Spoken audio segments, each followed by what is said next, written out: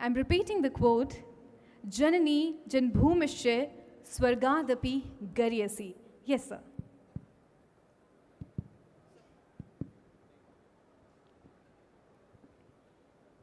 Good morning, all. The meaning of this quote is like the Janani Janma Bhumisha means the place where we born and the place we live is beyond the heaven. The Swarg is heaven. So Yes. this place is beyond heaven. Thank you. Yes, absolutely. Can we please have a huge round of applause? Absolutely. Well said, sir. The meaning of this quote is our motherland, our bhumi is even far greater than heaven. And perhaps our land and spaces that we create are not merely assets, they are foundations of society itself. And perhaps that is why the story of a nation is often written through the cities it builds. And behind that story stands countless contributors of this sector, visionaries who do far more than construct buildings. They create opportunities, generate livelihoods and investments, and transform aspirations into thriving communities. Because when they build homes and cities, they are not merely building skylines, they are shaping the future of the nation. So let us first have a huge round of applause for all the real estate stalwarts and contributors, experts who have joined us today, who are contributing towards the nation building. Everyone, please, a big round of applause. Thank you so much, everyone, for joining us. Once again, my name is Nidhi Rohangdalia, and it is my privilege to welcome all the esteemed dignitaries, policy makers, change makers, technology innovators, and real estate experts who have joined us today. You know, India today is witnessing one of its most exciting urban transformation in its history. As the aspirations rise and cities evolve, the conversation is not just merely about constructing more. It is about building smartly. It is about building sustainably, and it is about building for generations to come. And that is exactly what brings us all together here. From new construction technologies and prop tech innovations to AI, climate intelligence, and the future of world-class urban ecosystems, today's discussions are designed not merely to anticipate change, but to shape it. So ladies and gentlemen, with that, let us begin with the proceedings, with the ceremonial lamp lighting. In our culture, light symbolizes knowledge, progress, and collective wisdom. As the ancient prayer says, Tamso ma Jyotirmaya, meaning, lead us from darkness to light. Now may I request our distinguished dignitaries to kindly join us on stage for the ceremonial lamp lighting. So everyone, please put your hands together as I invite our dignitaries, honorable dignitaries here on the stage. Please put your hands together for Shri Parveen Jain, President, NAREDCO. Everyone, please put your hands together. Dr. Niranjan Hiranandani, Chairman, NAREDCO. Shri Anand Kumar, IAS retired Chairman, IFRERA and Delhi RERA. Please put your hands together. Mr. Neeraj Bansal, Senior Partner and Head India Global, KPMG India. Shri Durga Shankar Mishra ji, IAS retired, former Secretary, Ministry of Housing and Urban Affairs, Government of India. And I would like to invite Ms. Preeti Singh, Additional Director General, NAREDCO. Everyone, please. I request the Honorable Governing Council members to join us for the lamp lighting. Shri Suresh Bhai Patel, President, NAREDCO Gujarat. Shri Pradeep Agarwal ji, Governing Council member. Shri Lion Kiran sir, esteemed Governing Council member. Shri Rajan Bandelkar, former Vice Chairman. Srimati Smita Patil ji, our NAREDCO Mahi President. Shri Harsh Bansal ji, NAREDCO Delhi President. Kindly join us on stage, Shri S.V. Goyal sir, the Governing Council member and esteemed partner in our Haryana State chapter. Can we have a huge round of applause for the NAREDCO leaders for joining us for a lamp lighting ceremony?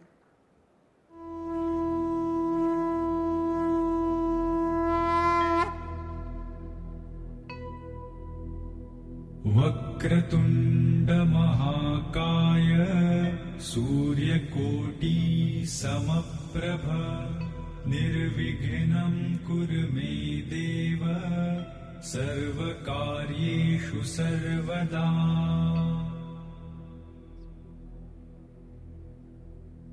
वक्रतुण्ड वक्रतुण्डमहाकाय सूर्यकोटि समप्रभ निर्विघ्नं कुरु मे देव सर्वकार्येषु सर्वदा।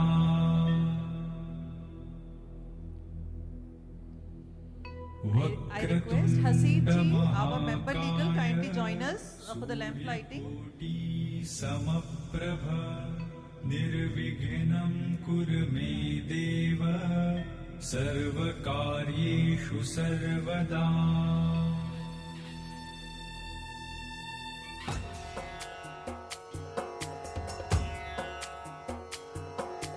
सिंदूर लाल चढ़ायो अच्छा गजमुख को, जोंदिल लाल विराजे सुत गौरी हर को। हाथ लिए गुड़ लड्डू साई सुरवर को, महिमा कहे न जाए लागत हूँ पद को। जय देव जय देव जय जय जी गणराज Bharat Buildcon, join us for the lamp lighting. दर्शन मेरा मन रमता। जय देव जय देव।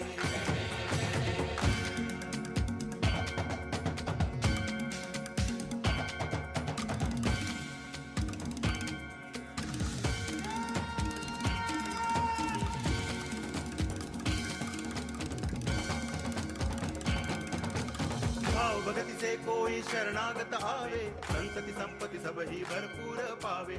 ऐसे तुम महाराज मोह को अति भावे, गोसावी नंदन। Well, thank you so much. I would like to thank all our dignitaries. Everyone, please can we have a resounding round of applause for this auspicious beginning. Thank you so much. And now I will request our honorable dignitaries, Shri Parveen Jain ji, President NAREDCO, to please join us here on the dais. Dr. Niranjan Hiranandani, Chairman NAREDCO.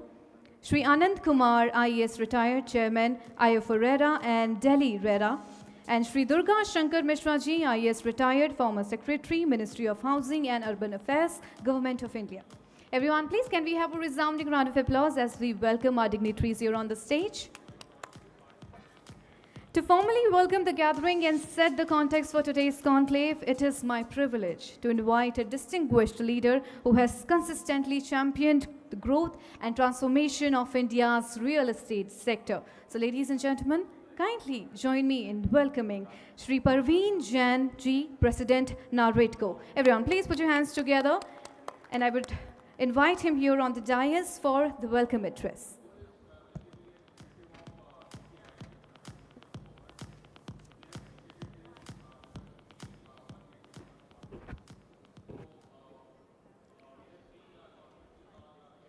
Thank you. NAREDCO के हमारे senior pillar Niranjan Hiranandani जी, श्री दुर्गा शंकर मिश्रा जी, हमारे दिल्ली के RERA chairman, हमारे पूरे देश से आए सारे हमारे senior leaders, fellow developers, industry leaders, architects, engineers, exhibitors, partners and media representatives, आप सभी को मेरा सादर नमस्कार। आज NAREDCO के 2 दिन के जो कन्वेंशन हम लोग कर रहे हैं, मैं आप सभी का स्वागत करता हूं। भारत आज एक ऐसे दौर में खड़ा है जहां विकास केवल एक संभावना नहीं बल्कि एक रियलिटी है। दुनिया की सबसे तेज़ी से बढ़ती इकोनॉमी में से एक होने के नाते हमारे देश में अर्बनाइजेशन, हाउसिंग डिमांड और इंफ्रास्ट्रक्चर डेवलपमेंट की नई ऊंचाइयों को छू रहे हैं। हम ऐसे समय में रियल एस्टेट और कंस्ट्रक्शन सेक्टर में केवल बिल्डिंग नहीं बना रहे बल्कि भारत के भविष्य की निर्माण रख रहे हैं। जब भारत विकसित भारत 2047 की ओर बढ़ रहा है, तब ऐसे सेमिनार्स उद्योग को नई दिशा देने, नए पार्टनरशिप बनाने और नए अपॉर्चुनिटीज़ पैदा करने में महत्वपूर्ण भूमिका निभाते हैं। सरकार और इंडस्ट्री के बीच मजबूत पार्टनरशिप ही भारत के अर्बन फ्यूचर को और अधिक सशक्त बनाएगी। NAREDCO इस पर काम कर रहा है। मुझे विश्वास है कि NAREDCO आने वाले वर्षों में भारत के कंस्ट्रक्शन इकोसिस्टम को और मजबूत करने में अपना महत्वपूर्ण योग देगा। साथियों, आज हमारी इंडस्ट्री एक बड़े ट्रांसफॉर्मेशन से गुजर रही है। टेक्नोलॉजी तेज़ी से बदल रही है। कस्टमर एक्सपीरियंस, लोगों की सोच चेंज हो रही है। सस्टेनेबिलिटी अब एक चॉइस नहीं बल्कि नेसेसिटी बन चुकी है। आज हमें केवल नई ऊंची इमारतें नहीं बनानी बल्कि बेहतर कम्युनिटीज़ बनानी है। ऐसी सिटीज़ जो ग्रीन हो, स्मार्ट हो, इंक्लूसिव हो और आने वाली पीढ़ियों के लिए सस्टेनेबल हो। इसी सोच के साथ NAREDCO और विशेष रूप से NAREDCO NextGen और NAREDCO माही आगे बढ़ रहे हैं और NAREDCO NextGen का आज जो 2 सेशन NAREDCO NextGen के भी हैं और कल का सारा NAREDCO माही लीड कर रही हैं। हमारा उद्देश्य है कि हम नई पीढ़ी इनोवेशन, एथिक्स, गवर्नेंस, सस्टेनेबिलिटी और रेस्पॉन्सिबल लीडरशिप को आगे लेकर जाएं। हम चाहते हैं कि युवा डेवलपर्स केवल बिजनेस ग्रोथ की बात ना करें बल्कि नेशन बिल्डिंग की भूमिका को भी समझें। इसलिए रियल एस्टेट केवल बिजनेस सेक्टर नहीं है, एम्प्लॉयमेंट जनरेट करने के लिए एग्रीकल्चर के बाद सबसे बड़ी एम्प्लॉयमेंट जनरेटर इंडस्ट्री है। इन्वेस्टमेंट को अट्रैक्ट करता है, इंफ्रास्ट्रक्चर बनाता है और सबसे महत्वपूर्ण यह करोड़ों लोगों को सपनों का घर देता है। अगले 2 दिनों में हम नई new policies, investment, urban planning, technology adoption, AI और innovation, sustainable building material, smart infrastructure solution, advance machinery और फ्यूचर रेडी कंस्ट्रक्शन प्रैक्टिसेस जैसे महत्वपूर्ण विषयों पर चर्चा करेंगे। यह convention developers, architects, engineers, manufacturers, technology provider और पॉलिसी मेकर को एक साथ लाने का कार्य करेगी। मुझे पूरा विश्वास है कि यहाँ होने वाले विचार विमर्श केवल डिस्कशन तक सीमित नहीं रहेंगे बल्कि एक्शन आइडियाज़ के रूप में इंडस्ट्री को नई दिशा देंगे। अंत में मैं यही कहना चाहूँगा कि हम केवल कंक्रीट और स्टील से स्ट्रक्चर नहीं बना रहे, हम भारत के भविष्य का निर्माण कर रहे हैं। आइए हम सब मिलकर इनोवेशन, सस्टेनेबिलिटी और कोलैबोरेशन के माध्यम से एक ऐसे भारत का निर्माण करें जिस पर आने वाली पीढ़ियाँ कर सकें। एक बार पुनः सभी डिग्निटरीज़ का मैं स्वागत करता हूँ। बहुत बहुत धन्यवाद। Thank you.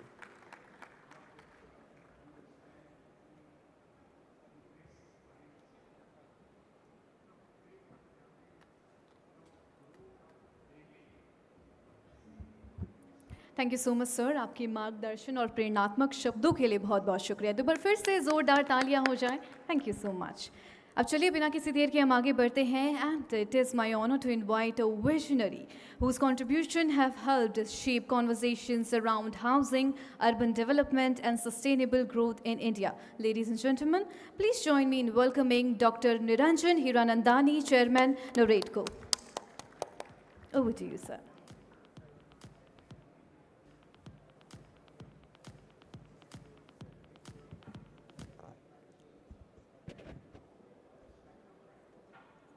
I have the greatest pleasure of having Mr. Durga Shankar Prasad ji joining hands in NAREDCO, in having leadership in the housing sector, and having created an atmosphere wherein respect and integrity of the housing industry came back.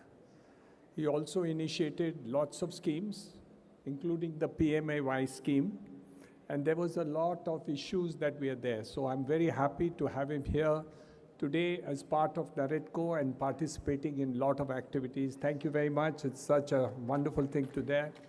Anand Kumar ji, leadership in terms of RERA. RERA has brought about a great respect to the industry, confidence of all the customers, investors, and the growth of industry has been because of RERA. All that introduction done by the government, but at the end of the day, it is the implementation which becomes important. And that is why your leadership and the leadership of all the other people in RERA is a welcome strength. My president, Mr. Praveen ji, my heartiest congratulations for the way you have taken up the leadership and arranging this program too. Thank you very much for all that, and also the team NAREDCO, on all of them who are here, builders, developers, other participants who are there. I have to thank the ministry especially for the exhibition coordination that has been done, also by the Commerce Ministry, which took a lot of initiative in this matter. So we are really grateful for all the work that has been done and the cooperation which is now there between the private sector and the government. I think it's a very important thing. Bharat, India. Our time has come. We are now going to lead the world.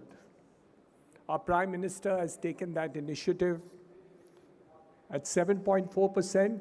With all the headwinds, we are growing at 7.4% GDP growth in spite of the war that took place in the Middle East, and in spite of all the headwinds and all the inflation that has taken place.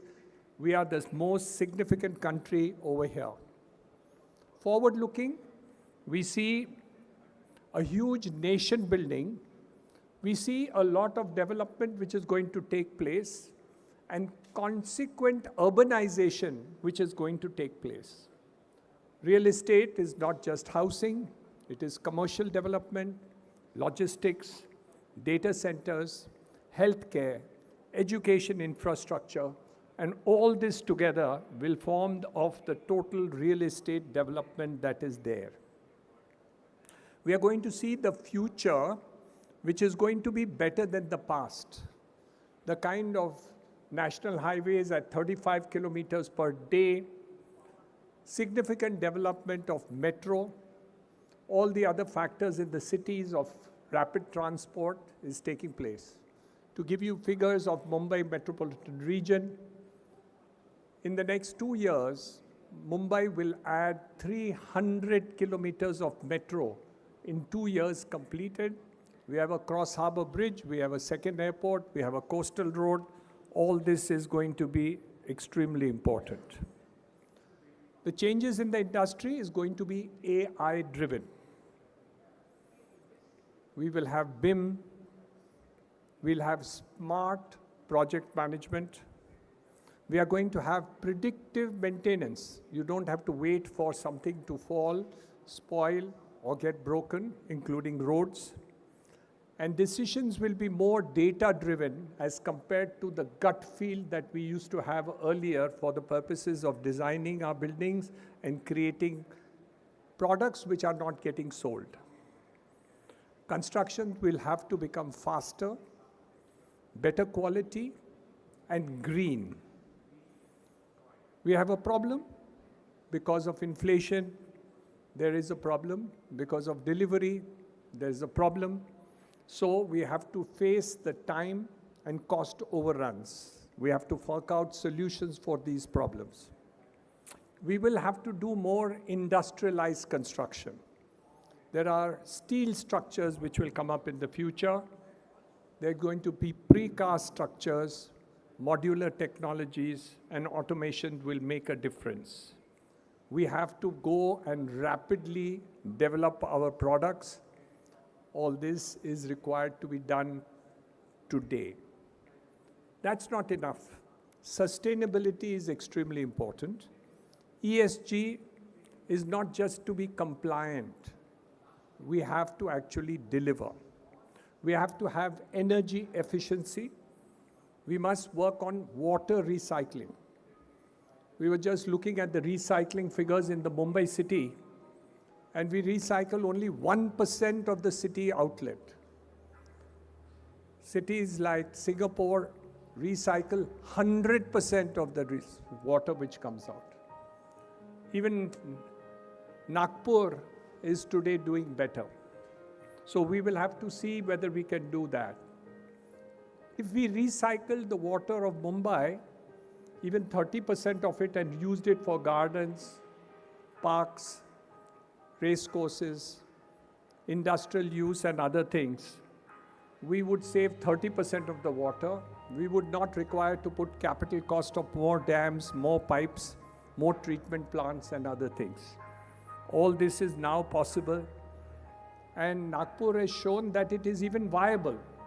They sell the brown water to industry and make a profit out of treating water. AI is going to change the land acquisition analysis, market intelligence, customer engagement, sales and marketing ideas, facility management, and energy optimization. All this is going to take place now. We have to all, as developers and as the nation, including government, departments need to be ready for AI implementations. We are really happy about RERA. I am personally happy that the credibility that has been brought about it. There are lots of issues that have come up of individual products, but if you look at the percentage of problems which are there today as compared to what it was in the pre-RERA time, the numbers and problems have been mitigated, and that is something which is important. It has brought about a credibility in the investment market, and today this is extremely important. What is more important is partnership between government and industry. We need to understand master planning of cities in a better way. I'll give you an example. Mumbai's premier location developed is the BKC, the Bandra Kurla area. But it takes me 45 minutes to get into BKC and get out of BKC. Master planning needs to be done. When we make Mumbai 3.0, we need to do it better. This is not applicable only to one city. It is applicable to all the cities that we are doing. We need to pre-plan, and it is now possible to do so. Governments are there, but I think NAREDCO and others need to do it. Something which I've been speaking all the time, I shall repeat again today, sir. Skill development. The industry is 2 million skilled construction workers short today. 2 million, 20 lakh construction workers. And what is the big thing? Carpenters, fitters, plumbers, wiremen, and all. And after 6 months of training, they get 3x salaries.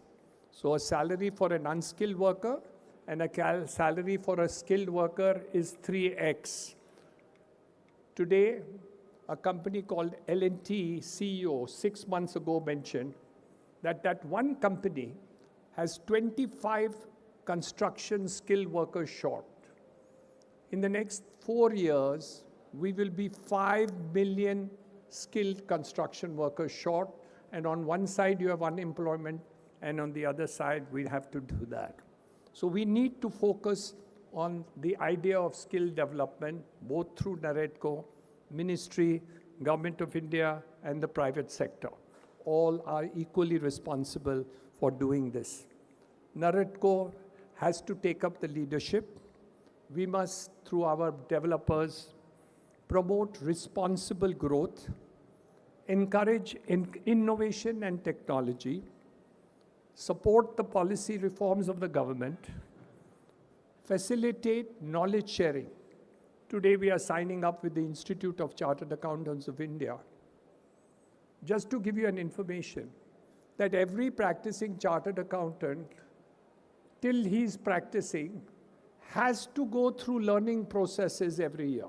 So many hours of learning have to be done. You may be a 50-year-old chartered accountant, but you have to go through learning processes. I think something on those lines need to be done for developers also. I know it won't be easy, and I'll also stand in line to get into the learning process. So today, Bharat stands at the crossroads of development, second to none, with the leadership of Prime Minister Modi. We have a hope and aspiration that real estate in the next 5 years will be better than the last 25 years. That is the hope and direction. We will be Atmanirbhar. That is what Bharat Buildcon is about. Materials manufactured, delivered, and used in India. Thanks to President Trump, Atmanirbharta will go faster. We should use the negative position of what has happened to become Atmanirbhar faster, quicker, and better. I think this challenge is an opportunity. We should not look back. We need to create green energy. We need to create green transport. The atmosphere in Delhi has to be changed. We cannot get down in Delhi and say the atmosphere is not good in the winter seasons of Delhi. We have to find out ways to do that, because Bharat has to be on the top of the world. We will not be second best. We don't want to be number 4 in GDP. I don't care if we are number 5. but we will be the best in the world. That is what Bharat has to become. Thank you very much for inviting me. It's a great conference. I trust that we will do greater and better in the future. Thank you, government. Thank you, private sector. Thank you, developers. Thank all of you who are here today. And it's a great time. I'm enjoying the very fact that we are living in the best period of our lives, where the country is growing to have a great vision and a great country. Thank you very much. All the very best.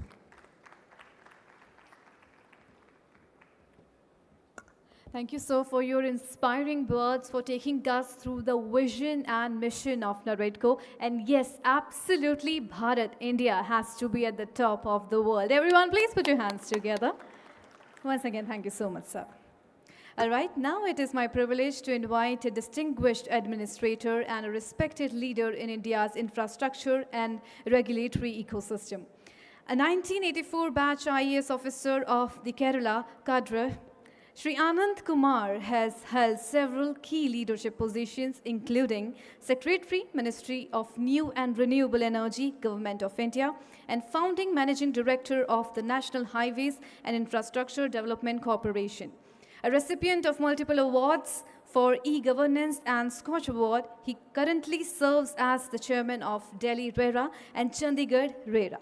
Ladies and gentlemen, please join me in warmly welcoming Shri Anand Kumar ji, IAS retired chairman, IFO RERA and Delhi RERA. Over to you, sir.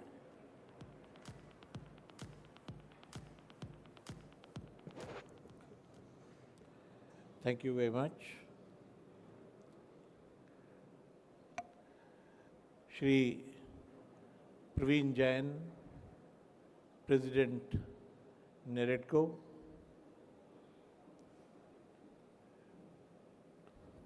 Chairman Emeritus of NAREDCO, Dr. Niranjan Hiranandani.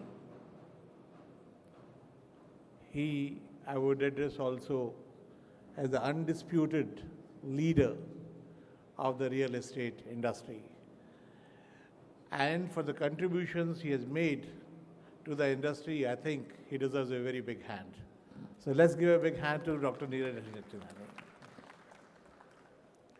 My very dear colleague and friend, my batchmate, and I would say that he is not only a friend, but he is also acts as an advisor in my personal capacity and to many others on various subjects. He has been former Secretary to Ministry of Housing and Urban Development and also Chief Secretary of UP. And now he is advisor NAREDCO. I would like to congratulate him for the new position. I would like to recognize, besides other, Madam Smita, the head of the women wing of NAREDCO, and also the chairman of the Delhi NAREDCO chapter, Dr. Harsh Bansal, besides all other eminent leaders from the real estate industry, media, and the prominent figures present here. Ladies and gentlemen, Honorable Prime Minister Shri Narendra Modi ji has given his vision to make India Viksit Bharat by 2047. And today, every citizen, every of the country, every stakeholder in the development of Bharat, the India is working towards that vision. Today, may it be infrastructure sector, may it be real estate sector, may it be sector of new renewable energy, may it be social sector. Everyone engaged in the development of nation is working with the aim of Viksit Bharat 2047. Having said, and let me not forget, housing for all in that vision. Having said that, having said about the Viksit Bharat, what Dr. Hiranandani has said, that we must plan, and we must plan for the future. We must be prospective in our approach and not retroactive. Unfortunately, we do something and then we use the retroactive fatigue. This should not happen henceforth. We've been doing till now, but should not do henceforth. Whatever we plan big, we plan, like he was saying that, it takes 45 minutes to travel. It should not travel much of time. Whenever we are planning for infrastructure development, when we are planning, do the country planning, we must plan for future. So this is my request. Coming back to the real estate industry, we expect this would grow to around $1 trillion by 2030, and the estimate is up to $3 trillion by 2047, but some of the estimates now would say that it will go beyond $5 trillion. Now, if we have to reach that figure by 2047, all stakeholders would have to perform their tasks in the earnest way. The stakeholders being the real estate developers, the regulators, the lawmakers, and the home buyer or the real estate buyers, besides the people involved otherwise in it, in the service sector, maybe the lawyers or the real estate agents, etc.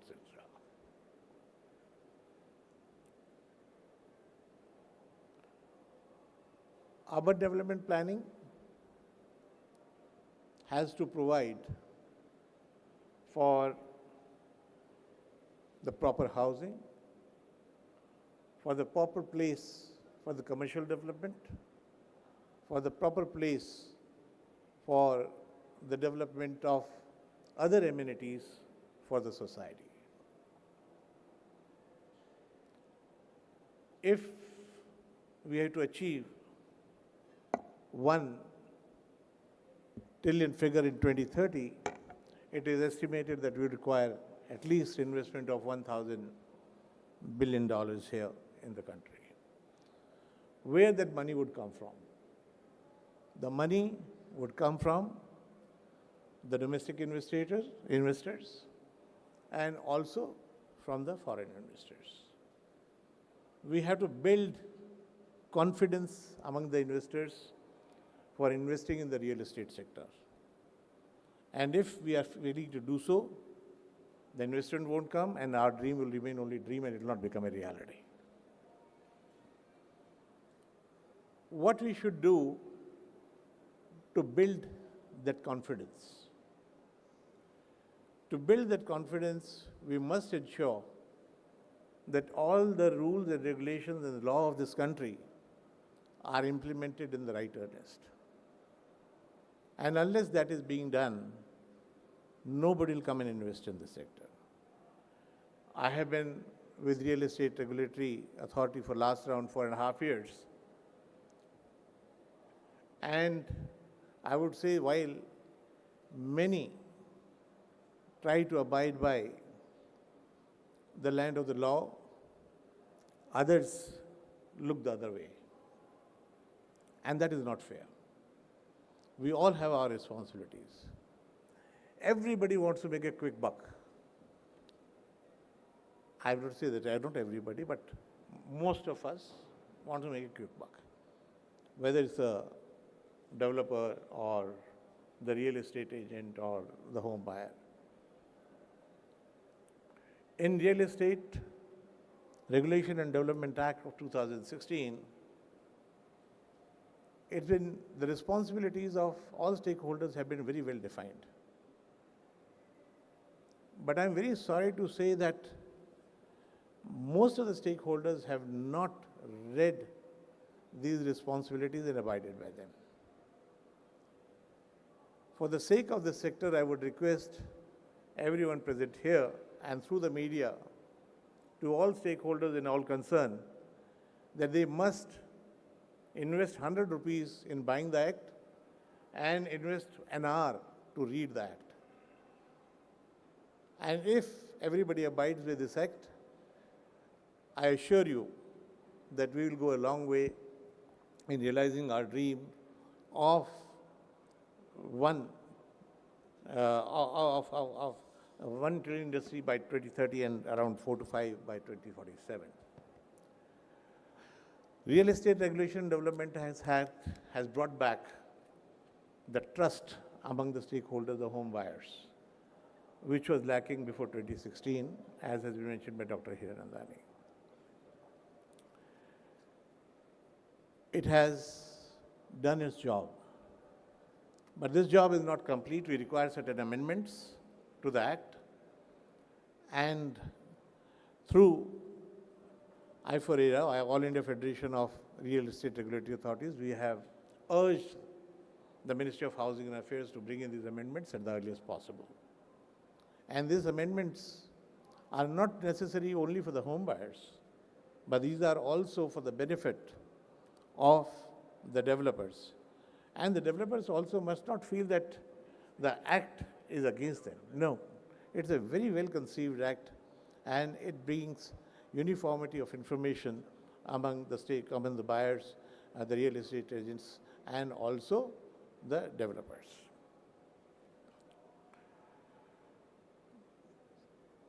Today, the real estate sector is changing in a very quick way.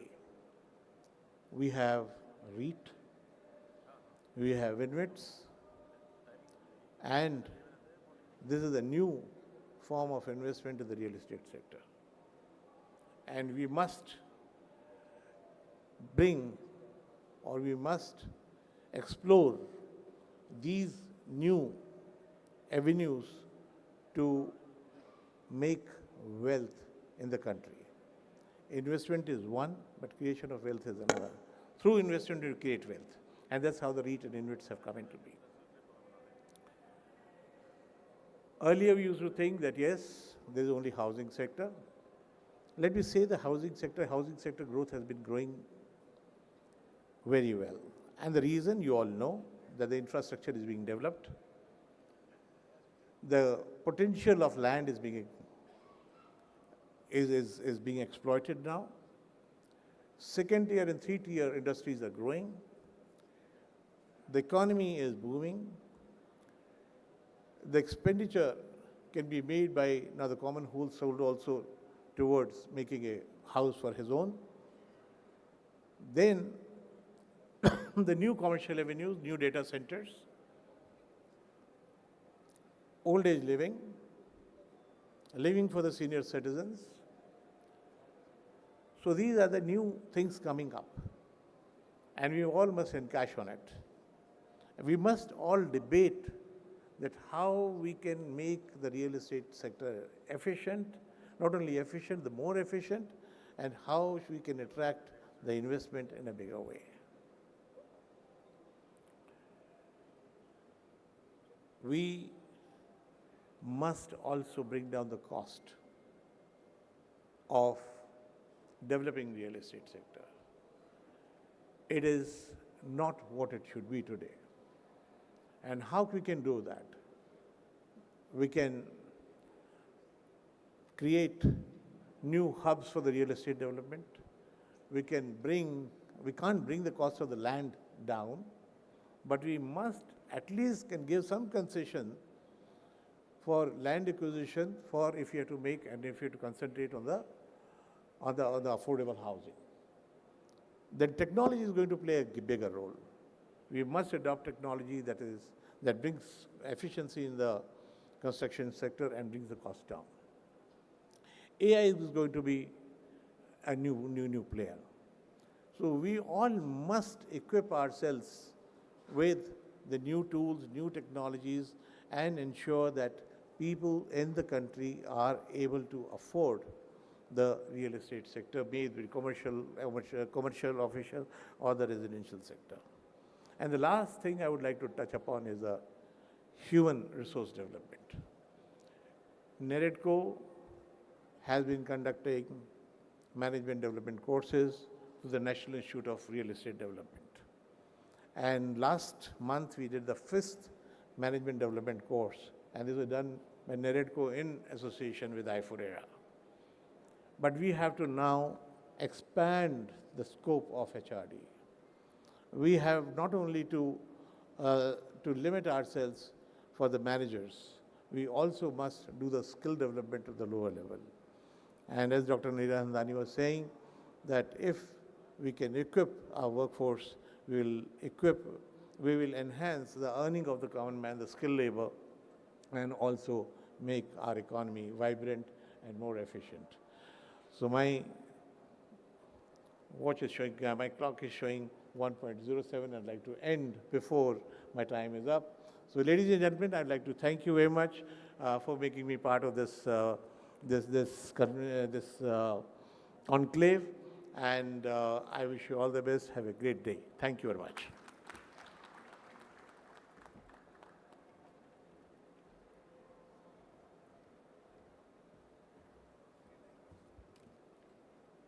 Thank you so much, sir, for your empowering remarks. Once again, can we please have a resounding round of applause for our dignitary? Thank you so much, sir.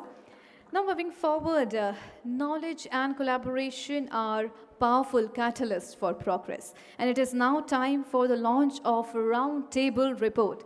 So now for that, may I invite Mr. Neeraj Bansal, Senior Partner and Head India Global, KPMG India, along with Ms. Preeti. So please put your hands together as we invite both of them here on the dais. Thank you so much, Nidhi. There is some correction. So I would request Sri Neeraj Bansal sir to please join us on stage along with our esteemed NAREDCO leaders, and I would also request the Governing Council members to join us for launch of this report, which is also launched yesterday in the gracious presence of our Honorable Housing Minister Shri Manohar Lal Khattar Sahab, and the Joint Secretary Shri Kuldeep Narayan sir have given his valuable inputs in the launch of the report. So I request Shri Rajan Bandelkar ji, Shri Harsh Bansal ji, Shri Suresh Bhai Patel, Shri Lion Kiran, Shri Aditya Shukla, Shri K. Sridhar Reddy ji, and Shri K. Sunil Chandra Reddy Sahab to please join us on stage. Can we have a round of applause for NAREDCO state presidents and leaders? I request Ms. Smita Patil, Mr. Vinay Tyagraj, Mr. Haseed Bathia to kindly join us stage, and we also have Tamil Nadu's new president, Mr.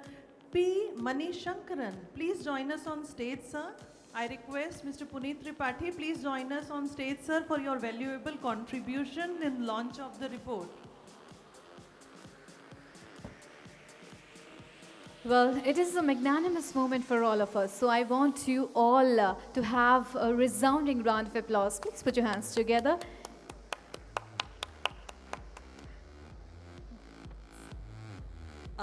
All the Governing Council members, if we forgot to take the name, we request kindly Shri Pradeep Agarwal ji, please join us on stage, sir, and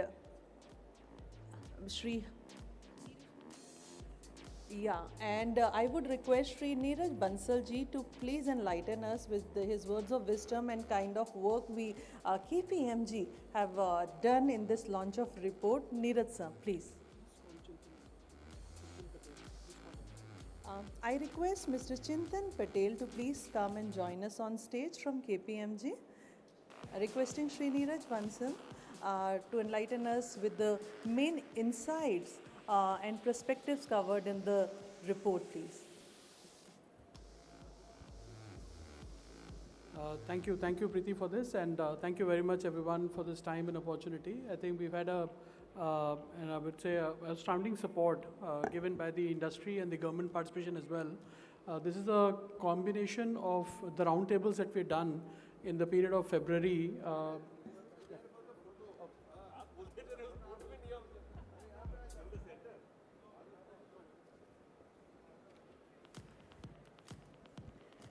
Come on, let us commemorate this extraordinary moment. So bright and wide smile on your faces, and let us have a picture.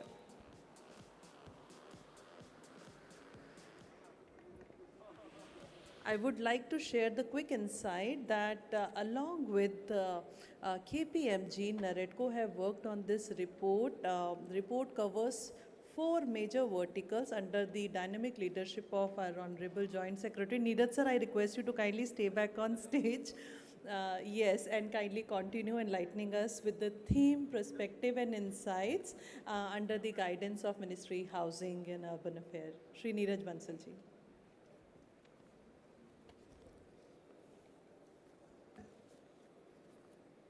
Yeah. So as I was saying, thank you very much again.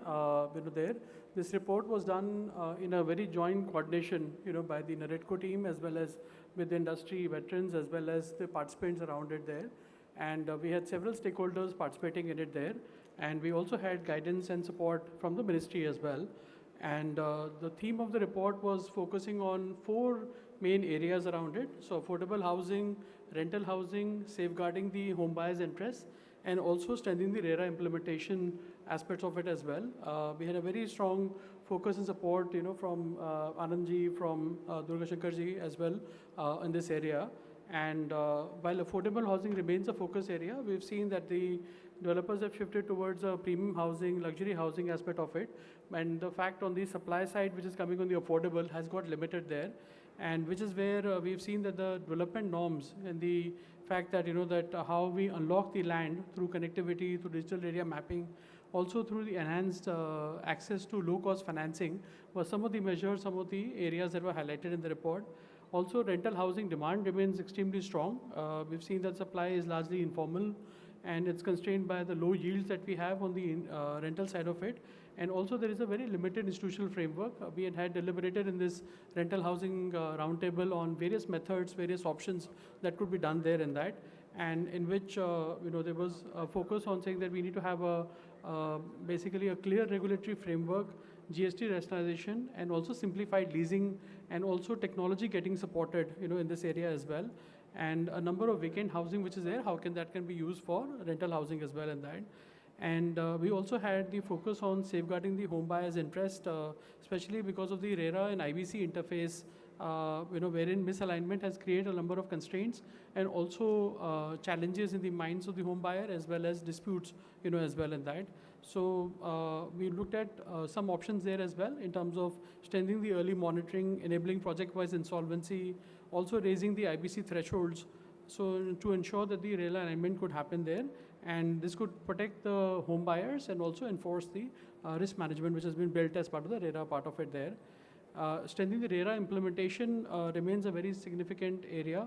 We've seen a very strong implementation of RERA over the last 10 years, but there has been a, you would say, variation in its implementation across states. Some states have got very, very strong registration practices as well as set up certain conciliation forums as well, and that has gone very well in resolving disputes also. So there are some very good practices and also rules that have been come up as well, but there are variations in that. And so stronger enforcement, better quarterly progress monitoring, also time-bound condition renewals is something that we've been highlighting as part of this report. So as the real estate progress happens around it, yesterday when the minister was here also, the Honorable Minister talked about the number of housing that has to go up, multiple crores of requirement of housing will come up. So the problems that we solve today would actually help in a very smoother and a stronger development of the entire sector as well as service and needs of the nation as well. And if these problems are not solved, then we are compounding the problem in a very strong way as well. So that is where we look forward to working together with the ministry and the NAREDCO team and also the wider participation in the industry to keep these things moving forward in the right direction there. Okay, thank you very much for this there.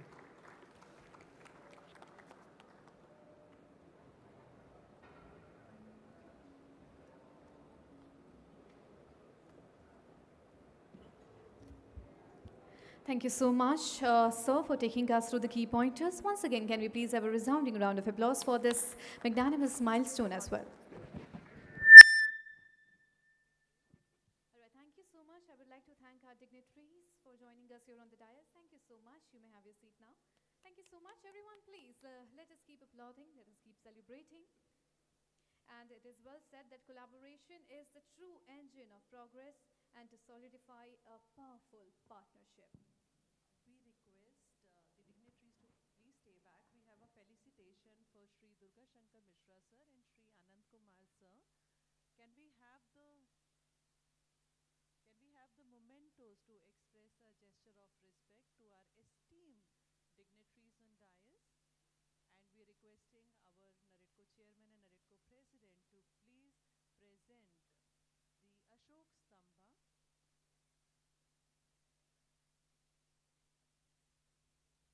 Can we have a round of applause for NAREDCO leaders?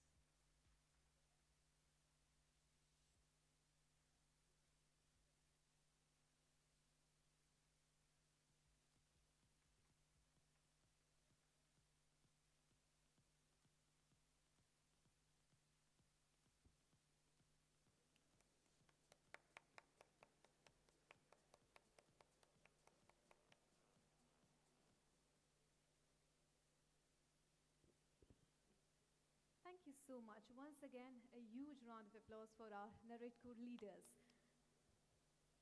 All right, ladies and gentlemen, I want you all to please look at the screen because soon we are going to present the KPMG AV.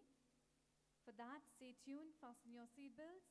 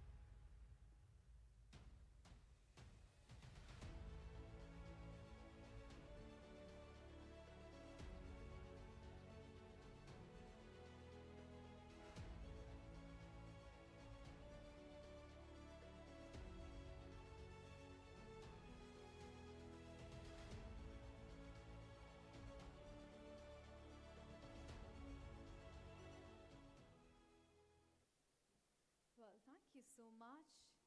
And once again, I'd request everyone to please be seated because our next segment is again a significant one. As we are celebrating our significant milestone. Once again, this is to inform that we're about to resume and begin with our upcoming segment. I request everyone to kindly be seated. Everyone, please take your seats. All right, before we dive in to our upcoming segment, let us make sure that we have enough energy and tempo in this hall. So for that, I would request everyone to please rise up. Everyone kindly rise up. People sitting at this side, please rise up.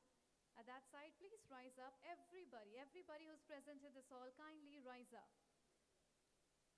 All right, those who are already seated, please rise up. Everyone, every single person here. Okay. So, today what we have to remember is that we are here not as individuals, but as a collective force. And through this icebreaker, we are going to channelize that collective energy and feel it within. Anyone here who knows what does Aham Brahmasmi means? Yes. I am the creator, I am the God, I am the universe, I am the Brahma. So on this philosophy, on this ancient Indian philosophy, this icebreaker is based. For that, everyone, please hold your hands together. Hold your hands together. Form a power row. Everyone, hold your hands together. Come closer. Hold your hands together. Like this. Come on. I can't see anyone holding their hands together. Come on. In unity, we have to hold our hands together. Everyone, please hold your hands together. Not inside the pockets. It should. Yes, like that. Absolutely. Please hold your hands together. Form a power row. Yes. Everybody back there.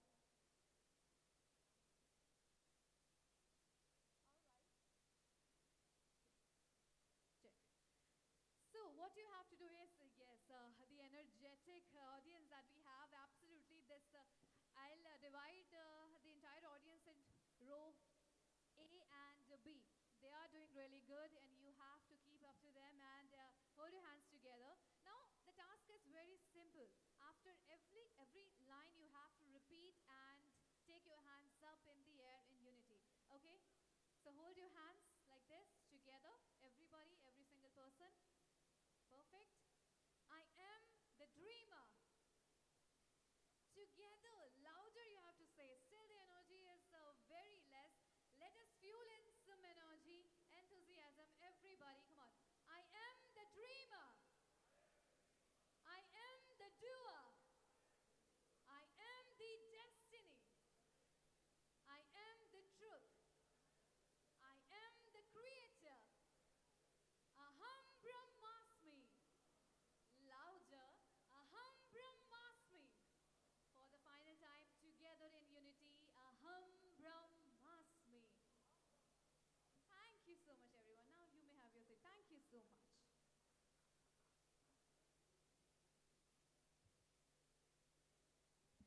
Take your seats. Thank you so much, everyone. And thank you so much for your active participation as well. Now, without any further ado, let us dive into our upcoming segment. You know, strong institutions create stronger ecosystems. Ladies and gentlemen, we now move to a significant moment of institutional collaboration, the signing and exchange of the Memorandum of Understanding between the Institute of Chartered Accountants of India and National Real Estate Development Council. This MOU marks a structured partnership between ICAI, the premier constitutional body for the accountancy profession in India, and NAREDCO, the apex real estate body established under patronage of Ministry of Housing and Urban Affairs, Government of India. The MOU aimed to create an institutional platform for collaboration between chartered accountants and the real estate sector with a focus on regulatory compliance, financial governance, professional advisory, capacity building, policy dialogue, transparency, and sustainable real estate development.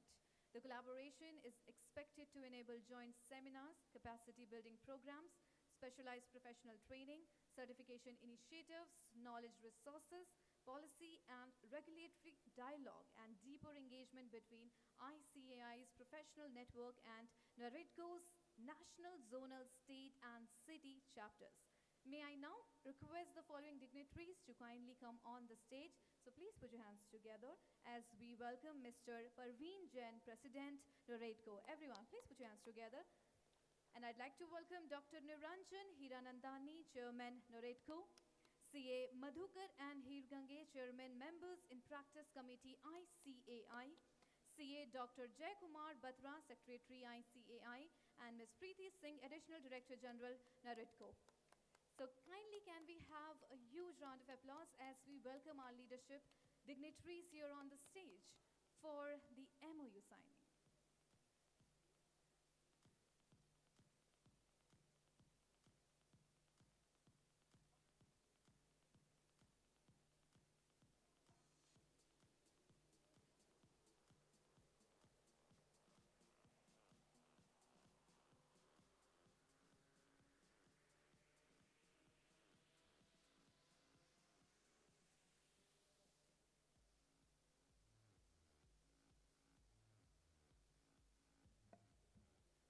Well, once again, can we please have a resounding round of applause for our dignitaries, those who have joined us on the stage.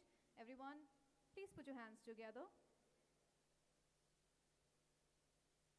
All right, now may I request Mr. Parveen Jain, President, NAREDCO, accompanied by Ms. Preeti Singh, Additional Director General, NAREDCO, to kindly exchange the MOU with CA Madhukar and Hirgange, Chairman, Members in Practice Committee, ICAI, accompanied by CA Dr. Jay Kumar Batra, Secretary, ICAI. Everyone, the clappings, applauses shouldn't stop. Please put your hands together, and congratulations to both esteemed organizations. Thank you so much. Well, it is well said, to shape the skyline and to build the land, it takes a collective vision and a steady hand. Where technology and talent beautifully align, we lay the foundation of a great design. All right, with that, it is time to move forward towards an exhilarating segment. Technology and regulatory reforms have fundamentally transformed the way India's real estate sector operates, and few leaders have witnessed and shaped this transformation as closely as our next chapter. A former Chief Secretary of Uttar Pradesh and former Secretary Ministry of Housing and Urban Affairs, Government of India, Shri Durga Shankar Mishra ji, IAS retired, played a pivotal role in driving landmark initiatives such as the Smart Cities Mission, PMA Urban Swachh Bharat Mission, and several transformative urban infrastructure projects across the country. It is our privilege to invite Shri Durga Shankar Mishra ji, IAS retired, for his presentation on navigating successfully through the use of new technology in the age of RERA. So everyone, please put your hands together for Sir as he joins us here on the dais. Everyone, please a resounding round of applause.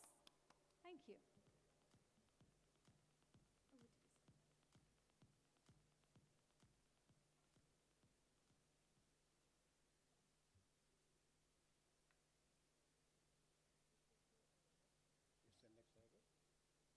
A very good morning to all of you. मैं request करूंगा कि जो लोग अभी खड़े हैं अगर settle हो जाए, क्योंकि एक बहुत इम्पोर्टेंट विषय पे बात करने जा रहा हूं मैं.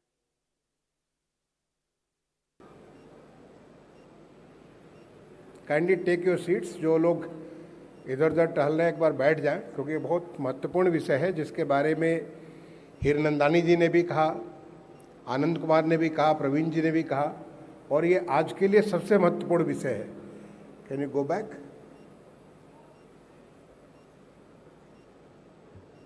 ये प्रेजेंटेशन कौन चला रहा है?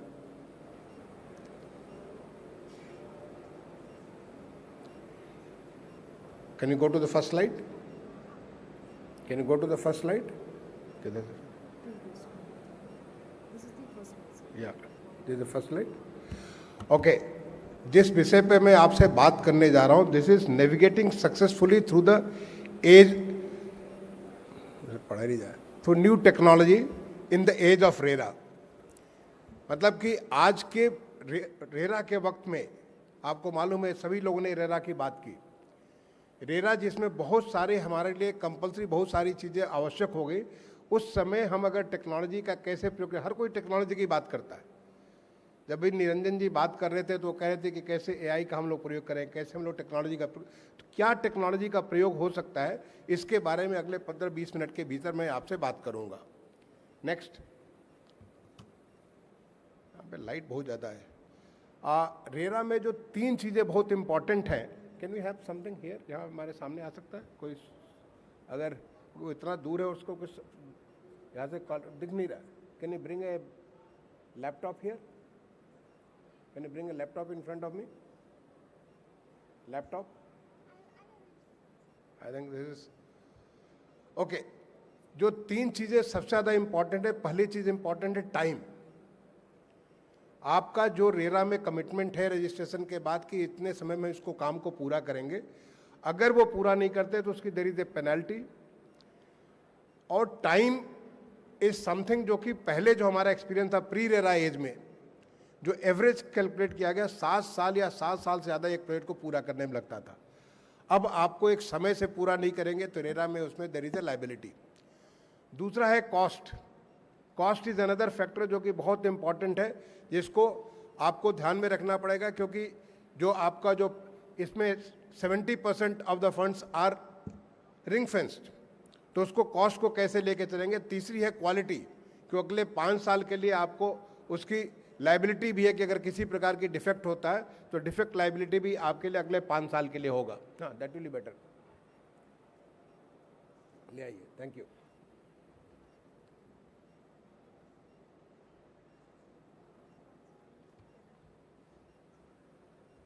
सामने रख दीजिए.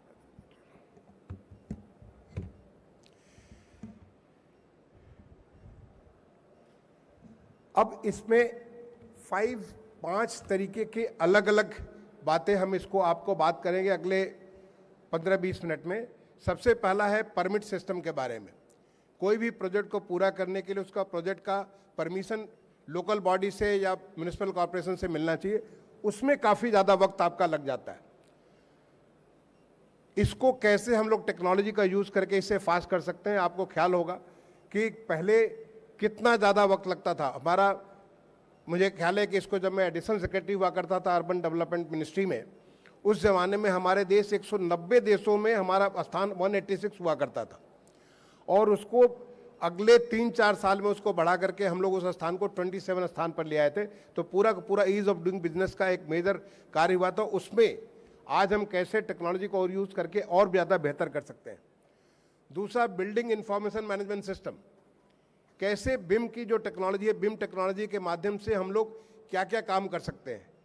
तीसरा है जो हमारी सेल्स एंड मार्केटिंग, जो कि आपके लिए बहुत इंपॉर्टेंट है, उसमें AR VR टेक्नोलॉजी। अभी आपने KPMG का जो है AR टेक्नोलॉजी के बारे में देखा, कैसे इस टेक्नोलॉजी को यूज़ कर सकते हैं।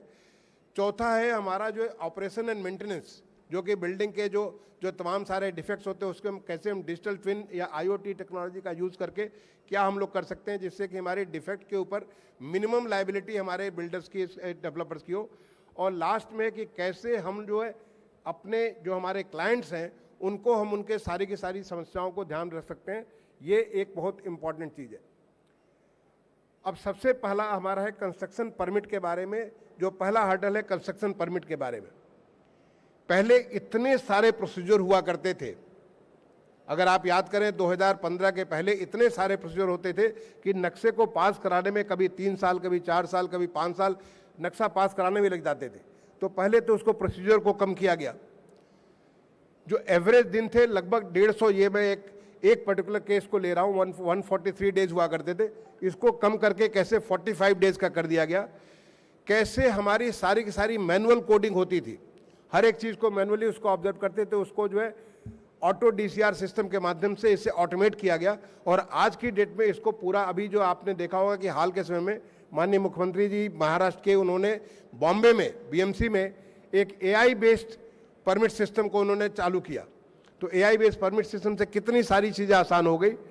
और इसके बाद जो हमारी अगर डिले होता था तो डिले से हमारी कैसे रेरा की लायबिलिटी बनती है, तो वो हमारा कितना काम आसान हो गया यूज़ ऑफ टेक्नोलॉजी के माध्यम से। जो AI बेस्ड सिस्टम लागू किया गया, AI बेस्ड सिस्टम लागू करके उसमें AI एजेंट्स के माध्यम से, अगर आपको आर्टिफिशियल इंटेलिजेंस के बारे में मालूम हो कि वो सारी की सारी चीज़ों को पढ़ सकते हैं, सारा का सारा जितने इंस्ट्रक्शन है, और इस इंस्ट्रक्शन को लागू करने के लिए वो खुद इसकी जिम्मेदारी ले सकते हैं। आज इस समय जो बॉम्बे में जो BMC के लिए प्रोजेक्ट तैयार किया गया AI बेस्ड परमिट सिस्टम, ये सिस्टम पूरे देश में सब जगह लागू हो सकता है। इसको जो एक सॉफ्टवेयर कंपनी है, पुणे की कंपनी है, उन्होंने इस सिस्टम को डेवलप किया। इसका नाम रखा सिविट परमिट। इस परमिट सिस्टम के माध्यम से सबसे पहले तो जो हमारा आर्किटेक्ट है, आर्किटेक्ट के लेवल पे ही जब आप उसको आप उसका जब नक्शा बनाते हैं, तो नक्शा बनाने का सारा काम,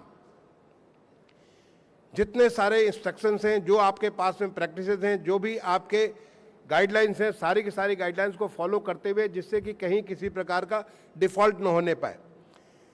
इसकी सारे कोड को पढ़ सकते हैं, वो जो भी हमारा बिल्डिंग कोड है, बिल्डिंग कोड को पढ़ सकते हैं।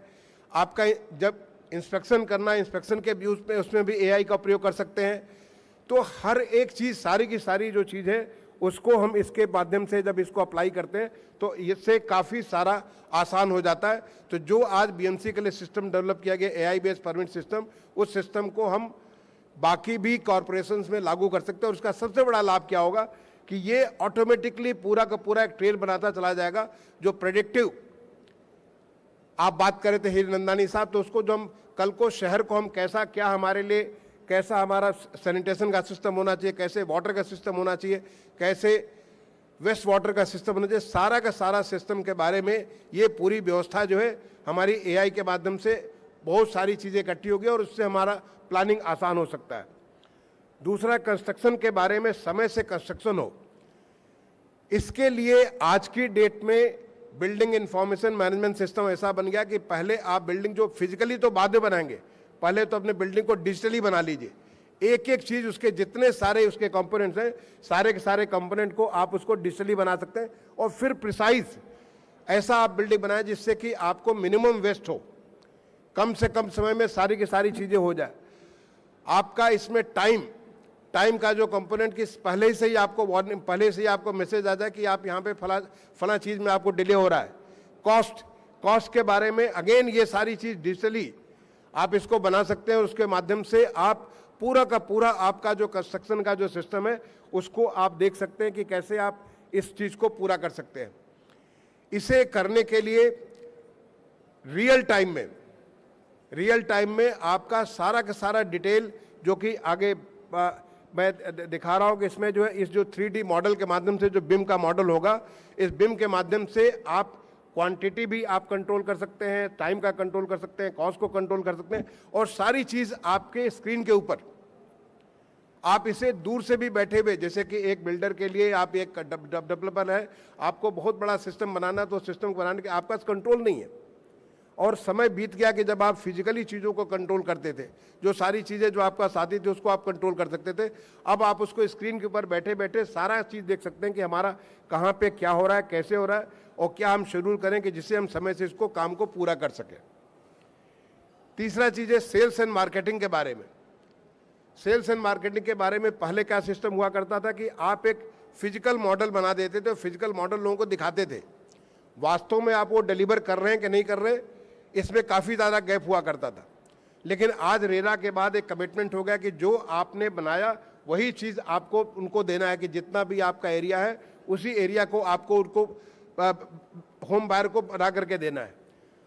इस चीज़ को हम बिम मॉडल के माध्यम से, चूंकि 3D में हमारा बिम मॉडल बना हुआ है, उस सारी चीज़ को हम लोग दिखा सकते हैं। AR टेक्नोलॉजी और ऑगमेंटेड रियलिटी या वर्चुअल रियलिटी जो होती है, ऑगमेंटेड रियलिटी के माध्यम से पूरा का पूरा बिल्डिंग को आप दिखा सकते हो कि हमारा यहाँ पे वॉशरूम है, यहाँ पे हमारा जो लिविंग एरिया है, यहाँ पे हमारा बेडरूम है, यहाँ पे पूजा रूम है, इसे फला किस्म का ये हमारा कलर स्कीम होगा, ये हमारे ये लेंथ ब्रेथ सारे की सारी एक एक चीज़ डिटेल आप उसको दिखा सकते हो। मैं कहूँगा कि ज़रा इसका रन करिए, ज़रा वीडियो रन करिए, वीडियो रन करिए, वीडियो रन कराइए, video.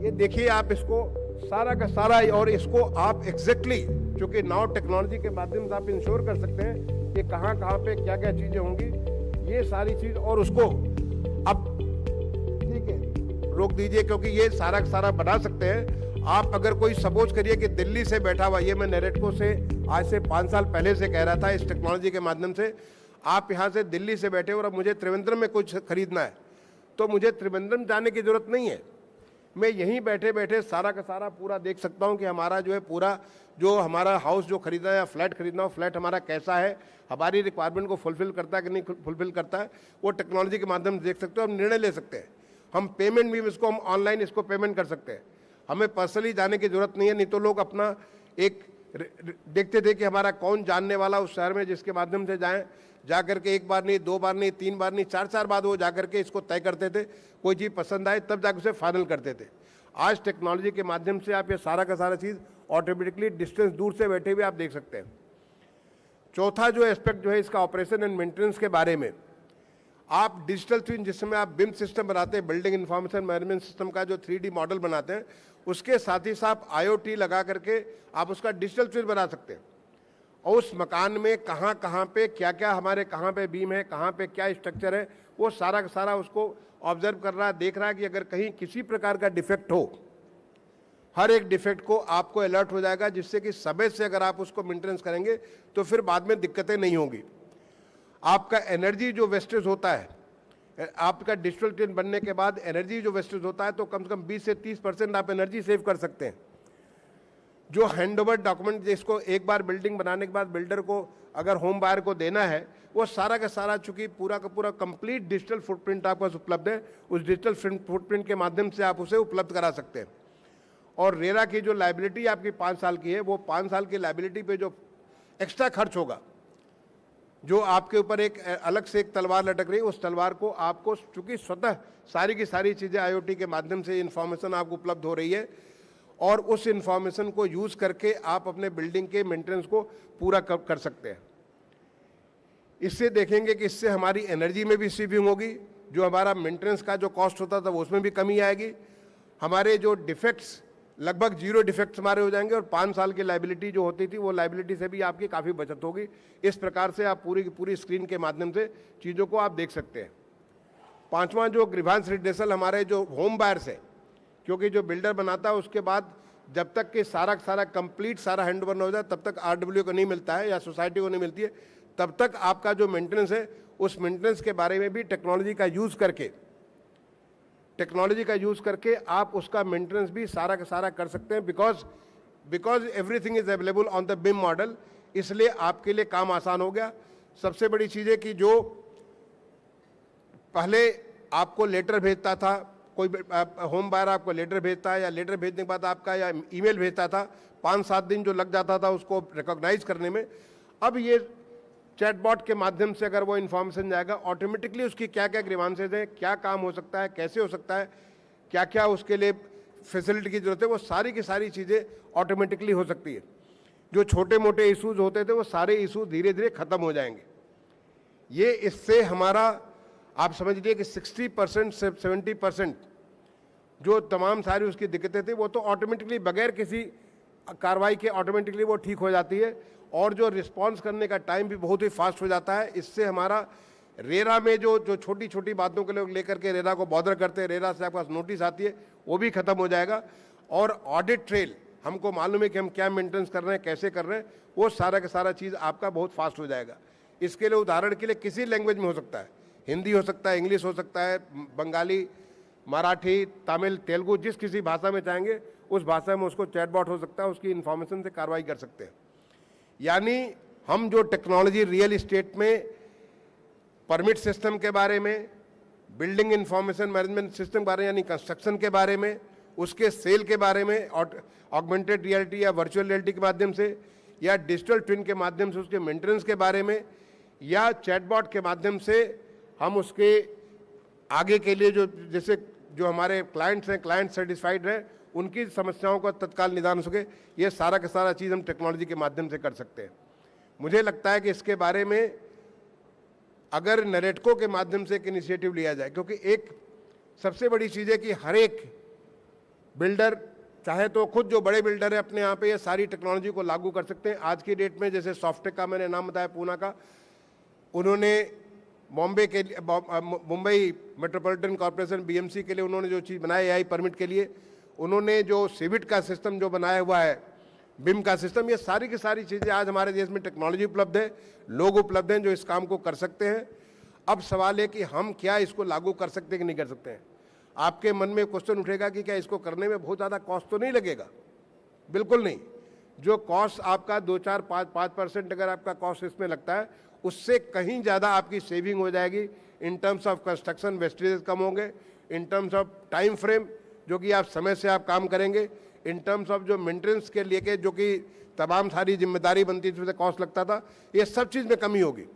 So overall it is going to be the builders of, और जो आपके डेवलपर्स हैं specially in big projects, you are going to be winner all the way. If you have any questions I am very happy to answer. Thank you. Yes, इस slide को मैं कहूँगा कि इसको नरेडको की वेबसाइट के ऊपर डाल दें। मैं कहूँगा नरेडको की वेबसाइट डाल दें ताकि बाकी लोग उपलब्ध हो। मुझे चूँकि समय कम था इसलिए मुझे बहुत फास्ट करना पड़ा, otherwise I would have taken half an hour to explain to you everything much in detail.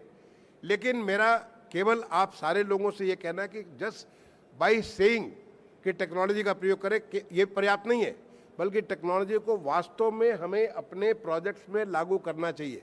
जितने सारे बड़े प्रोजेक्ट्स हैं, आप एक बार टेक्नोलॉजी को लागू करके देखिए। और क्या टेक्नोलॉजी लागू करना है आपको? टेक्नोलॉजी, एआई टेक्नोलॉजी लागू करें, डिजिटल टेक्नोलॉजी लागू करें, आप AR VR, ये सारी की सारी चीज़ें आज देश में इतने आसानी से उपलब्ध हैं। इतने सारे हमारे पास एक्सपर्ट्स हैं देश में, इतनी सारी कंपनियां, जैसे मैंने एक नाम बताया आपको पुणे का सॉफ्टवेयर कंपनी का, this is a company which is working on this in a big way. आज वो राज्य सरकारों को, भारत सरकार की तमाम सारी एजेंसीज को वो मदद कर रहे हैं, इसके बारे में कॉर्पोरेशन को मदद कर रहे हैं। नाउ इज़ द टाइम जबकि हमारे रियल इस्टेट के जो बड़े बड़े प्रोजेक्ट के जो डेवलपर्स हैं उनको भी ऐसी टेक्नोलॉजी का प्रयोग करना चाहिए। Yes, as you have taken the example of that Pune company, so similarly NAREDCO should come to with other facilitators also, those who can help the community with the same technology in different areas in the nation. मैं प्रवीण जी से request करूंगा कि इसके बारे में विचार करें, कि NAREDCO भी इसमें से कुछ चीज़ें डेवलप करके अपने मेंबर्स को शेयर कर सकता है. I will request Praveen ji for this. Yes, anybody else? Yes, please go ahead.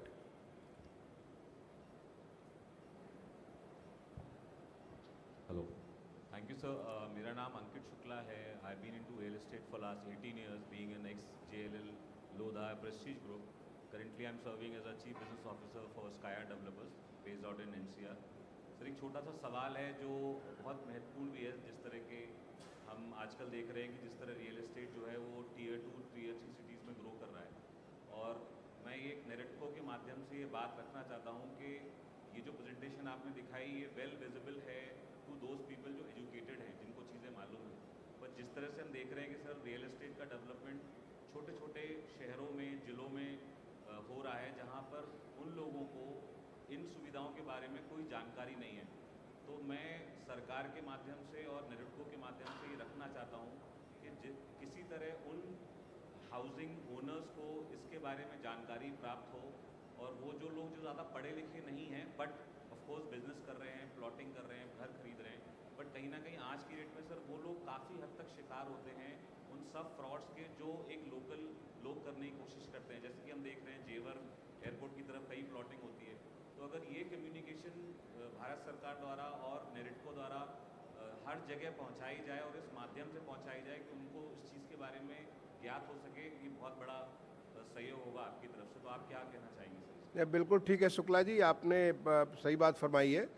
ये आज की डेट में रेरा के बन जाने के बाद या रेरा के लागू हो जाने के बाद वो जो फ्रॉड की आप बात कर रहे हैं उसके चांसेस तो बिल्कुल मिनिमाइज हो गए, क्योंकि कोई भी अपने प्रोजेक्ट को सेल नहीं कर सकता है जब तक कि उसके ज़मीन बिल्कुल क्लियर ना हो, जब तक उसके नक्शे पास ना हो रखे हों, और जबकि उसके बारे में सारा उसका स्ट्रक्चर ही एक्सप्लोर न कर रखा कि उसको प्रोजेक्ट को जितने समय में कह रहा उतने समय पूरा कर लेगा. तो रेरा के आने से, ये रेगुलेशन होने से ये काफ़ी सारा इस मामले में तो आसानी हो गई. अभी हम जो बात कर रहे हैं इस टेक्नोलॉजी के माध्यम से, जितने सारे बड़े बड़े प्रोजेक्ट्स हैं उन प्रोजेक्ट्स में नक्शा पास करने में दिक्कत होती थी, वो सारा का सारा काम ऑटोमेट हो जाएगा. जो उनको बिल्डिंग बनाने के लिए, आप ये मान के चलिए कि देखिए बिल्डिंग आप बनाते कैसे बनाते हैं. एक तो तरीका है बनाने का कि आप जो जैसे सामान्य तौर पे बिल्डिंग आप बना रहे थे तो वो कार्य हो रहा था. क्या हम टेक्नोलॉजी का यूज़ करके उसी काम को और एफिशिएंटली और तेज़ी से कर सकते नहीं करते? हमने जो बिम की बात की, और मैं बता दूं रियलिटी में बिम सिस्टम को हमने मेट्रो सिस्टम में लागू किया. अगर आप नागपुर के बारे में जानते हो, नागपुर मेट्रो में सबसे पहले बिम 5D सिस्टम हमने लागू किया. ब्रिजेश दीक्षित जी वहाँ पे MD हुआ करते थे. उसके बाद और तमाम सारे मेट्रो सिस्टम ने लागू किया. इसको लागू करने से हमें काफ़ी सारा समय से काम हुआ, कॉस्ट ओवररन नहीं होता है, टाइम ओवररन नहीं होता है, और वेस्टेजेस हमारे बहुत कम हो जाते हैं. तीसरा जो है NAREDCO में यहाँ पे अब हमारे राजन साहब हैं, राजन साहब से मैं बार बार राजन साहब से और कटाई से कहता था कि आप ऐसा समय कि अब समय आपका आ गया कि अब आप टेक्नोलॉजी का प्रयोग करो, क्योंकि नहीं तो अदरवाइज एक कोई बिल्डिंग खरीदने के लिए कोई आदमी 3 बार 4 बार करता हो, भूल जाता कि नहीं खरीदना है. जब आप इसे टेक्नोलॉजी का प्रयोग करेंगे, कहीं से बैठा हमको बॉम्बे में खरीदना, मैं यहीं बैठे बैठे सब कुछ चीज़ें तय कर सकता हूँ. वो आपको दिखाया मैंने AR/VR टेक्नोलॉजी के माध्यम से. तो ये सारी चीज़ें आपका जो RRTS है, RRTS में इनकी बहुत सारी चीज़ें इसको लागू किया गया. और तब मैं 5 साल 7 साल पहले की बात कर रहा हूँ. आज की डेट में टेक्नोलॉजी बहुत आगे बढ़ चुकी है और हमारे देश में कैपेसिटी बहुत ज़्यादा है. हमारे देश में जो टेक्नोलॉजी की कैपेसिटी बहुत ज़्यादा है. तो it's just a question of how to utilise that in your sector, और आप इसको कर सकते हैं. Thank you. Thank you so much sir. Thank you. Sir okay. Sir मेरा नाम श्रीधर रेड्डी है, तेलंगाना NAREDCO तेलंगाना का प्रेसिडेंट हूँ सर. सर ये जो बिल्डिंग परमिशन का सिस्टम जो है हमारे पास तेलंगाना में 2022 से था, तब TS BPAS कहते थे. 24 में उसको बदल के बिल्ड नाउ आया है. The same system we are following. उसके अलावा अभी फायर डिपार्टमेंट में भी एक नया सॉफ्टवेयर लगा है. उसके तहत पहले फायर डिपार्टमेंट में अपन प्लान्स जब देते थे तो physically they used to check. एक हफ्ता एक प्रोजेक्ट को लग जाता था. अभी आप प्लान्स अपलोड करें तो कितना भी बड़ा प्रोजेक्ट हो जाने 5 से 10 मिनट में रीड करके क्या क्या शॉर्टेजेस है वो दे सकता है। सर ये जगह पे अपन बहुत स्ट्रांग है, मगर एक छोटी सी है, नारेडको नेशनल के तरफ से सेंट्रल गवर्नमेंट में कुछ दबाव लाना पड़ेगा। इतना बावजूद, ये रहने के बावजूद परमिशंस टाइम पे नहीं निकलते। Irrespective of all this technology, whatever we are using, but still they'll find some way. So the issuing authority should be given some time and some penalty if he is not doing it. There should be some punishment, sir. Otherwise, ये systems अपन कितना भी adopt करते जाएंगे, मगर वो लोग जो करना है वो करते। रेड्डी साहब, आप बिल्कुल दुरुस्त बात कह रहे हैं। मैंने टेक्नोलॉजी तो आपकी मदद उतनी करेगी जितना कि आप चाहेंगे, और आज टेक्नोलॉजी है जो आपने कहा कि जो एआई बेस्ड टेक्नोलॉजी है कि सब कुछ पढ़ सकती है, सब कुछ, सारा सिस्टम को आप ऑटोमेट कर सकते हैं, लेकिन आप करने वाला ही नहीं करना चाहे तो फिर क्या कर सकते हैं। तो ठीक है, अच्छी बात आपने की, बिल्कुल इस बात को I mean because ease of doing business is a major thrust of the government, present government major thrust है, इसके बारे में आगे कार्रवाई होनी चाहिए। यस, आई थिंक बहुत बहुत आप सारे लोगों को धन्यवाद। I mean now is the age when country is moving forward on the technology front. This sector, real estate sector, आपको मालूम है रियल इस्टेट सेक्टर हर साल एक शिकागो हम बनाते हैं, almost like 1.5 billion square feet का कंस्ट्रक्शन हर साल करते हैं। अगर हम टेक्नोलॉजी का प्रयोग करेंगे तो हम और बेहतर कर सकेंगे। All the very best, thank you. I have a question sir, one last question sir. मैं साकिब मेहरा सर, आपका आवास, we are into EWS, LIG, MIG housing through alternate construction technology. इसमें से सबसे बड़ा चैलेंज जो इस वक्त आ रहा है वो अडॉप्शन का आ रहा है सर।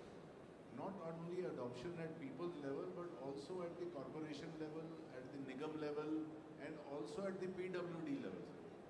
So इसकी थोड़ी प्रमोशन करने की ज़रूरत है, because after all अगर पैक्स issued है तो वो प्रमोट भी होने चाहिए सर। नहीं, बिल्कुल ठीक है। ये अभी यहाँ पे मिनिस्ट्री से लोग हैं, अरविंद जी यहाँ पे हैं, त्रिपाठी जी हैं, मैं उनसे रिक्वेस्ट करूँगा कि they should take it to the ministry, ताकि मिनिस्ट्री लेवल पे इस पर डायरेक्शन जारी किए जाए। Thank you, thank you.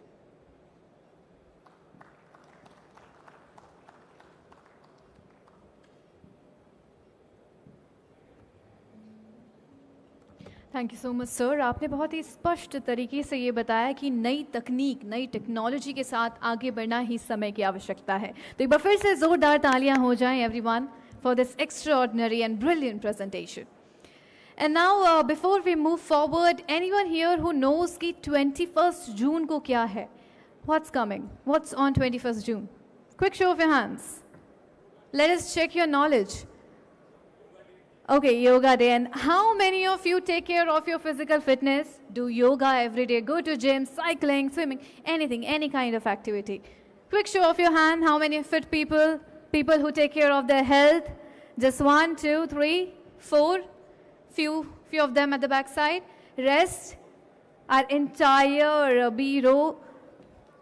Okay, yes, wonderful. So I must say that almost 30 to 40 people take care of their health, their physical fitness, and rest of you. Your mantra is work, eat, sleep, and repeat. Is that your mantra? This is how you work? Okay, no worries.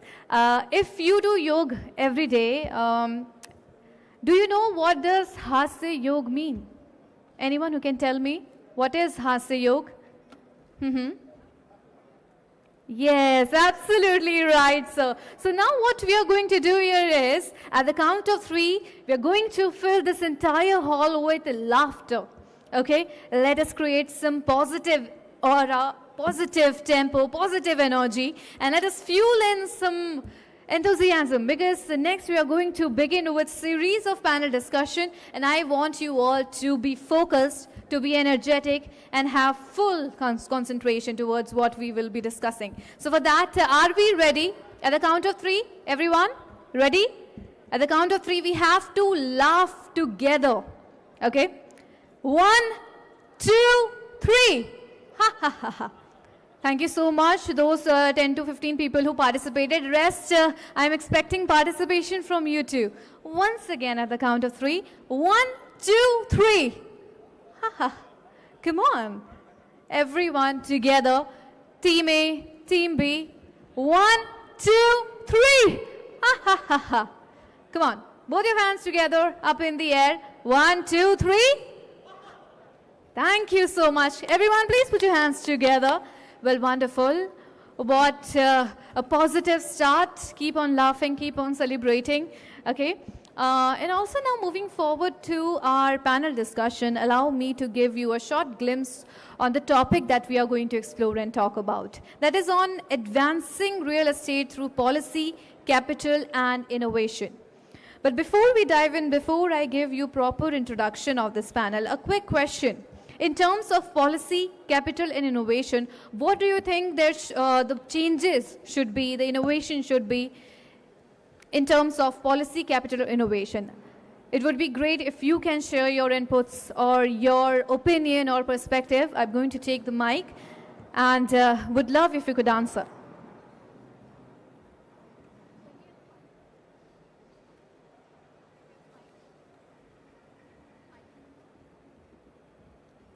Anyone? Any? Okay, madam. Can we please pass on the mic?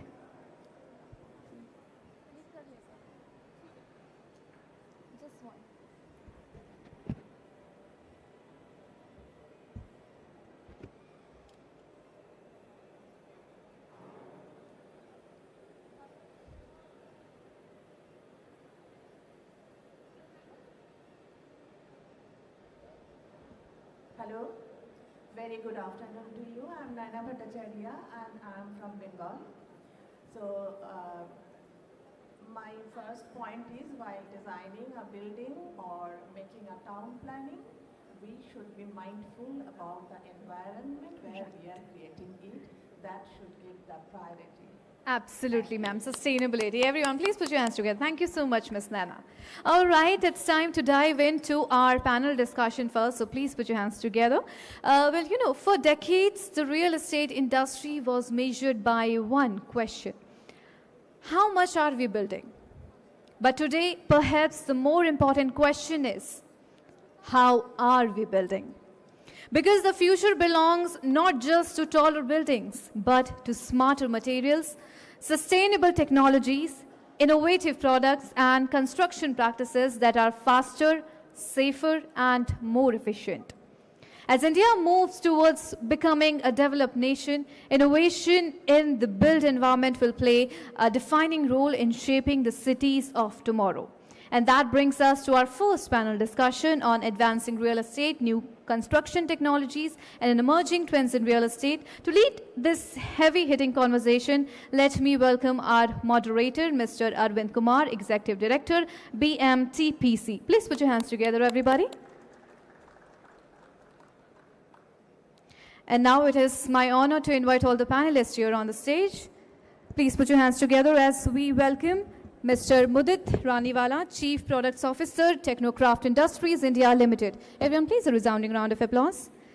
Mr. Hiren Patel, Marketing Director, Solorex Tiles LLP. Mr. Umang Monga, CEO, Harrison Locks, and Mr. Neeraj Bansal, Senior Partner and Head India Global, KPMG India. Everyone, a resounding round of applause for our moderator and our speakers who are going to join us for the panel one.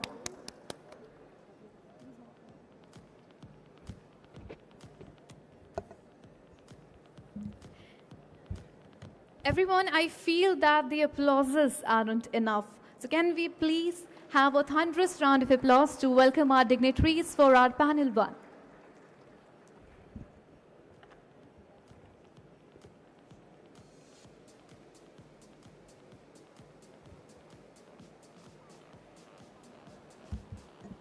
Yes, I would request our dignitaries to please take your seats. And over to you, Mr. Arvind.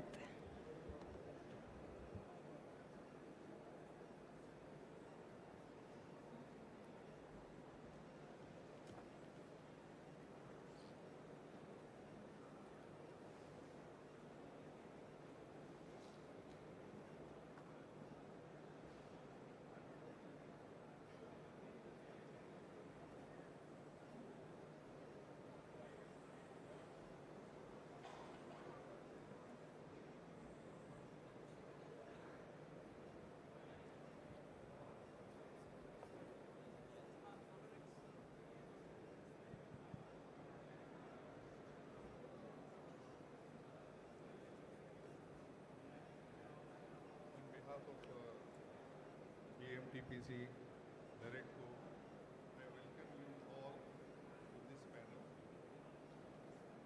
Discussion on advancing real estate, new construction technologies, and emerging trend in real estate. India's real estate sector is undergoing a rapid transformation, driven by technology, sustainability, and requirement, urbanization, affordability, challenges, and changing customer expectations. Today's panel bring together experts representing the complete real ecosystem developer, technology provider, building materials innovators, manufacturing leaders, and strategic advisors together. They offer a unique perspective on how technology, sustainability, and innovation are reshaping the future of the Indian real estate.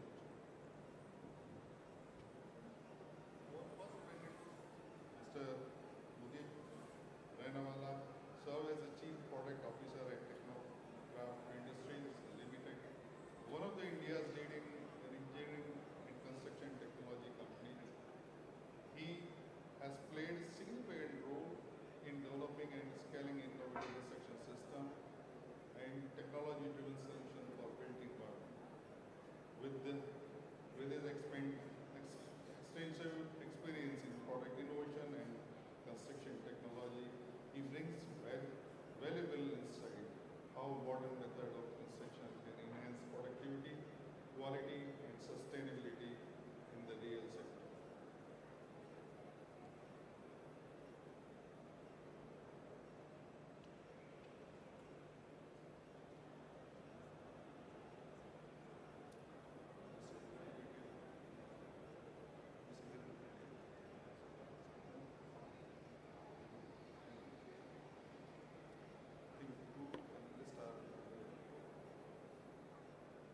I am pleased to introduce Mr. Umang Moga, Chief Executive Officer, Harrison Locks. As a business leader and innovator in the building hardware and security solution sector, he has been actively promoting in advanced technologies that improve safety, functionality, and user experience in modern buildings. His perspective brings an important dimension to our discussion, highlighting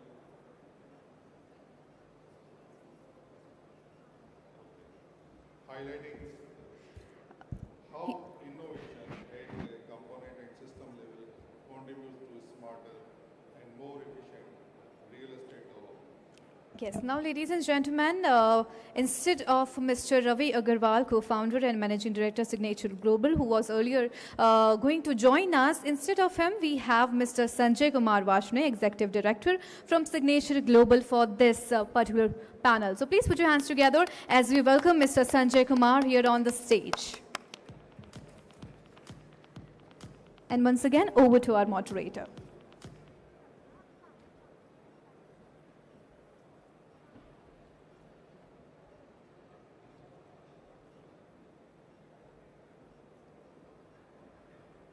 It is my pleasure to welcome Mr.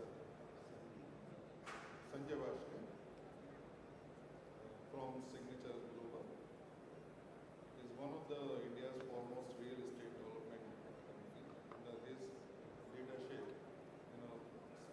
this group has emerged as a major force in affordable and mid-income housing, delivering large-scale residential development across the NCR region.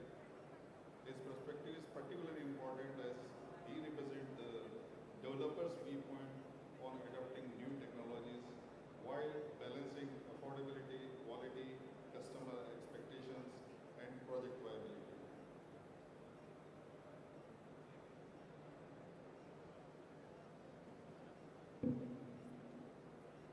We are honored to have with us Mr.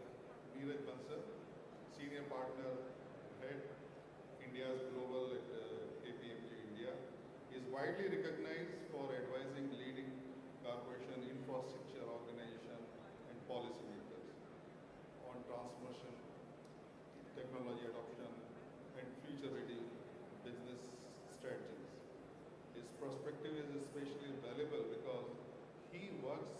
at the intersection of industry, policy, investment, and technology, providing a broad view of the trend that are shaping the future of real estate and construction. Friends, I am Arvind Kumar, Executive Director of Building Materials and Technology Promotion Council, an organization under Ministry of Housing and Urban Affairs dedicated to promoting innovative, sustainable, disaster resilient, and cost-effective building technologies. Over the years, this council has played a pivotal role in mainstreaming emerging construction technologies, facilitating their adoption in India's housing and infrastructure sectors. I look forward to moderating today's discussion and learning from our distinguished panel. So, let us start our discussion. In 1 minute, what do you believe will be the single biggest technology or trend shaping Indian real estate over the next decade? Yes.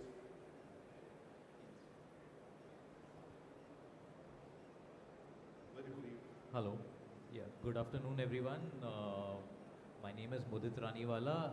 Thank you so much, Arvindji, for this brief introduction about us. On the technology front, much has been said already by Mr. Hiranandani, then Mr. Durga Prasad also gave a brief on how AI and BIM and all these new age technologies are coming up to shape the construction industry. What has not been spoken about till now is the transformation that is taking place behind the scenes. We see what is happening on the construction platform, but there is a lot that is happening behind the construction platform. Before the material reaches these construction sites, there is a lot of transformation happening at the manufacturing facilities of all these equipments and components and the n number of items that are required to make a building what it actually becomes. So yeah, I would like to rather focus on the transformations that are happening on the manufacturing side. Of course, there is a lot that will be spoken throughout the day, has already been spoken up on the construction side. So yes, that's gonna be my 2 pence. Yes. Please, here. Hello. Good afternoon, everyone. First of all, thank you for having me at this esteemed panel. Harrison, as you know, has been the cornerstone of locks and security for years, more than 7 decades. Quite recently, I was visiting a delegation and we had somebody calling us the lock of the nation. Bharat Ka Tala. I think I love that tagline, so I keep on going everywhere and I talk Bharat Ka Bharosa, Bharat Ka Tala, lock of India. But the lock of India is also transforming. The lock of India is becoming smarter. The lock of India is getting connected. It's getting integrated. The world is changing. Now everything is getting connected, integrated, and collaborated. Similarly, the security solutions are getting connected and integrated. So, for example, if you're entering a house, we have a doorbell. The doorbell can be connected to your video door phone. The same can be connected to your smart locking solutions. The same can be connected to your home automation. So at Harrison, we are working towards the IoT of things, the Internet of Things, which probably now is moving towards the AI of things, the artificial intelligence of things. So a lot of things are being done, as Sir's told. A lot of things are being done on the background. That, a lot of servers, right now most of the servers around the world are based out of China. At Harrison, we're trying to bring that server back to India. We're working on that end as well. So I think a lot of things on the background which has not been seen, it will come up, and that's what at Harrison we're trying to do. Good. Yeah. Thank you. Yeah, Neeraj. So from a, like the question was in terms of single biggest technology, I would believe that there's not a single biggest technology that would kind of shape the future of the real estate in India or overseas as well. But real estate if you just take a step back, real estate is one of the later adopters of technology, not only in India but overseas as well. Typically the customer-facing applications were the first ones to get the technology built into them first because of the interface that was required with the customers around it. So, and then we had some point applications coming up as well. We saw that, like in the last 4-5 years, a lot of the real estate companies in India have also got enterprise applications built up. So whether it's an ERP in a SAP form, Oracle form, a lot of Microsoft, a lot of Inform Velocity, a lot of Vision, various parts have been done up there in that. And very specific point applications, again, let's say from sales point of view, Salesforce has got adopted. Then we got procurement, some adopting Ariba, let's say for example there in that. So various points applications have been done. Now the wave, if I were to say that we will see and unfold, essentially is how these applications get more integrated and work strongly together to see that whether from a customer perspective, whether from an employee persona, whether from the management persona as well, each of the individuals or requirements are different, but they get the lens as one version of floating all through. So all the applications getting integrated, working seamlessly, and providing the results such that you don't need to do manual calculations subsequently or do a manual manipulation of the data as well to provide a management report or to do any kind of a management activity or a employee activity as well. So that is where we see that that mode of effort coming in there. I think one of the key benefits of that would be a lot of reconciliations getting stopped, a lot of efficiency demand which is there also getting serviced as well, and the fact that that agility is much more important now than before, and the tightening of the regulations also basically help in that direction, that there is a demand now for stakeholders to get informed and management reports to come up in such a way as well that they cannot wait for certain days of that activity to happen. So, and lastly, I would say that on the construction side as well, or in terms of facility management, again, those are the two areas where we see a very strong use of technology happening at this point in time. And with the advent of sensors getting adopted all across the various parts of the business, some of these are things which are getting very much automated, and the reduction in technology cost also has really made that possible there. But still the widespread adoption is something that we will cost look at. reduction part on later. Sure. Yeah, please. Thank you, Arvindji. I think from the real estate developer perspective, major challenge what we are facing these days is the labor scarcity, and only solution is the technology to meet that challenge.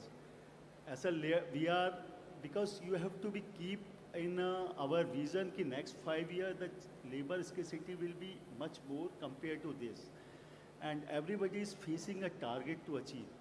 Our daily puzzle is to how to mitigate the labor scarcity, and the solution is that to go for the technology. As far as signature is concerned, we are very much ahead by our other than the other developers of our levels. We have used, like earlier also in affordable segment also, we started using the aluminum formwork and set up a different benchmark. Then middle segment also, number of new technologies we have used. In a high-rise also, we found a number of challenges, how to meet this labor and how to get our work on the time. Because as the customer today, we need a quality, we need a speed, we need a sustainability, and we need a cost-effective, affordable also. So what we people are doing, we are implemented the number of technologies. I think that no one other builders has been used. One of the things we came in the market was a tune-mount damper, because in a high-rise building, the performance of the building is very much important. When we are sitting on the 14th floor, then the person sitting on the 14th floor, in the case of the earthquake, or anchors of winds, etc., they feel a major jerk compared to the bottom ones. So with this, we building with the tune mass temper, we the first one, invested up 450 crores rupees in that. All in our tower, we are putting that. What is the benefit of the tune mass temper? If we put up those tune mass temper, the deflection of the building is reduced by 60%. So if the deflection of the building core per meter, L by is 300 deflection. If the building is 200 meter, means 70 centimeter deflection is permitted by the code. But if the building is deflected by 70, how you feel on the top floor? So that's why it reduces around the 60%. So that's a very technology that we bring. Number of this, the quality of the water in quality of the water is very bad in Gurgaon and NC area. So, and that eroded the corrosion reinforcement. So number of things we did is we just using the machines that will remove the corrosion of the steels. Those we have implemented. It's a cheap technology, very economical technology, but persons if you use, because number of things. Basically, you are telling that, aluminum formwork. The aluminum formwork is the one of the way that there are people are using tunnel formwork, jump formwork. In our project, we are using aluminum formwork. But in addition to that, what are the other technology we are using? So reinforcement, corrosion is a very, because high-rise building, you are using M80, M70. Corrosion is also very factor that affect the buildings. Okay. We are using we start the power drain system in our buildings when the excess water is to be, number of things we implemented. In addition to that, for the construction project management, all best technology from the planning to execution to quality, everything, there is some IT system technology, digital transformation we did. That is all right. So let us move to our main discussion theme, regarding technology adoption. Yeah. Despite numerous innovation, adoption remains limited. What are the biggest barrier, preventing widespread use of modern construction technologies in India? Yeah, please. Like Mr. Sanjay was mentioning, there is a lot of labor shortages, etc. And technology is here to kind of make a balance between the labor requirement and doing things fast. While I do not really agree, it is a fact, but I do not agree that there is a labor shortage because we are the most populous country in the world. Yes, skill set is something which skill set is definitely something which, is short. Day by the buildings are going higher or more integrated. So you need a more skilled laborers. Completely. But what is being missed out over here is, it is very difficult to get the right skill set, to train the people and get the right skill set. What rather can be focused upon is getting the right equipment at the place so that even with low skill set, you are it can be easily installed, because otherwise we are going back to the craftsmanship. Right now, when we talk about modular formwork systems and the advancements which are happening, we want that the workers install these without, having to go about and hammering, doing drilling, cutting, etc. at sites, which requires skill. So the formwork which is delivered at site should be perfect. It should be to the precise tolerances, such that such kind of a skill set is just not required at site, and then you will not find a dearth of labor if the material that is being supplied itself is foolproof. Okay, Neeraj, something else you would like to point out regarding policy, any other intervention, because technology adoption is remain a challenge.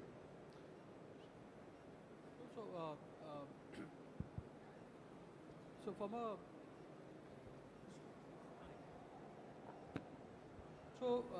from a policy perspective, I think clearly the formwork that we were discussing, because we finally have national resources getting used right, in an inefficient manner across so Hi many everyone, projects good that are afternoon. happening I'm there. Soumya So if Pathak. there's a I'm policy the intervention to regional use head north certain amount of new for technologies L&T around it, Suphan and Limited, which is also a wholly looking owned at saying that subsidiary of that Larsen & Toubro. certain mandates on And productivity it's also the first getting of formed. kind digital So we'll initiative see launched much by more Larsen & effective Toubro use for of the all resources, B2B e-commerce as well as productivity MSME going up, players in the on the country. project. Thank you. Hello everybody, I am Archana Sharma, General Manager with the National Industrial Corridor Want to try this one? and I look after their industrial cities which are being developed currently. So I think from policy mandate point of view, like when the government contracts are coming up, especially the government can look at it to say that the various types of buildings are made in a more energy efficient and also in a more sustainable manner as well. Because I think while we get to use more technology, it not only helps from a monitoring efficiency perspective, but it can also lead into saying that like country has a net zero carbon target right now, right? Now, and during construction, maximum amount of carbon gets released well, and the kind of products we're using as well, for creating that thing to happen. So from if we have a better mandate, then during the construction process as well, better technology and better methods can be adopted, which could lead to a betterment from efficiency as well as from the reduction in carbon as well during the stage of the construction also there. So The challenge, technology, cost, skill, or mindset? So I think technology adoption, there are three big things, if I may say that, which are very relevant here. One is the awareness at various levels around it, because technology usage has to be done by the developer, the contractor, the subcontractor, and the actual people who are going to build that thing there. I think, while the new technology is coming up, but the awareness and availability of the skilled labor to do that kind of an activity and the contractor to adopt that technology is also a big challenge there. So there the mindset is again a challenge there on that. The second is that for every technology change, there's an upfront cost, that has to be borne. Now at times the upfront cost looks heavy. The past cost, which has already been sunk in by the contractor or by the developer, becomes a roadblock as well, because one wants to sweat the previous technology that you've already adopted and you are hesitant to try out a new technology. The third is that the consumer mindset as well. The consumer has been also not educated enough. So they also want the previous methods and approaches to get followed, and also accepted, as a norm there in that. So again, that becomes a problem. Like, Sanjay ji mentioned around the, the new technology that they use in the affordable housing. Now, affordable housing as a concept does require efficiency is a major play to come in, because the margins are very thin. And also something has to be done at scale. So if mechanization comes in, it is a boon for that entire activity. And they've actually proved it also, by using it significant way.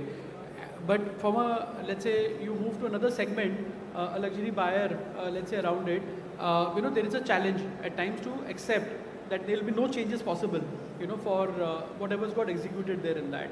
But if we look at it in a very short way, I mean, there are tremendous examples existing, when you look at Singapore, the kind of housing that they do.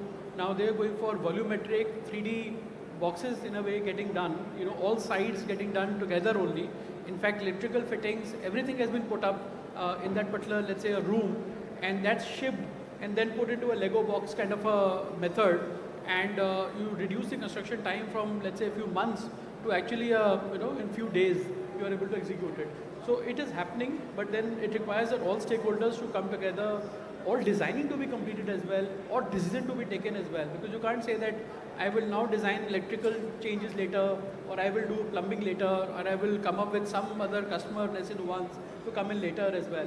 So some of these require, that kind of extensive coordination as well as intensive effort upfront. Okay, India requires millions of housing units. Udit, you need to throw light on it. We need millions of housing unit and urban infrastructure assets.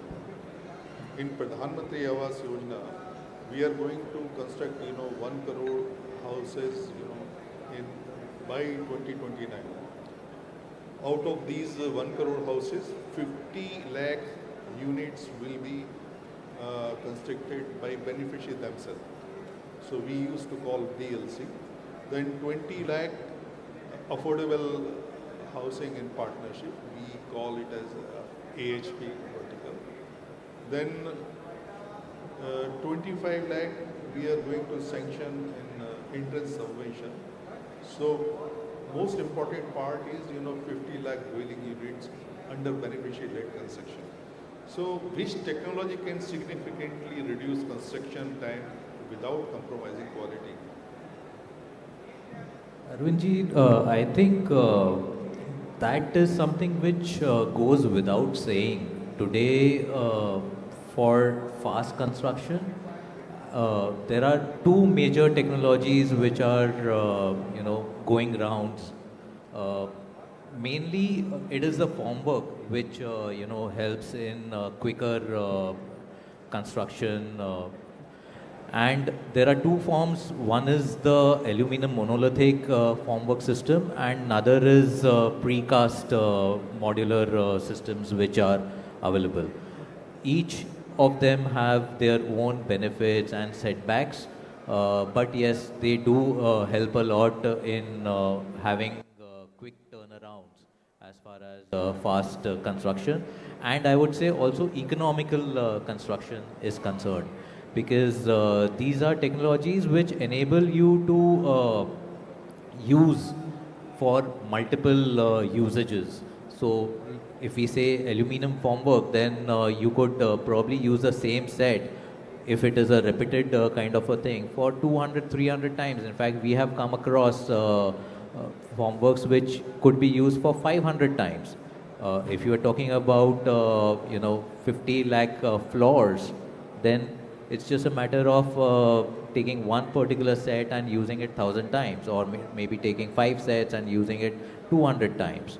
So yes, these technologies definitely help a lot in quick constructions. Our problem is, these 50 lakh units, these are in town, tier 2, tier 3 towns.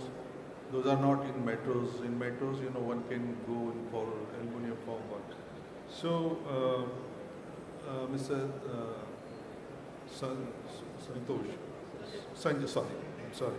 Mr. Sanjay from Signature. So can you share a real project example where productivity gains were measurable in your, because you are executing, projects for affordable housing and, for mid-income group as well. Arvindji very rightly says, if you adopt a technology, you speed up the construction and the quality of the construction is much better in terms of use of the aluminum formwork. Even other technology, tunnel formwork is also in a use for the buildings which are 50-story and above. So basically we can start that appropriate technology for different kind of construction to be used. Aluminum formwork in our affordable housing construction, we take a use of the aluminum formwork by 100 of times. So in terms of the construction, the total cost of the shuttering is around half, because we receive this after using a 45 to 50, the break-even points come in the aluminum formwork. If you are using 100 times, so naturally you reduce the cost of the shuttering. You speed up the construction. The quality of the construction is a good. So I think right thing is to adopt the technologies. We need to change our mindset. Earlier, the aluminum formwork used in the metro, but now in a B-type city, T-side, C-side city, also the people are using the aluminum formwork. Even because the aluminum formwork is now we are using the last 15, 20 years, getting the conventional shuttering mason is difficult if we require in some places.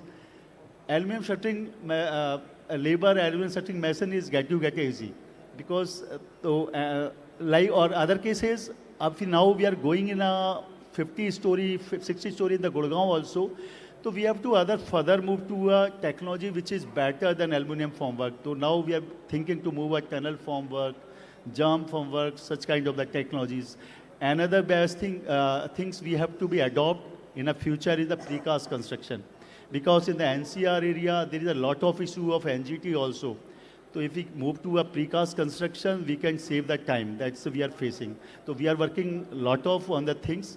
But I think, as you say, the mindset, the technology adoption in the south is faster compared to the north. I am investing a lot of cities in the south. They are adopted precast construction. But when I sit in our system, how to adopt, there is a lot of if and buts in that.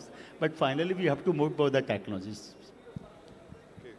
Neeraj, actually, we at government we talks about sustainability. Now it is moving from compliance issue to a business imperative. So how is this changing material selection and construction method? So sustainability, if I may say that real estate is getting built for the occupiers eventually.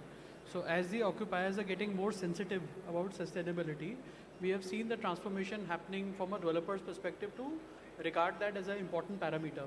So if I may say, like for the office supply, few years back and now, there has been a transformational change that has happened. So you see all A-grade office supplies which is coming up, and almost 90% plus, would be in the category which is meeting the sustainability requirements. In fact, India is one of the largest producers of office spaces in that domain, from a sustainable, and LEED Platinum, all the categories which are there as well. The office spaces satisfy that. Why that has happened is because of the demand which has come in from the MNCs and from the different organizations as well, to focus on the requirement to say that they have to meet their net zero target and net carbon zero target there, and which is why they are demanding the supplies of the office spaces to come like that. Likewise, in the luxury segment as well, from the branded residences and also overall luxury side of it, we see the housing now focusing on the sustainable element part of it, because that is a value add, or that is an expectation coming in from a buyer segment as well. So that is again also getting emphasized there. The other larger segments which are there, which is from, let's say, affordable side of it or mid to low income segment side of it there it is the awareness between the buyers, because that is not the bargaining power that they have, that they would like to live in a particular house which is sustainable only. That's not the priority that they're having at that point in time, which is where the government needs to kind of mandate, some of the measures and norms in such a way that, some of this becomes a requirement to be done by the developer as well. The finance organizations have also been very, I would say, supportive in that, to say that some of them have kind of been able to extend some policy, like, a percentage credit, 0.5% or whatever, let's say, incentive from an interest perspective. More of that needs to be done in that area. Okay, for finance, let me ask one question from Sanjay. So, are customers really willing to pay for sustainability? Yeah. Yes, customer is ready to play. Arvindji, like I tell you, I am a Signature Global working developer. I am a IGBC chairman also, Delhi chapter. So sustainability is also very much a part of mine. Earlier, people use, if we use for the sustainable construction, green construction, it has a higher cost. But I think if use is in a mass, proper use, the cost of the construction is also reduced, and the operation cost to finally reduce, because if you have a proper design, green building designs, or proper orientation of the building, use of the materials, so less electricity, less water, that has to be used in the building. So operation cost will be less. I did a lot of exercise in what India need to do. We have a lot of industrial waste generating, agriculture waste, house waste, and construction waste. We need to work a lot to convert these wastage in a proper use construction materials. As per in the IGBC, so far, we have certified 12,000 building materials as a green materials. We in a real estate also, we promote the green building, we promote the use of the green buildings material, to reduce our carbon footprint. Like a few of the items are, there is glasses, reflective glasses to be used, paints, low VOC paints to be used, 5-star rating appliances to be used, low flow fixtures, etc. we use in our construction, but fly issues of the fly ash. So finally the cost of the construction is reduced. Even if you come put this in our like brochures, etc., the new generations of the wires, they are very much aware about this sustainability. They prefer if we put up these are the initiative we've taken in our construction in terms of the reduce the carbon footprint, how they will get a benefit in terms of reduce their operation costs, electricity bill, water bill, etc. Okay. So they are attracted towards the property. Okay, now actually artificial intelligence, building information modeling, we just had some information from Durga Shankar Mishra sir, in the previous session. And digital twins from the core of modern architecture, engineering and construction. Together they bridge the gap between initial concept and real world operation by automating design, structuring complex project data and creating living and responsive models. So how are these AI, BIM, digital twins, IoT and data analytics, these transforming projects planning and execution? Neeraj, if you can throw some information. So, I mean, from a utilization of a digital twin or similar technologies, I think it's a more recent use that has started to happen. Complex manufacturing has kind of taken that as a first place from a usage point of view there. There have been discussions on for, let's say, some of the cities like, I mean, there have been discussion on Ayodhya, let's say, as a city where they would like to get a digital twin done at a city level as well. So there are some encouraging discussions that have happened on some of these areas around it. But the fact remains that, like I said in the previous segment, the wider adoption of technology, has started first by point applications, then with enterprise applications, and now the integration part of it there. Digital twin, like for example, if you were to look at a building information management, part of it there, not the BIM as a concept, but the facility management of building there and that. Now, for a high advanced building, which has got some complications and also systems installed over there, such kind of a digital twin will be of a relevance around it, because then you can understand and measure, that are there any efficiency gains that you're getting? Are you able to project some challenges which will come up, in case of any typical simulated scenarios as well there. So which is where digital twin starts to benefit there in that. Otherwise, we've seen the digital twin usage actually happening in more complex industries, where this kind of a concept helps. And also because there's an upfront cost, for doing any kind of a activity, and that upfront cost has to get be mitigating some of the issues that the organization or the product is facing. Real estate, from that perspective, remains simpler, from a construction as well as execution side of it there, which is why we don't see that much of a user at this point in time.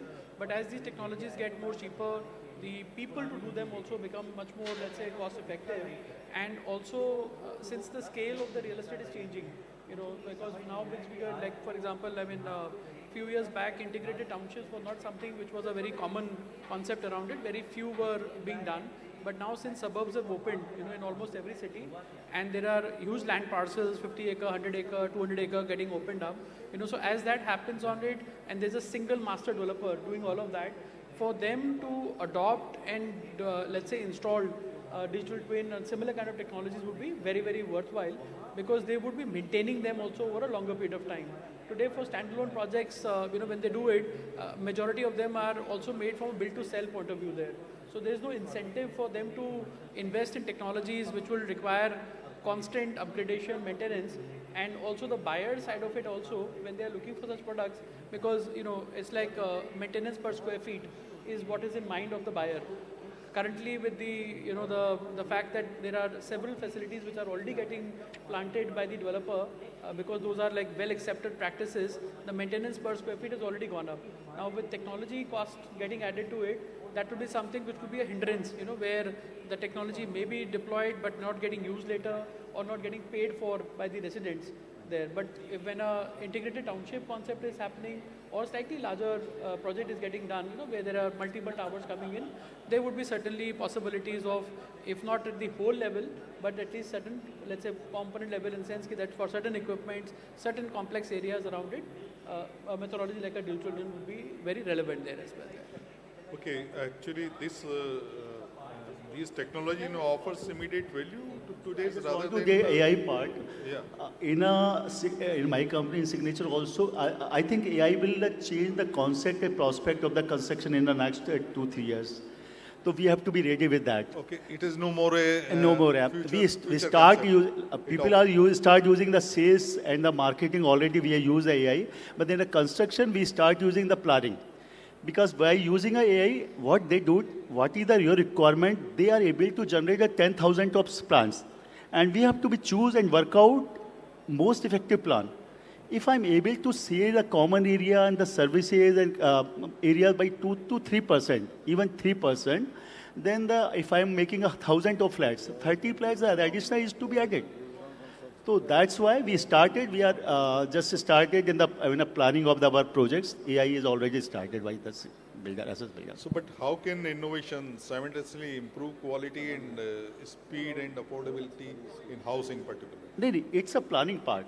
If you are using in a building plan, when you are making a building plan, it is a faster compared to the conventional one, and it's a more effective planning. Means the carpet area versus the built-up area will be less. The parking efficiency you can achieve. We are working on this by using the AI. How can we increase the parking efficiency? And that's the builder is to do, to make a more projects more efficient. Yeah, Neeraj, how can innovation simultaneously improve quality, speed and affordability in housing? Because Sanjay has some different opinion. So, in terms of what you said, I think all of these objectives are not, they are complementary to each other. They are not at adversarial relationship to each other there. And Sanjay very beautifully said it, when you look at a total cost of ownership, right, then sustainability becomes a very key part of it there, right? So, because, and to the example that I was giving earlier, when you are developing something not to build to sell, but build to operate, then you have the investment mindset to say that because I will be maintaining it for 25 years, 30 years or longer as well, you are ready to do the upfront planning. You are ready to do upfront technology investment. You are ready to see that you have got enough monitoring, enough efficiency gains getting realized, because you are the beneficiary for that part of it there. In areas where the innovation, what you mentioned also, we see the maximum innovation happening in the areas, where there is a pressure. So either there is a pressure on time or there is a pressure on cost. That is what drives either value engineering to happen. That is what drives material selections as well differently. That is what drives, a change in the organization to happen there. The other driver is typically a regulatory pressure. If there's a regulatory pressure for some activity, so either there has to be a time pressure or a cost pressure or a regulatory pressure. Those are the areas, which help to see that there is a change that the organization brings about, that how they would like to approach that subject, and also really get it to the execution level there in that. Otherwise, many of the concepts remain at the management discussion level or at a thought level as well, but they don't see really effectiveness on the ground. So basically, what policy intervention or ecosystem support mechanisms are required just to accelerate adoption of innovative construction technologies in India? Yeah, Neeraj, you please. Okay. Because So, it's a policy, I'm asking. Sure. No, so policy, I think, like we discussed in that, we've, especially if I just narrow down from an affordable housing segment point of view, because that's the maximum requirement also, 90-95% of the housing, and what we say is affordable housing, actually requirement is even below that. That's the real requirement in the country. Now, when you look at that aspect of it, we have seen multiple test cases coming up, whether 3D printing houses, whether prefabricated houses as well, precast, many technologies have come up around it, but so far we've not seen mass scale adoption, which has happened. Some of that is because of the fact that technology was expensive or technology was not available in a mass way, or the fact that the tax structure didn't allow that sharing of resources to happen. So you could set up a precast plant, but you cannot give it to another contractor or another of your, let's say, peer developer around it. You had to do it as a factory for yourself only. So some of these were nuances, challenges around it, which has not led the development to happen in that significant way. Now, from our perspective, if you look at it, I think we need to provide, more space in our building bylaws, to adopt. I think the holistic thinking to say that, like one is that there's a hunt to always find new way to do it. The perspective, one thought is always to say that there are 15 things available. Can we pick up 3 and integrate it in such a way that from start to end, whether it's a developer, contractor, executioner, or a reviewer, whatever there in that, government also basically acts in a more unison manner and sees that we are able to get it done in a larger way rather than a proof of concept way. Proof of concepts are already done. We have full got examples for it, very well established also, but they are not getting, let's say, you would say commercialized in a big way. That is where the maximum effort needs to go from a policy level point of view as well. Thank you very much. Now we would like to invite question from audience. So kindly keep your question brief in the form of questions rather than a comment.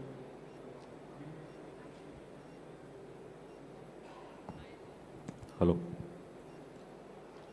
Thank you, Mr. Kumar, for giving this opportunity. My name is Ankit Shukla. I've been into real estate for 18 plus years, worked with JLL, Lodha, Prestige, and currently serving as a Chief Business Officer for Skya Developers. I have a very simple question basically to Mr. Bansal, but adjoining with Mr. Monga and Sanjay Kumar and Mr. Raniwala. So we have been discussing about the green building certification and involving the technology into various construction materials, how we can get the cost reduction, how we can deliver the product fast. But since we are sitting at a platform where, the Ministry of Commerce, Ministry of Urban Affairs are there, NAREDCO and Bharat Buildcon is there. So I'm sure I just want to put up one request and a question to Mr. Bansal. Sir, आप जो ये policies हम बना रहे हैं behind the company, ये policies कहीं ना कहीं 50% management level पे अटक जाती हैं, क्योंकि कहीं ना कहीं हमको गवर्नमेंट से सपोर्ट नहीं मिलता. क्यों? क्योंकि अगर हमें इसको इम्प्लीमेंट करना है from the perspective of green building certification, how can we adopt IGBC instead of a USGBC? In that case, government need to be a part of it. Government needs to create a corridor. Government needs to lower down the pressure on the regularities and the policies. So I basically want to be a very blunt question, Mr. Bansal, since he has been involved in this policies making and adopting it into a system. आप government से क्या expect करते हैं कि ये सब जो आज आपने बातें कही हैं ये कहीं ना कहीं जल्दी इम्प्लीमेंट हो जाए? क्योंकि सर हम जिस जेनजी AI के ज़माने में बैठे हुए हैं, हमें तो सर 50 साल लग जाएंगे इसको इम्प्लीमेंट करते हुए, which is actually getting faced by a lot of real estate developers to create that kind of environment, giving a competition to the global players. But unfortunately, we are not able to get it because we are not able to get that corridor from the Question government. basically is, for adoption, how quickly we can adopt new technologies. No, sir, my question is for Mr. Bansal to ask the government what corridor is required for these technologies to be implemented. So I think, from a government perspective, government is doing certain aspects of it, and there have been changes that they've done also around it. I think, for a larger adoption, there are two clear perspectives that have to be there. One is that whatever technology, whatever method that you want to do, it has to have a business benefit, which has to come on that area. Now, if that commercial benefit is cleared out and is available, you don't need or you won't wait for a government policy to come up as well. The developer or the stakeholder would automatically do that part of it there. There could be a challenge of awareness, there could be a challenge of adoption because of skill set and other things around it, which is what is not leading that commercial benefit to realize there, right? So I think that is one part which is clear there. Second is that government can mandate a number of things also, but those, if they are not again, leading to commercial success around it, they will still not get adopted, right, by the people around it, or they'll just add to a cost of compliance part of it will again be passed on to the consumers only there. So when I said that, that these technologies are there, proof of concept is there. Now the proof of concept needs to get basically commercialized is the word that I had used as well. When I say commercialized, this is what I'm meaning, that that the stakeholders need to come together and say that out of these 14, 15 ways of doing it, which are the 2-3 ways which are much more viable, and also for that if there is a very specific policy change which is required, like I give example of saying that if you got a precast setup, can you share it because it's a resource which has been set up now, can you share it between a few developers right there? But if you restrict it, now that becomes a very heavy upfront cost for any developer to put up. Only large scale developers can do it, or people who have a vision for a few years around it there. So these are some of the things which have to be done at a more specific level, and that would lead to a mass adoption as well there. Thank you so much for this wonderful. We can take only one question because we are running out of time. Okay. Yeah.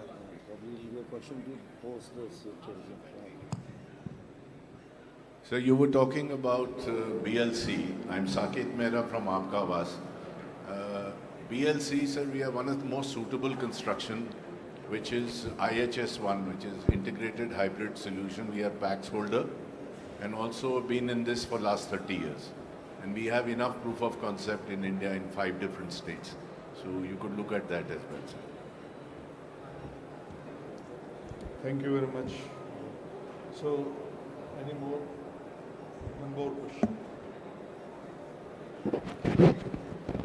Well, thank you so much for the questions. We can take the questions forward during the networking lunch because we are running short on time. Thank you so much once again to our panelists, to our moderator. Everyone, please put your hands together. Thank you everyone. Yeah, a big thanks to all of you for sharing your valuable perspectives and also highlighting it beautifully that the future of real estate will not only be shaped by scale but by vision, innovation and collaboration. Once again, everyone, please put your hands together.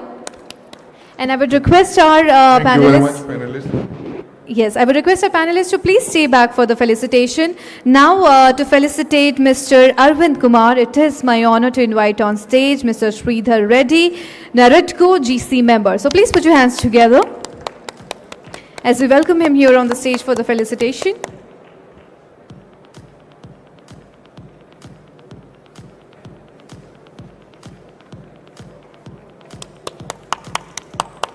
Everyone, a resounding round of applause to express the gratitude.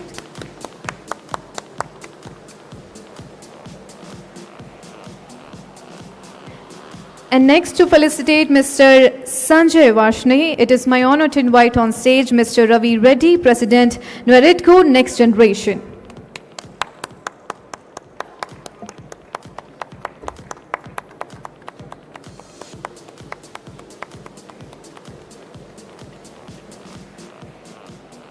Everyone, please put your hands together.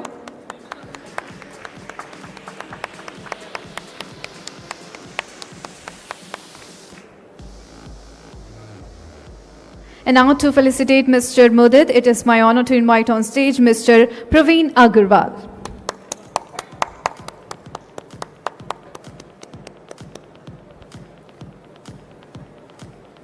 Mr. Praveen Agarwal, kindly join us on the stage to felicitate Mr. Mudit.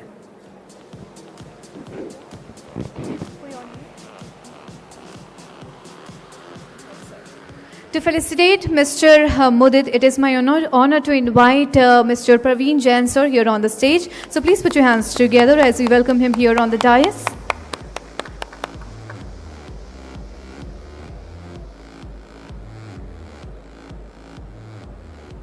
Once again, everyone, a thunderous round of applause.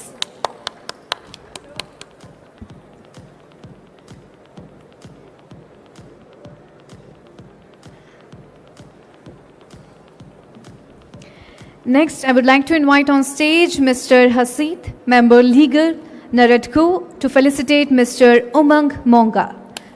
Everyone, please a resounding round of applause as we welcome him here on the stage and felicitate Mr. Umang.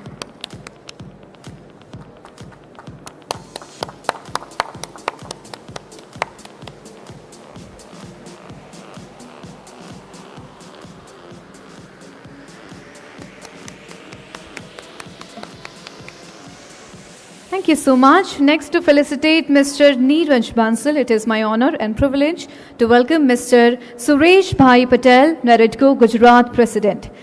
Everyone, please a resounding round of applause as we welcome our dignitary for the felicitation.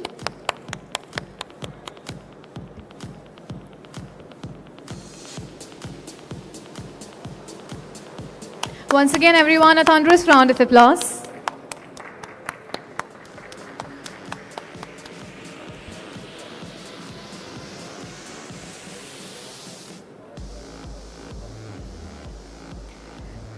I would like to thank our entire panel again for such extraordinary and knowledgeable session. The panel, thank you so much. And now let us have a group picture. So please come closer, bright and white smile on your faces, and let us commemorate this moment.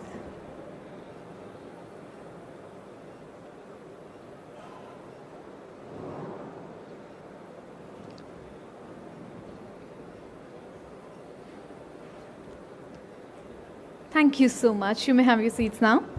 All right, ladies and gentlemen, I need your kind attention towards the stage because the upcoming segment is a special one, an extraordinary one. So the people at the back side who are standing, I would request you to please take your seats, settle down, as I don't want you all to miss out on this special session.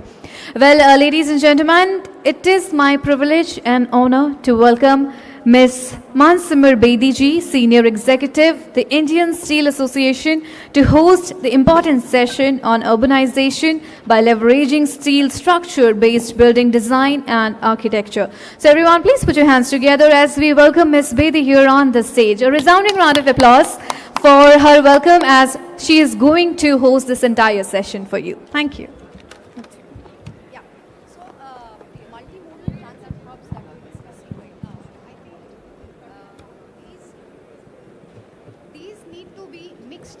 Urban districts, not just rail stations or metro stations, but they need to be attractive. Good afternoon, ladies and gentlemen. We are just setting up the stage and transitioning towards the next session. So we shall start in a few moments. Requesting you all to take your seats, put your phones on silent mode, maintain the decorum. And I see a lot of people sitting at the back. We have seats at the front. Do come towards the stage and occupy the seats at the front. Thank you.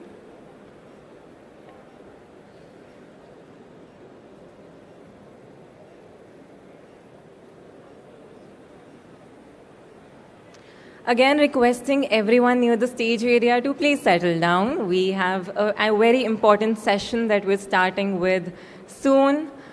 Once again, requesting everyone near the stage area to settle down.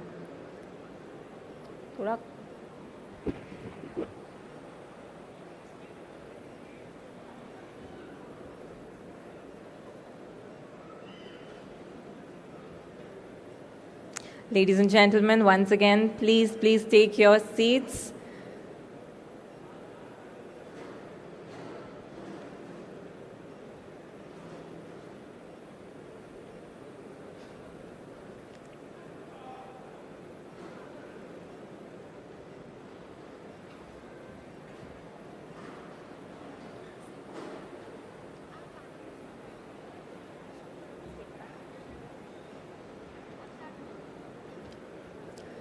All right, good afternoon, distinguished guests, industry leaders, architects, engineers, policymakers, members from the media, and colleagues from the steel industry.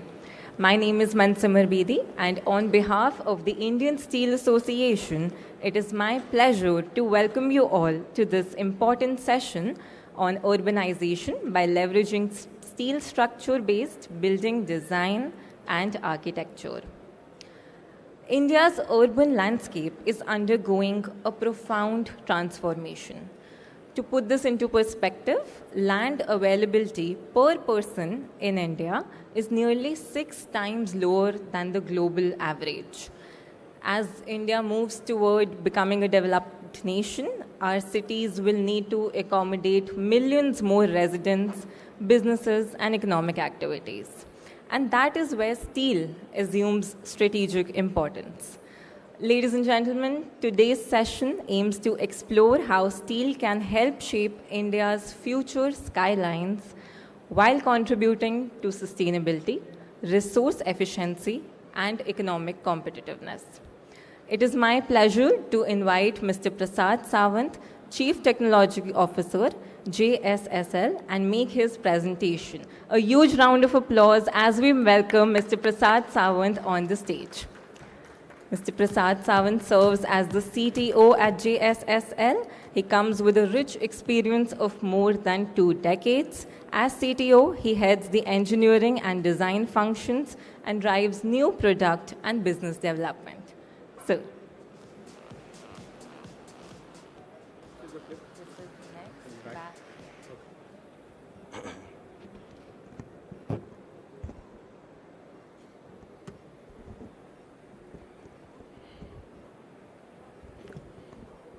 hello, good afternoon all. Can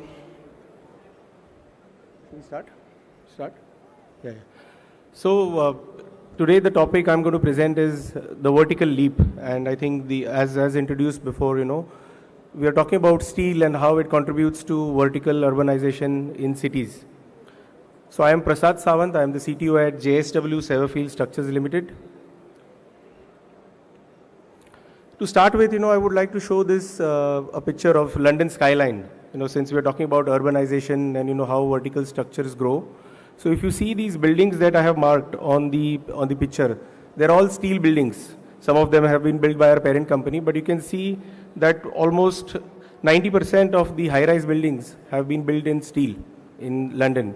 The tallest being the Shard, which is almost 1 kilometer long, 1,000 feet long. So the current scenario in India, India's steel manufacturing is growing leaps and bounds. Worldwide, there was around 1,850 million tons that was produced last year. And the construction sector consumes most of the steel, I would say 50% worldwide. And India's average has grown from 50% to now 60%, which is good, but it's mostly into reinforcement because largely all the buildings that are built are in concrete. So if you see the segment-wise distribution, it's just considering the few leading nations or developed nations, UK, US, and Japan. If you consider all these sectors, commercial and residential are lagging way far behind. Of course, reinforcement steel is being used a lot, but if you see structural steel, the percentages are, almost minuscule. Even the commercial used to be almost 0.5 to 1%, which is now growing. There's a big traction coming up in structural steel, but it's still way below the world average. On-site fabrication is declining because that used to happen a lot in India for bridges or for the infrastructure, but the commercial buildings that are now coming up, off-site fabrication and organized sector is being motivated. End clients are now realizing the holistic benefits of steel, getting the early ROI, although the expenditure is more upfront. So why is this in India? There are like few punch points I would like to highlight. Firstly, the design codes. I think the panel discussion will also be, harping on this. Our codes were obsolete, I would say. I'm a structural engineer. I can say that because I use the codes. So, our codes were obsolete in structural design. We used to adopt international codes, the American, British standards. But now these codes are being revived, to the international standards. So there is a big impetus played by, INSDAG and all the other institutions. Also, the second biggest, issue I would say is the curriculum. I have done my BE in India, and there used to be only one structural steel course that we were taught, and then unless you do a higher degree in structural engineering using or in specific structural steel, you won't have the knowledge. So I would say every engineer that passes out of the school of the BE bachelor's, is more prone to concrete design.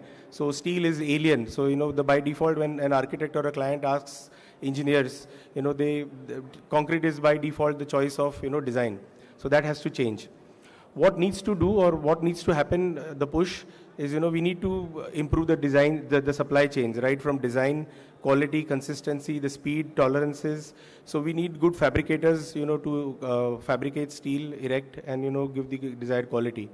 And of course, the forums like INSDAG, similar to the AISC or the BCSA, play a big role because that is how the developed nations have come up to this standard of structural steel fabrication and erection. The current challenges in construction that we see, although concrete still remains the RCC remains the predominant method of construction, but increasingly, even in Delhi, we see, one of the biggest projects that our company is doing is in Gurgaon for DLF. But the single reason, why the owner went for for steel construction was manpower. Because there's a definite shortage of skilled manpower throughout the country, be it the carpenters or the bar benders, and of course the seasonal changes. So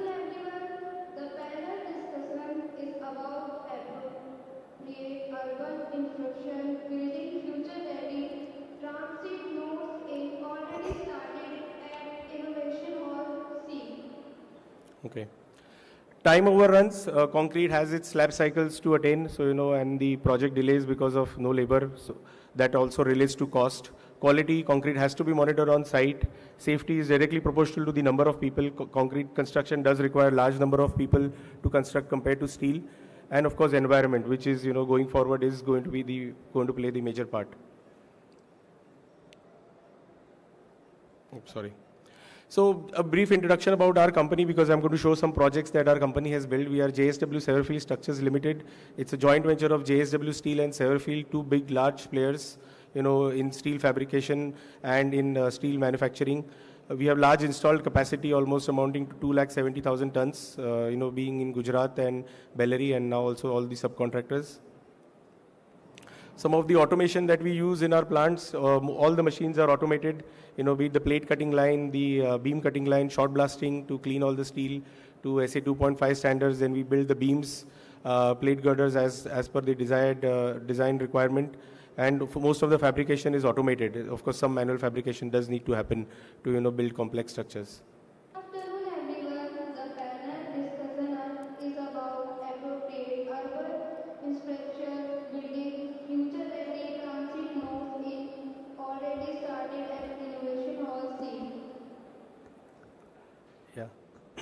Before I go into the project case studies, I would like to highlight some of the benefits of steel. Of course, it's pretty routine, but we still need to run through it because some of them are more relevant with this moment of construction in India.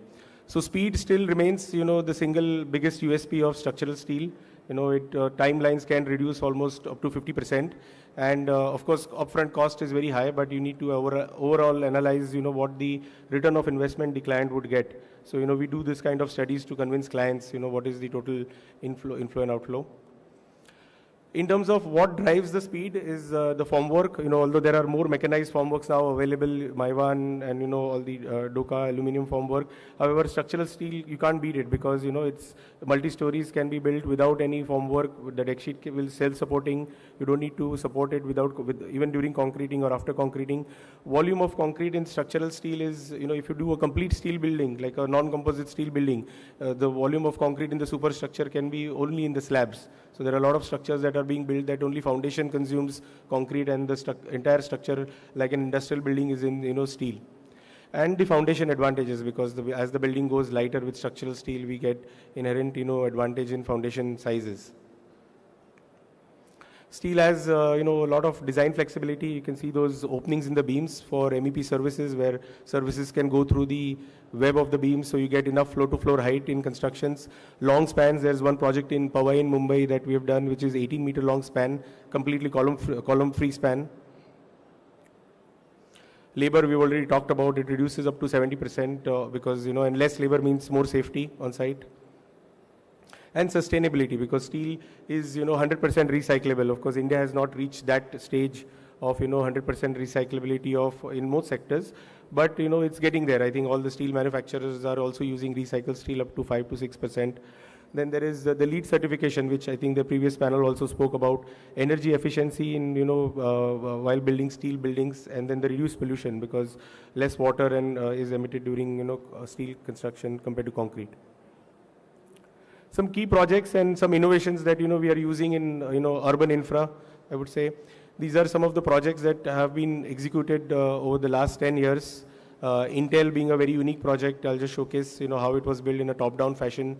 Then some MLCP, Reliance headquarters, NetApp project in Bangalore, which is a completely steel frame project. Satwa Knowledge Park in Hyderabad, which is our biggest composite steel building, 5 million square feet. And then L&T Mindtree, which is a complete steel frame building with brace frames and moment frames. So if you see the Satwa Knowledge Satwa Knowledge Park, it was one of the very few projects that has been built with slip form core. Shapurji Palanji was the general contractor and we were the steel contractor. So you see, the entire 30 levels were built with a slip form core to match, so that steel can go and attach to it, in the desired speed. And as you see, they adopted two sets of these formwork so that one core went right ahead and then we followed with the structural steel construction. There were two towers, Tower A and B, and then the fireproofing follows, and then the facade. So this 5 million square feet project was completed almost in 22 months, on site during the peak COVID time. Another unique project I would like to showcase is Intel, which is built in top-down fashion, in a true top-down fashion, where it was a L-shaped building where 7 cores were built, and then the steel framing was done on the ground, like 1 meter above the floor level. The deck sheeting was laid even on the ground. As you can see, people are just standing on the deck sheet above the ground. And then even the concreting was done on the floor. And you see those vertical lines dropping down, those are strand jacks. So basically it was strand jacked up after, after the concrete had hardened. You see people have gone, the steel frame has gone from 1 meter to 2.5 meters so that people go below and do the fireproofing and the MEP services. And then even the facade was put on the ground floor. And then it was strand jacked up. So you see the terrace of the structure is built first and then subsequently the 9th, 8th, 7th, 6th floor. So very unique form of construction that steel offers. We in fact did two such buildings. Then these are a series of buildings in Hyderabad. I saw a lot of dignitaries from Hyderabad. So they must have obviously seen these buildings. Phoenix is a developer in Hyderabad who has decided to do all his buildings in steel. So we have done like almost 16 buildings for them. And there have been innovations in each of the building. One has slip form, the other has a steel core. So if you see what do I mean by steel core is there is no dependency on formwork, reinforcement and concrete. These are steel sandwich panels that we fabricate in the shop, stitch them up, bolted on the site, and then only all the civil contractor has to do is pour concrete on it. So a little cumbersome to fabricate, but very, very easy and fast to construct on site. And in fact, the entire length of the shear wall can be stitched up. As you can see, 4 panels. So the entire 8-meter shear wall is lifted in like 2 hours and installed. So in fact, 4 levels at a time. In a day, you can see 4 levels of construction, if planned properly. But let's say in a week. So this cannot happen in concrete because you have to wait for the traditional slab cycle to harden and then de-shutter. Of course, it does give the industrial look. It has these bolted connections. But for clients like data centers and who need the super speed, it doesn't matter. Some other projects, Capital Land is that project I showed where we had 18-meter long beams fabricated. The raw material was purchased in 18-meter from JSPL, now JSL, and then fabricated in 18-meter long and then supplied to site. So, there are notable projects. DLF downtown, it's not come up yet out of the ground, so a lot of people would not see it, but like very soon it will come off the ground and you'll see what kind of scale of structure that is being built. And then a project in Kaveratna and a very interesting, CPWD has also adopted structural steel. The CCS, the Central Secretariat building on Janpat Marg, is the 6 and 7 is being constructed in composite steel by L&T that is, and now the 8 and 9 are also being, being constructed in structural steel. So even the government bodies are also adopting structural steel. As you can see, the HOD tower, Amravati government, the state government has adopted diagrid structures, very unique, nowhere done, not done in India anytime. Norman Fosters are the architects, so 40 levels of structure has a central core and big diagrids, big box section diagrids that are fabricated and welded on site. So basically, they are the column cum braces for the structure.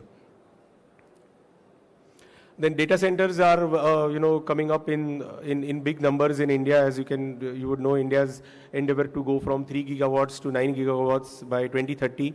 That means huge construction space for data center has to be built. And with the large loads, when data centers, we talk about the loads are 2.5 to 3 ton per square meter. And the high floor-to-floor height, almost 5.5 to 6 meters. So shuttering there for such heavy slabs is also difficult. So precast and steel are the obvious options. A lot of data center companies have adopted for structural steel, being it Adani, Reliance, AWS, Colt, Capital Land.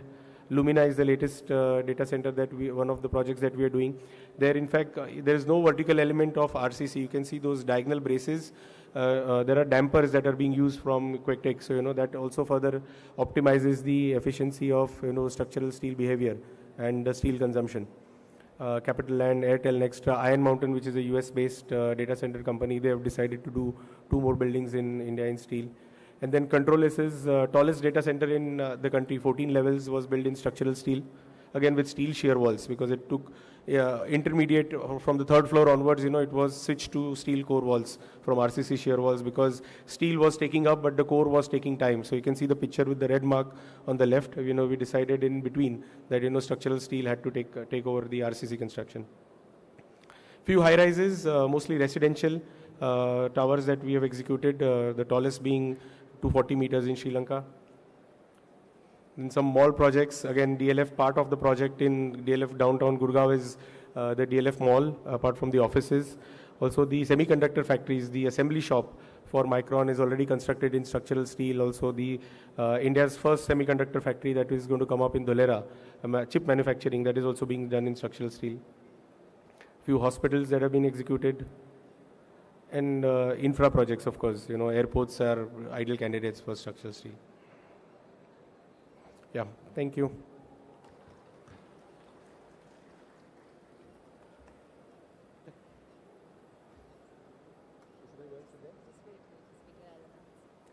Thank you, Mr. Sawant, for that insightful presentation and for highlighting the transformative role of structural steel in modern construction. I would request you to stay back and take your seat on the dais. Ladies and gentlemen, it is now my privilege to invite Mr. Alok Sahai, General Secretary and Executive Head at the Indian Steel Association, to come on stage and take his seat. A huge round of applause for Mr. Alok Sahai. He is a distinguished leader with over 4 decades of experience in the steel industry. His deep expertise in industrial strategy, global trade policies, and sustainable steel making has made him a pivotal figure in shaping the growth of the Indian steel sector.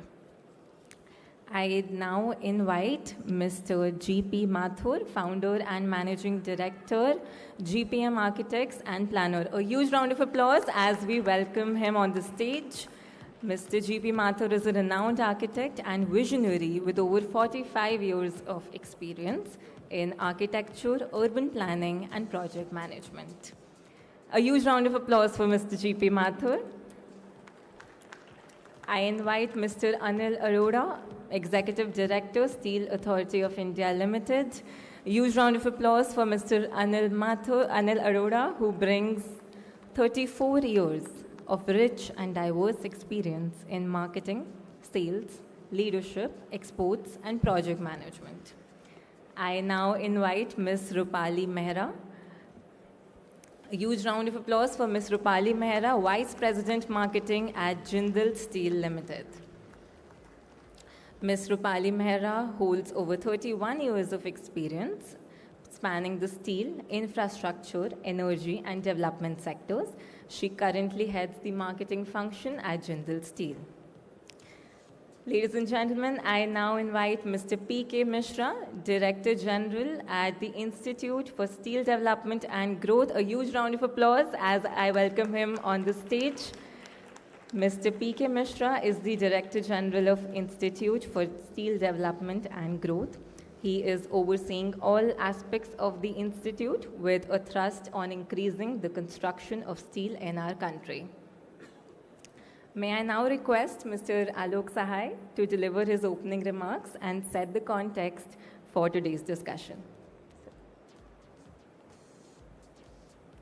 Next, and this is back.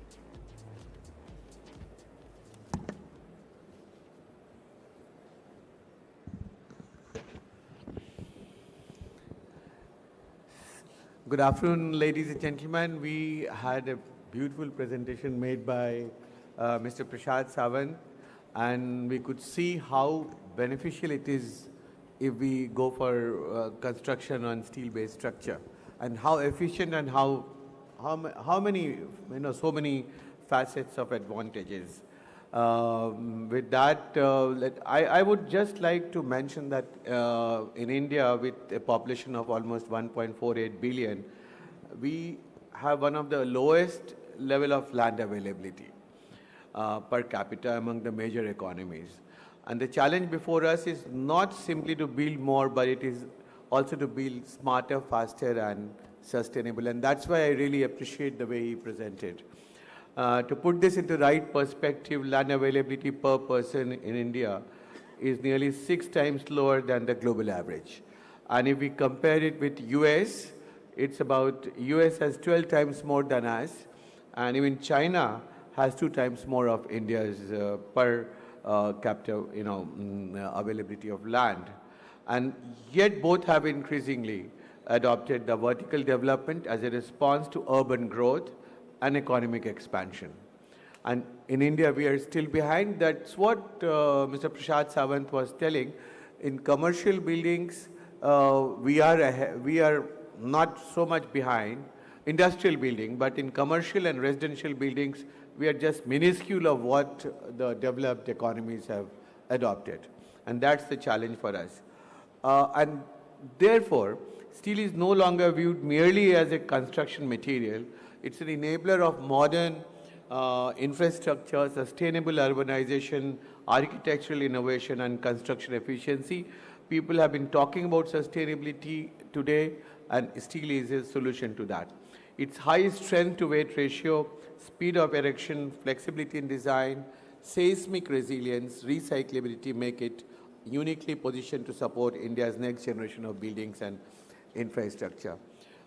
Steel offers a unique opportunity to address multiple national priorities, simultaneously land optimization, road optimization, resilient infrastructure, reduced construction timelines, and sustainability. I'm just setting the context. Today, all these things, we have experts from all the fields, and we are going to get answers to all issues which are going to help India, urbanize faster. As India prepares for the next phase of economic growth, steel-intensive construction can become a key pillar of our development strategy, helping us to create cities that are smarter, greener, and better equipped for future generations. Just to make a small, comparison between India and Japan, like we have codes and standards. If we look at the codes and standards which are there, in case of India and Japan, Japan is much more, complete. There are design codes still needed, which are steel-based, for steel-based structure. Then, if we look at the range of material in construction, because of lower adoption, I would say, not that steel players are not ready with that. They are ready, but once we start asking on commercial scale, we can also reach the Japanese level, but today we do not have so much of material in the range which is required. So I just made a comparison between Japan and India. Look at the number of fabricators, and Japan has almost 2,118 certified fabricators, with out of 5,000, India has just 25.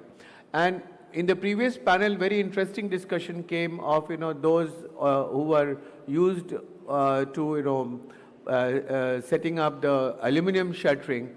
There are more availability for those who are setting up the aluminum shuttering than the traditional one, because once we start using more latest technology, there will be available of skilled labor. So that's why it's important we adopt. We will find a solution. Then decision points for steel structure. Knowledge of steel is available in case of Japan at all levels. If you look at standard design guidelines, they are available.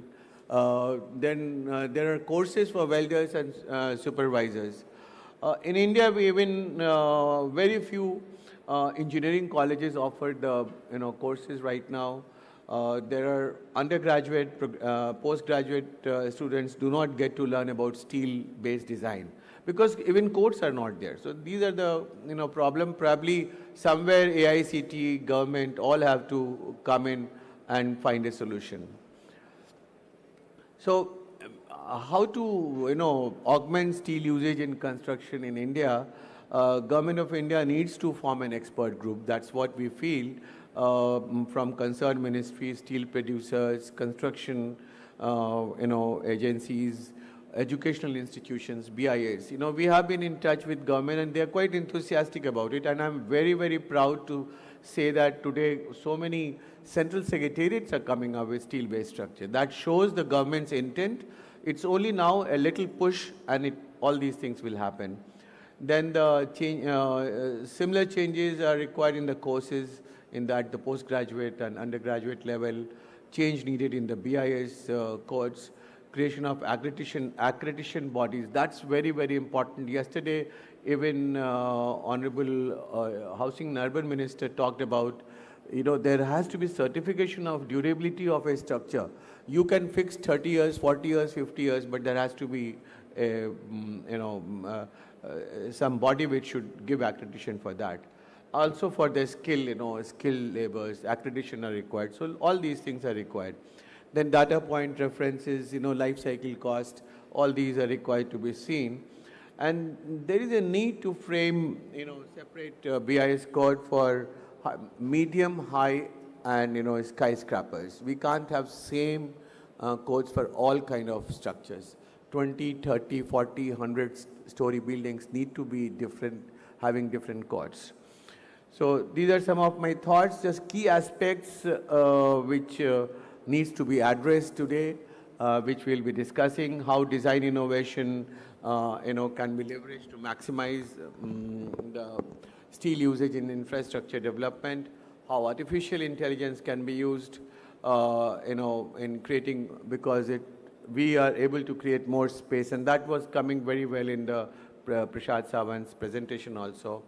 Then current level of awareness and advantages of steel-based construction, these are some of the aspects to be addressed.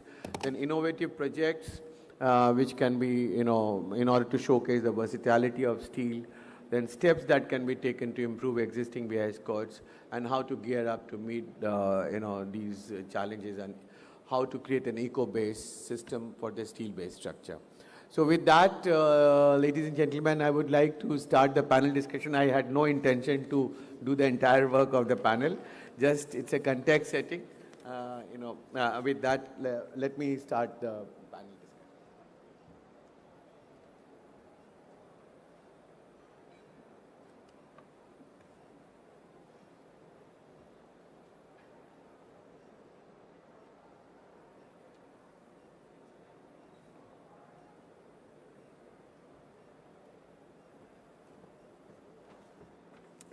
Thank you, Mr. Sahai, for providing a compelling perspective on the role of the steel industry in India's development journey. A huge round of applause for Mr. Alok Sahai. I would now request Mr. Sahai to steer and moderate the panel discussion. Mr. Sahai, the floor is yours. Thank you, Mansi. Yesterday, Mr. Khattar was talking about we need now almost 1 crore house every year to meet the urban requirements. And the way urbanization is taking place in India, in 2011 we had about 37 crore people living in urban area, which is moving to 65 crore. And that is by 2030, that will be the number. And by 2047 we will have this number around 165 crore. So imagine we don't have land, yet we need to accommodate so many more people, and that's why you people are, it's very important that you give us a solution to that. So having said the context, what Mr. Prashad Sawant through his presentation, can steel solve the urban problem and what kind of challenges it can mitigate? Mr. Prashad Sawant, I'll start with you. Yeah, hello. So definitely steel is one of the solutions. I would say going forward it is one of the prominent solutions, not so much currently, because like you rightly said, we have to go vertical more in urban areas. Space in cities is going to be difficult to acquire. So going vertical, achieving the speeds, steel and off-site fabrication, basically precast or steel are the way forward. Because as one of the issues that I cited, although concrete will obviously stand a time and it will be a chosen method of construction, but going forward, in the next 2 to 5 years or 10 years, we won't have those unskilled workers, and this is what, our MD, my boss tells me that this is what happened in the late 70s and 80s in the US and UK, because there was a transition where, there was the literacy rate growing, and, a carpenter or a barbender does not want his son to become the same. He wants him to have another educated job. So, the unskilled workers in India are going to slowly go, on diminishing. So, steel and precast, I would say, will be the choice of construction going forward. So that's very interesting aspect. Even in terms of availability of labor, you are saying that is going to be the future.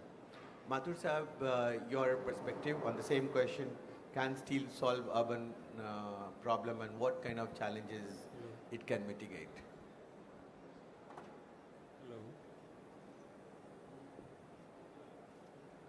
Hello.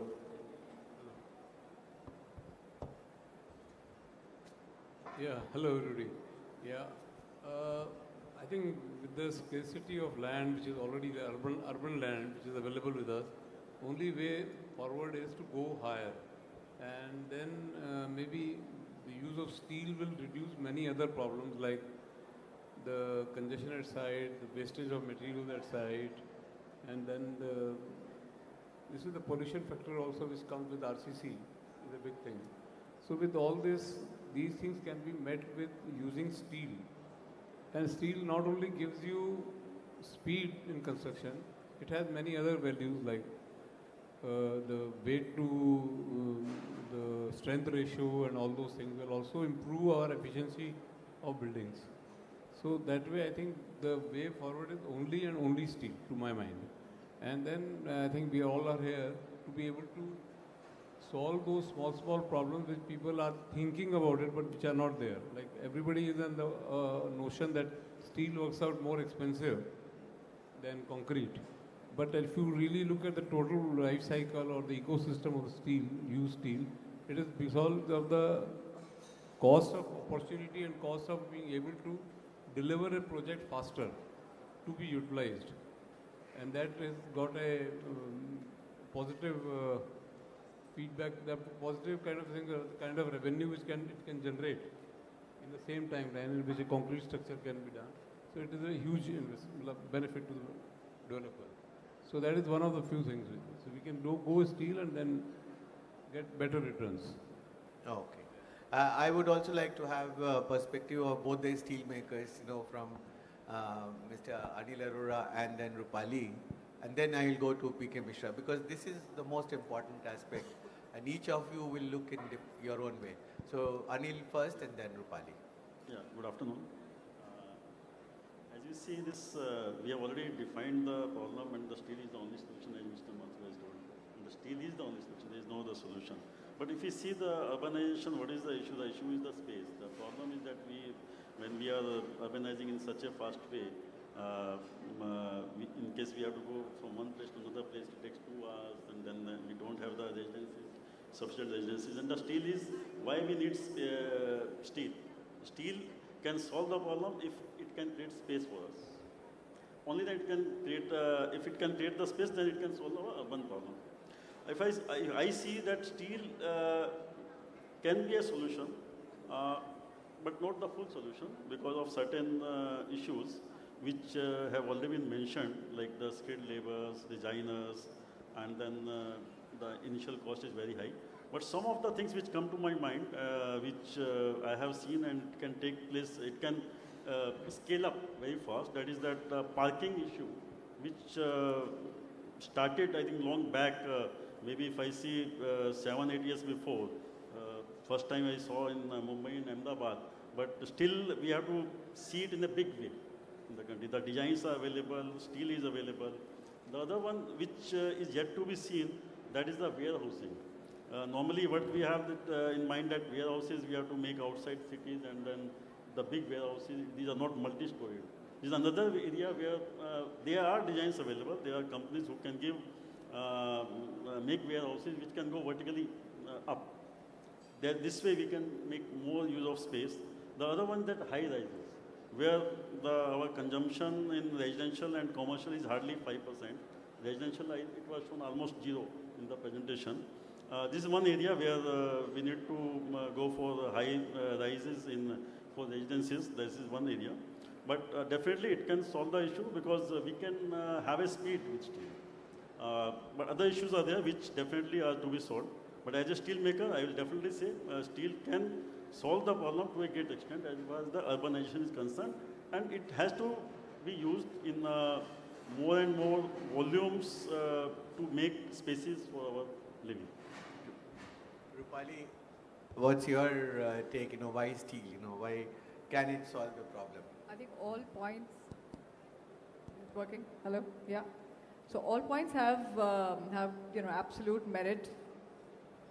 My colleagues here have stated life cycle costs. They've stated issues with labor availability and what have you. But we have to focus on the constraints. So TOC, has been working for decades now. So if you really look at the constraints, I think going vertical is the only way forward because space is a big constraint.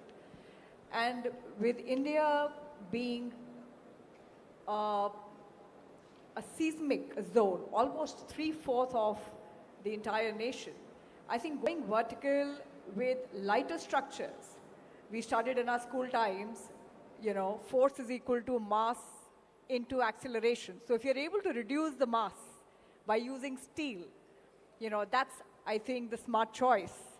And earthquake resistance will come only from steel because of the agility of the structure, because of the weight of the structure, and therefore going vertical and going with steel could be a great solution.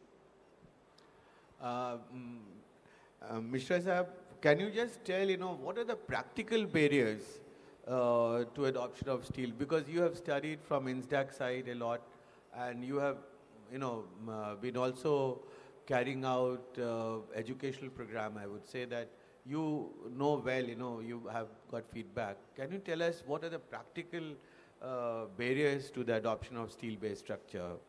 In fact, Mr. Prasad Sawant's presentation covered them all. The barriers for usage of steel in India are many.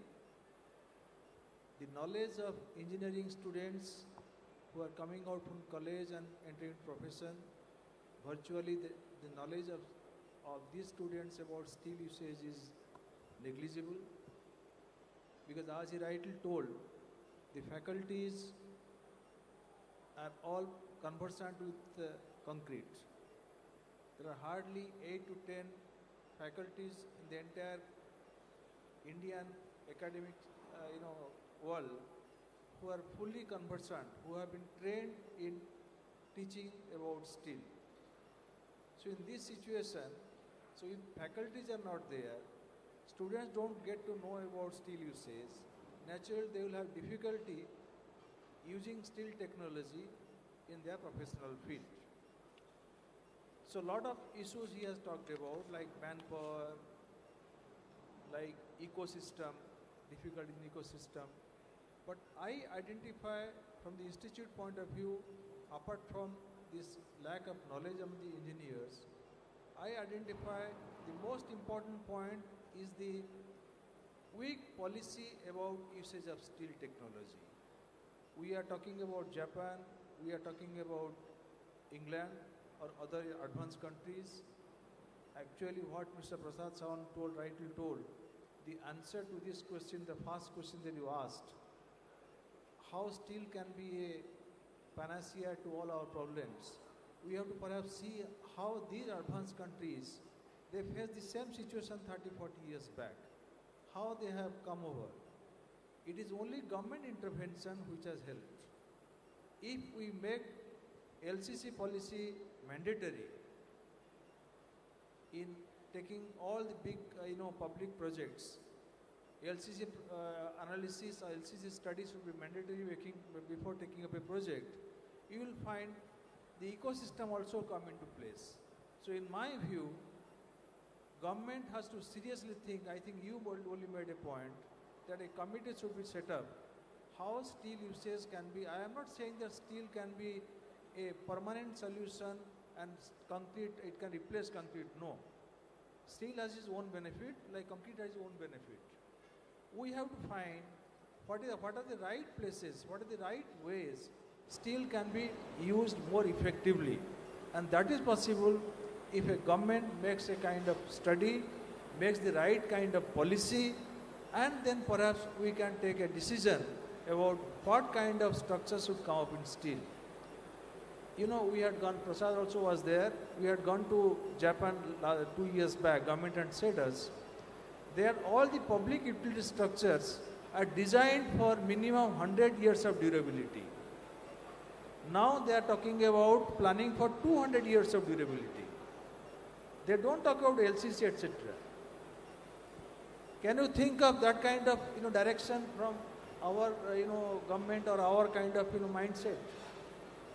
Our developers are building structures for 30 to 40 years because they believe if the structures fall down, they can construct one more structure. So that we have to really look at, and as you rightly told, please take up with government. Let us make a kind of committee to examine what all can be done to effectively use steel in construction.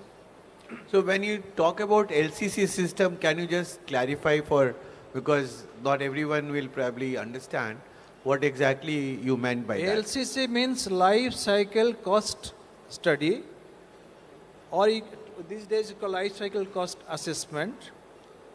If you talk about the life of a particular structure, over the life cycle, like if you are talking about a structure, you are talking about its maintenance. Apart from construction, you are talking about maintenance. You are talking about reusability. You are talking about how it can be, further restored or repaired. All those aspects are considered where you are maintaining or building and maintaining a structure.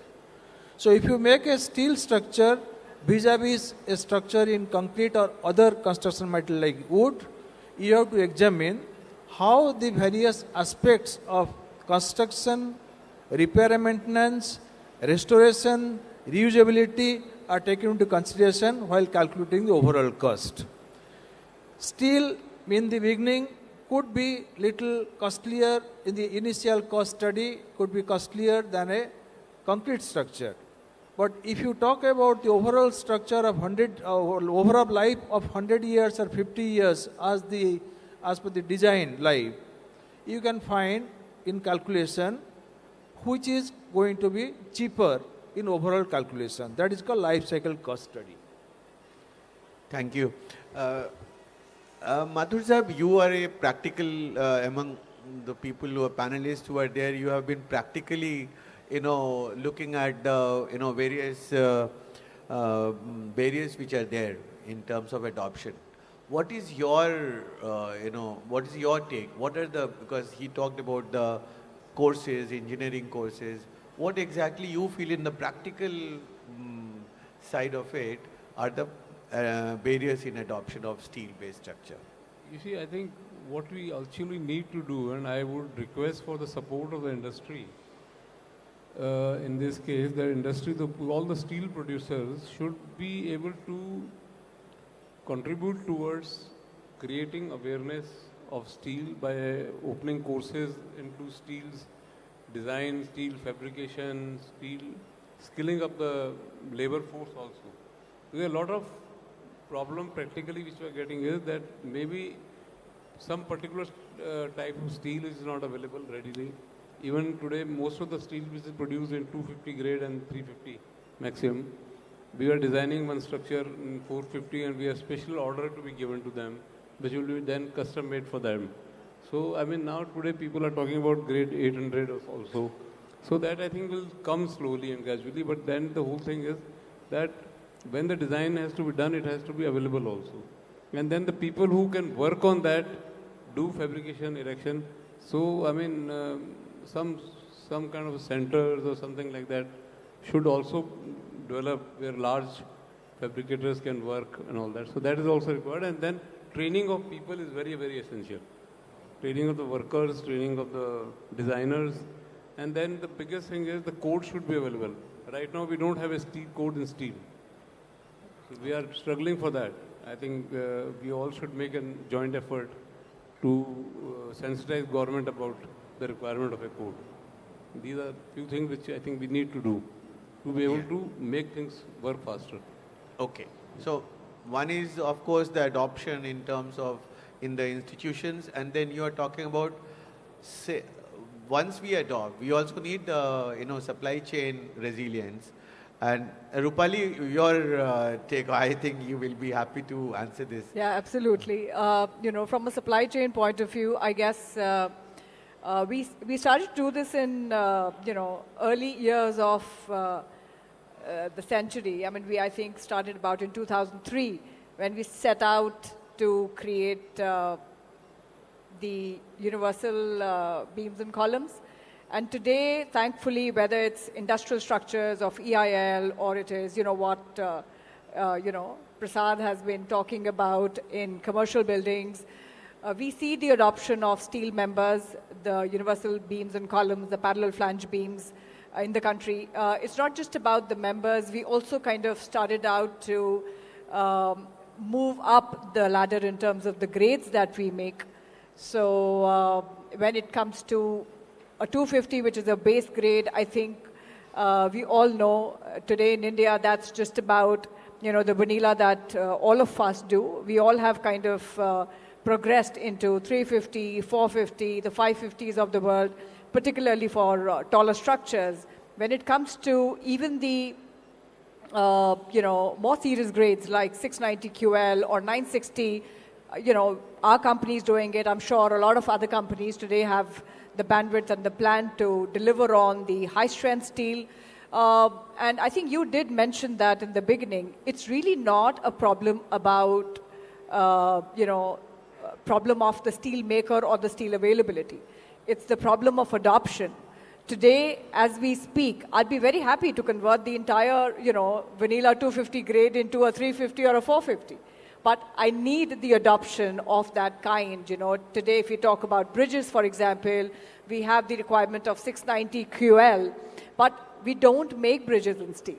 Singapore makes bridges in steel, and we make 690, so there are no takers for bridges, definitely, right? Once we start to make bridges in steel, we'll get a higher span, we get more space. I mean, currently, if you see in Delhi, if you go, the entire ground floor, the main road, the infrastructure, which is the, worth its weight in gold, which is the capital of the country, we are wasting so much space in pillars.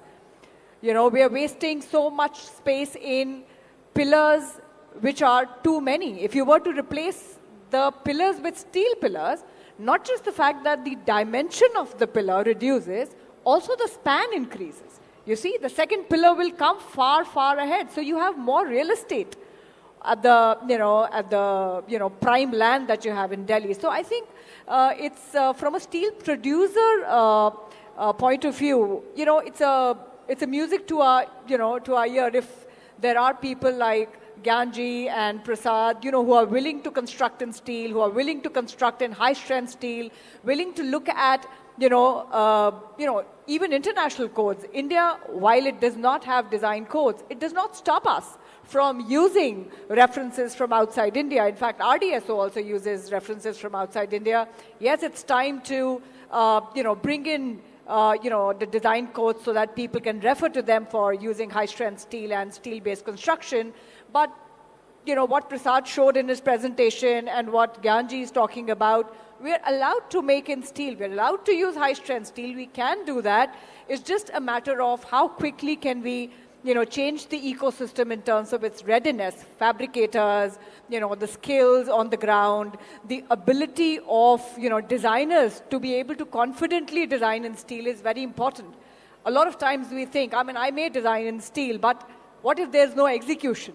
My design is then replaced with concrete. So I think too many things need to be resolved. But as a steel maker, trust me, I have 100% confidence, not just on Jindal Steel, but also JSW, Tata, SAIL, Arcelor. All of us have capabilities to deliver on the promise of the product for sure.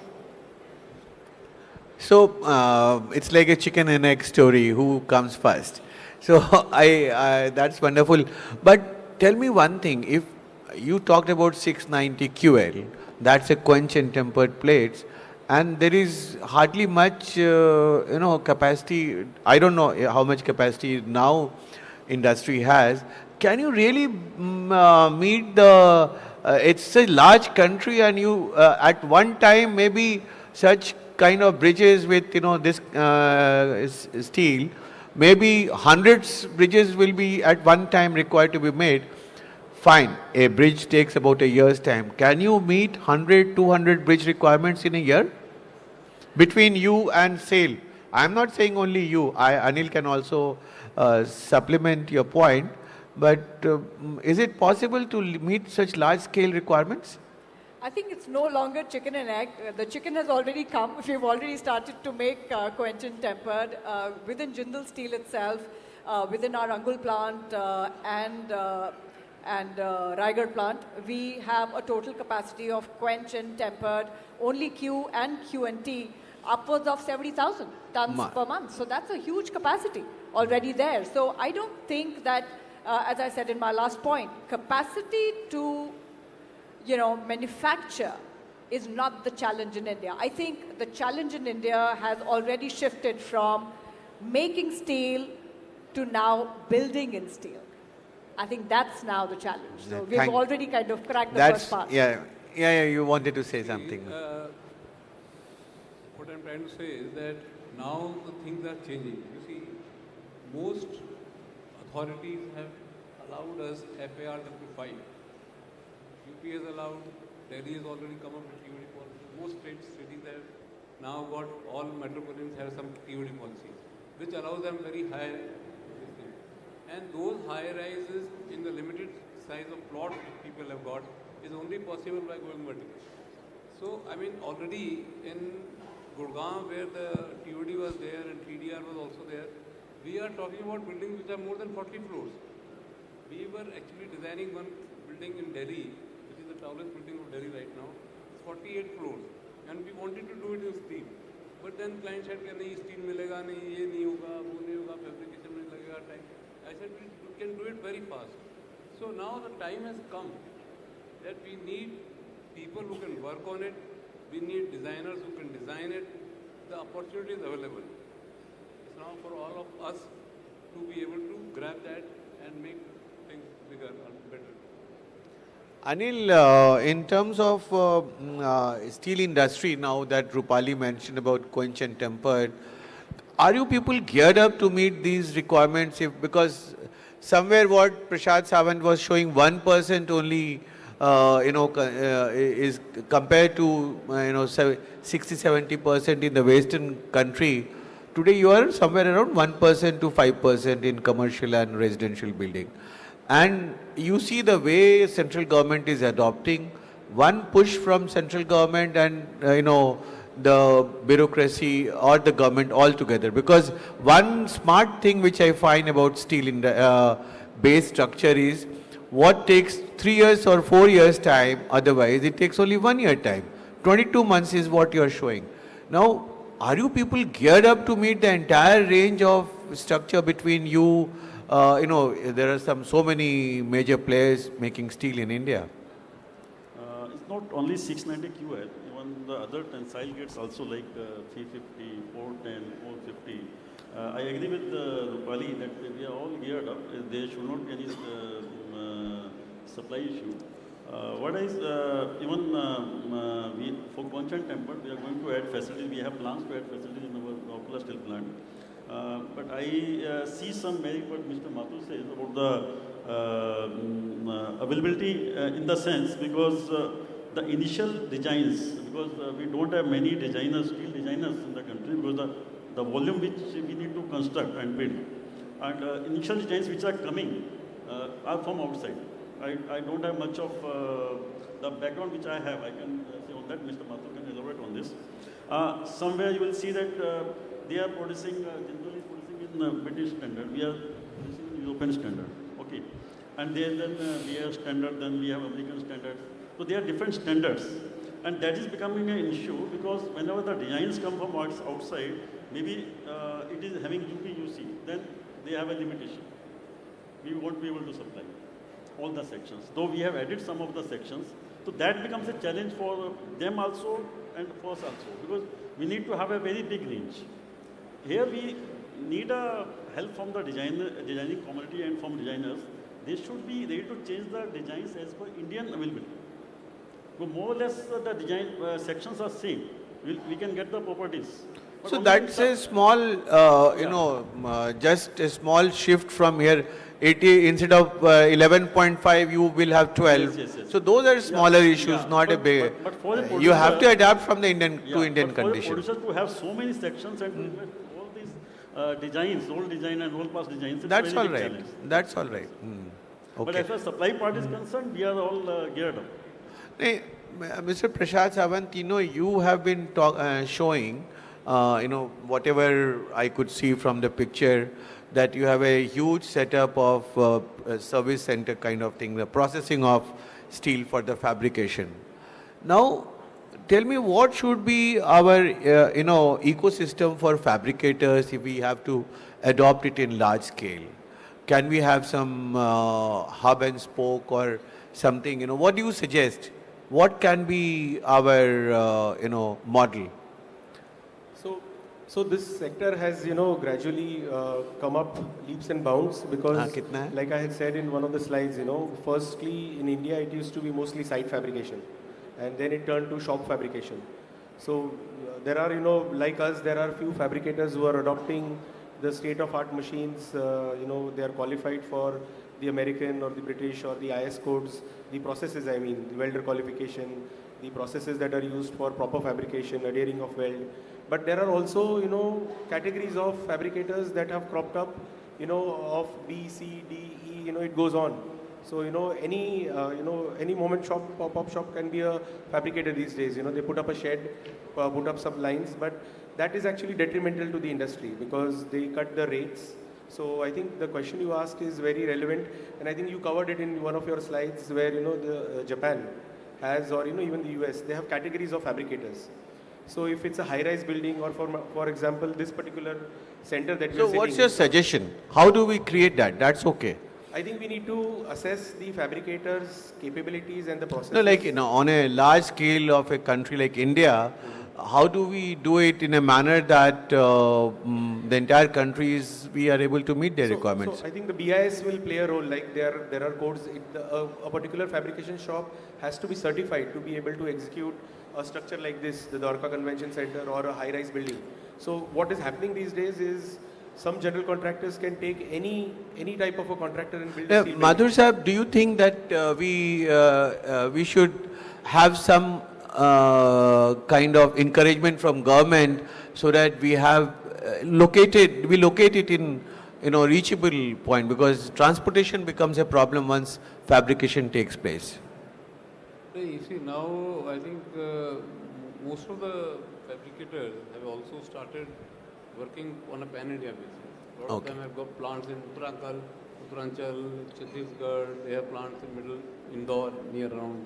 So they are all large fabricators that started doing it.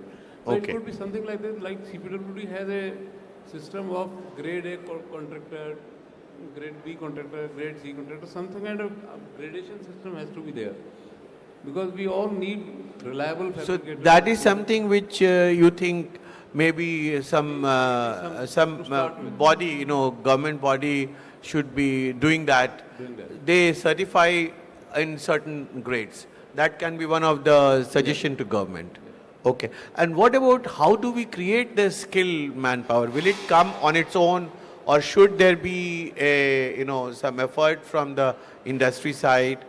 My request is that towards the industry side, that their production will also increase, their higher grade steel requirement will also increase once they have good designers, good fabricators, good people to be able to work on those sections. Rupali, you have any suggestion how do we create? I think in our country we've always learnt from, what could be quickly scaled, and it may have taken longer in other countries, but in India, if you see digital, it was so quick to be adopted. It was far difficult for any other country outside of India to believe that we could quickly adopt digital. Now, if you look at the semiconductor industry, for example, government came out with a requirement saying that, there was a shortfall in chips and, all these imports from different countries weren't possible anymore. So industry came forward, they created semiconductor plants, there were subsidies, and there was push from the government. If you now look at the EV, infrastructure in India, all these charging stations which are coming, they're all pushed by the government. So in case we are able to come from a government side saying that, there is demand, we are now mandating structural steel adoption, we are mandating life cycle assessment, and therefore we are looking at, the life cycle cost of the project. Therefore, steel becomes mandatory or at least desirable. And, that will kind of let people to believe that there is a fabrication business which is making sense for them. And then comes, of course, this entire ecosystem of skilling and, certifying them. But the interest from the business community will have to come from a nudge from the government, as it happened in semiconductor and EV charging and even, drone manufacturers recently. When government says that this is what we need to buy or this is what we need for the growth or for the demand in the industry, businessmen come forward and create capacities. PK, you tell me, you have been you have been talking about the how do we create more and more curriculum in the universities. You think any specific work we should do together, industry, government, all of us together, so that it becomes a part of curriculum? Who should design the curriculum? How do we do that? We have already designed a sample curriculum with the help of some IIT professors. Instack has done that. It is a step which we took ourselves, and we have submitted to Government of India, Ministry of Steel, with a request to pass it on to Ministry of Education. Okay. So, because we can't approach, I have spoken to AICT, I have taken up with them so many times, but naturally AICT, unless there is a prod from the government, they will not do it. They cannot just go on changing curriculum based on what you say or what I say. But you have already designed a curriculum which is for the undergraduate or postgraduate? Undergraduate. Undergraduate. That's really good. So that is something which perhaps, as you rightly told, a committee, that should be a thrust. What Madam Rupali was just now telling, demand has to be created fast. Obviously, the solutions, the supply chain will be putting itself in place. Okay. So demand for steel construction has to go up.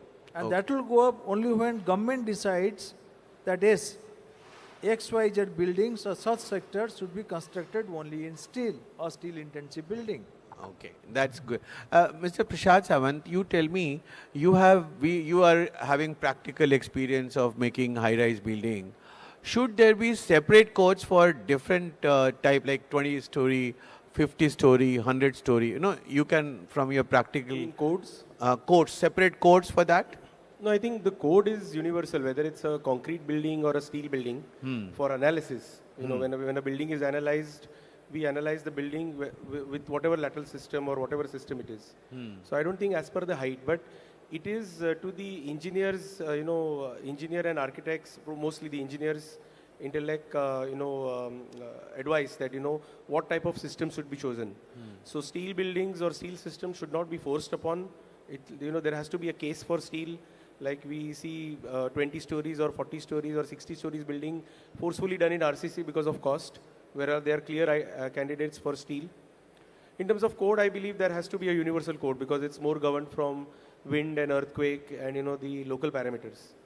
But can you have those safety measures for a 60-story building with a concrete structure, or you can only have it because of steel? Well, the code defines when you choose a particular system, when you choose RCC core or a steel brace frame core or the steel shear walls for that matter. It has, as per the earthquake zone, it tells us there are certain type of lateral systems that are prohibitive. So based on the global codes, the Indian codes are also have placed that like a tall structure cannot have a complete brace frame or a moment frame structure. So there is that, I think at that moment, at that part, the codes have evolved. Have you been able to differentiate codes based on that kind of different kind of buildings, like very skyscraper or say 20-story? Yes, we have a tall building code that has come up recently. What you mean by tall? So I mean, it's any building over 45 meters is termed as a tall building code. So the tall building code governs over the the earthquake code, that is the 1896. So there are parameters that are certainly specific for the tall building code compared to shallow buildings. So those codes are in place, I would say. Madhur Sahib, if you have any comment on this. Most of the designers, when we talk about them, about the high rises, they say that we don't have a code in steel.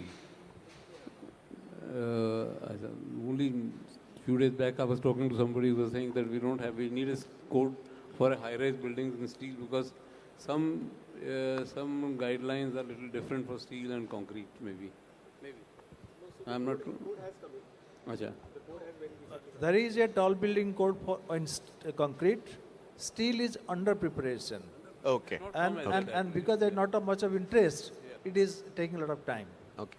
So I think we are running short of time and I'm being reminded again and again to close this. Although a lot of questions I had to ask the panelists, but thank you all for giving, very honest replies. I would now throw open to audience if anyone has question to ask from. Can we get a mic there?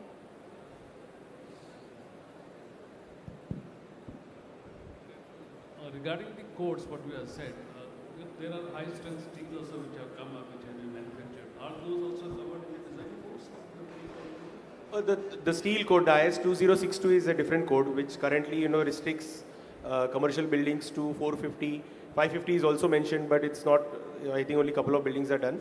So I think there is a push by IIT Hyderabad and IIT Mumbai to introduce higher strength of steel in the code IS 2062 for adoption, because they're talking about 690 or 700. So it is happening. One more question, if anyone else has. Okay. I think with that, we are happy to close Thank this. You. A huge round of applause for our panelists and our moderators. So thank you, Alok sir, and our esteemed panelists for an engaging and thought-provoking discussion. Now, as a token of appreciation, may I request the organizers to kindly present mementos to our moderator and panelists. A huge round of applause as I invite Mr. Ravi Reddy, President, NAREDCO NextGen.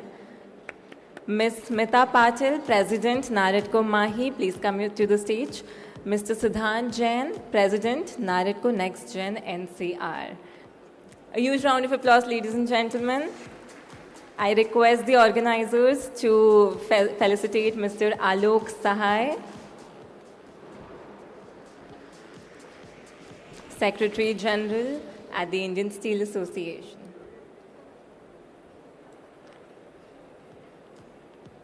A huge round of applause, ladies and gentlemen, as we felicitate Mr. Alok Sahai.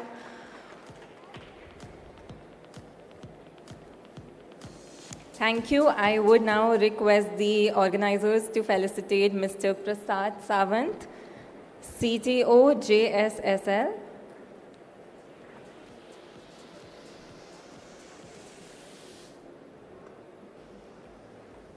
Once again, I request the organizers to felicitate Mr. Prasad Sawant, CTO, JSSL. A huge round of applause, ladies and gentlemen. He made a remarkable presentation today. Thank you, Mr. Sawant.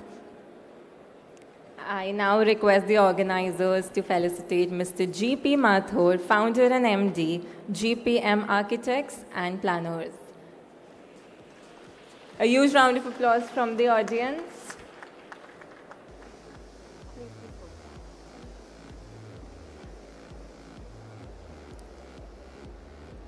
Thank you, Mr. G.P. Mathur, for making your way to this panel discussion today. Your insights were remarkable, and we do have many takeaways from this discussion today.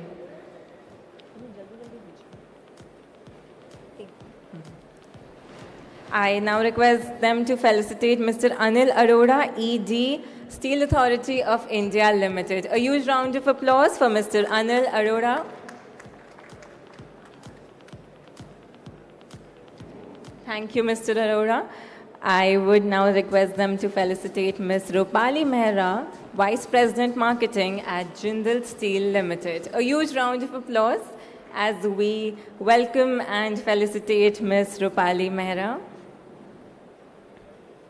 Your insights were practical and clear. Thank you for being a part of today's group discussion. A huge round of applause, ladies and gentlemen.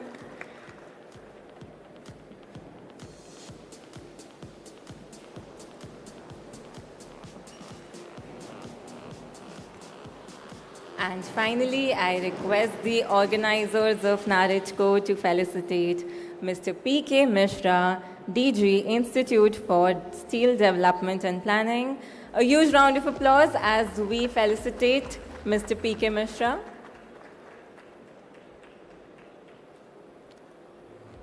Thank you, everyone. May I now request all our panelists and Mr. Alok Sahai to remain on stage for a group photograph.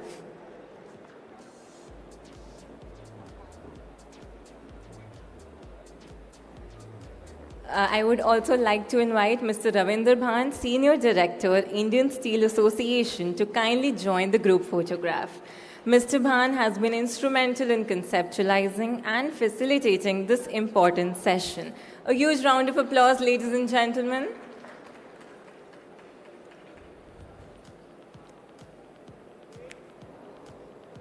Thank you once again to all our distinguished speakers, panelists and participants for making this session a huge success. Thank you. Jai Hind.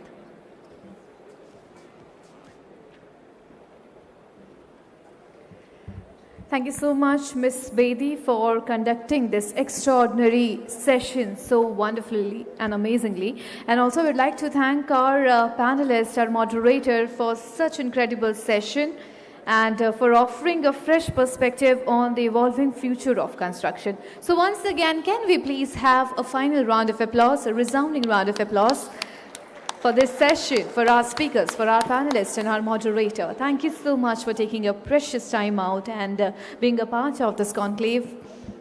All right, ladies and gentlemen, now we move into our next segment. But before that, I want everyone to please settle down. Please take your seats. I can see that many people back there are scattered here and there. So please take your seats because now we are going to dive into another incredible panel discussion full of meaningful conversations and discussion. So I don't want anyone to miss out on it. So please take your seat, settle down. And if I'm audible till out there, I would request everyone to kindly join us inside the hall. Sit back, relax, and let the upcoming session unfold. And once again, to the audience, those who have joined us today, once again, thank you so much for taking your precious time out and being a part of this conclave. It means a lot to us here together with the collaboration, innovation. We are going to shape the future of our nation. And ladies and gentlemen, soon we are going to move forward, begin, and I don't want any particular person to miss out on any significant segment or moment especially. So please join us back, settle down. Still people are scattered. I want you all to please take your seats, settle down.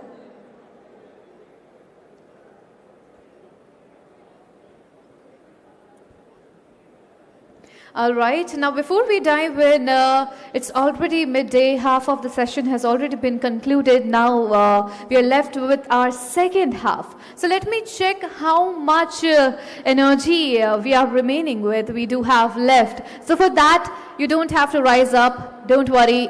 No longer any hectic task that I am about to give you. It is a simple one. So what you have to do is, we are going to clap. We are going to have synchronized clap. So, my hand, I'm going to place my hand bit downwards and I'm going to raise it gradually. And you have to sync in your applauses, sound and volume according to my hand movement. So, we are going to start with gradual applauses right from here, and when I raise my hand, gradually you have to increase the rhythm, the volume of your claps accordingly. You have to sync in. Understood? A big thumbs up. Wonderful. Yeah, this audience is really active. I really love it. Thank you so much. Now everyone get ready and let us begin with some gradual applauses. Come on, applauses. Gradual one, slowly. Come on, come on. And we are going to raise it. Increase, increase, increase, increase, increase, increase, increase, increase, increase, increase. The loudest. Come on, everyone. A resounding round of applause. Actually, this applause belongs to us all for our active participation and for joining us. All right, thank you so much, everybody. Now I think we are all set to move forward. Now, I want you all to please have a look at the screen because it's time to play our next gen AV. And here we go.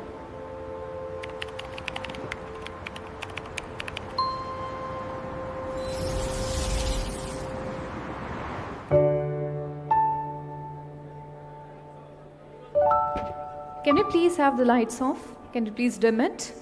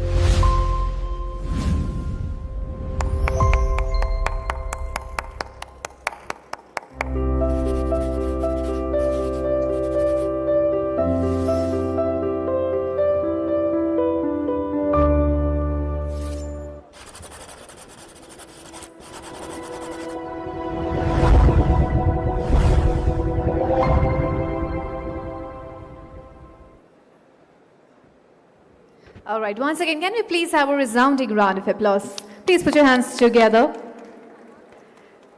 All right, now it's time to move forward towards the group picture. So it is my honor to first invite our dignitary, Shri Parveen ji. So please, sir, join us on the stage. And I would like to invite our next gen members who are present here in the audience to please join us for the group picture.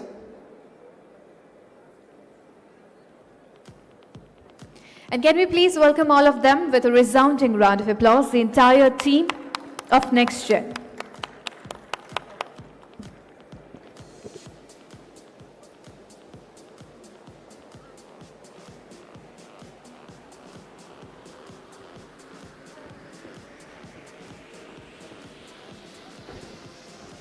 And also I would like to invite Shri Durga Shankar Prasad ji on the stage. So please put your hands together as we welcome him here as well.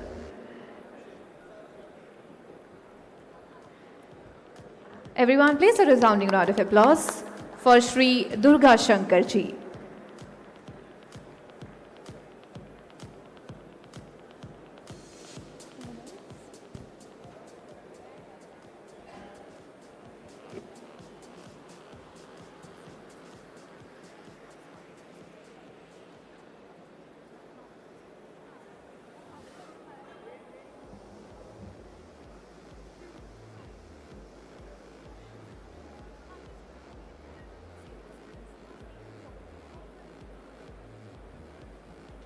Thank you so much. Once again, a final round of applause for our next-gen leaders. Thank you so much. All right, ladies and gentlemen, now it's moment to dive into our next panel discussion. Cities are often remembered for their skylines, but what truly makes a city global? Is it world-class infrastructure?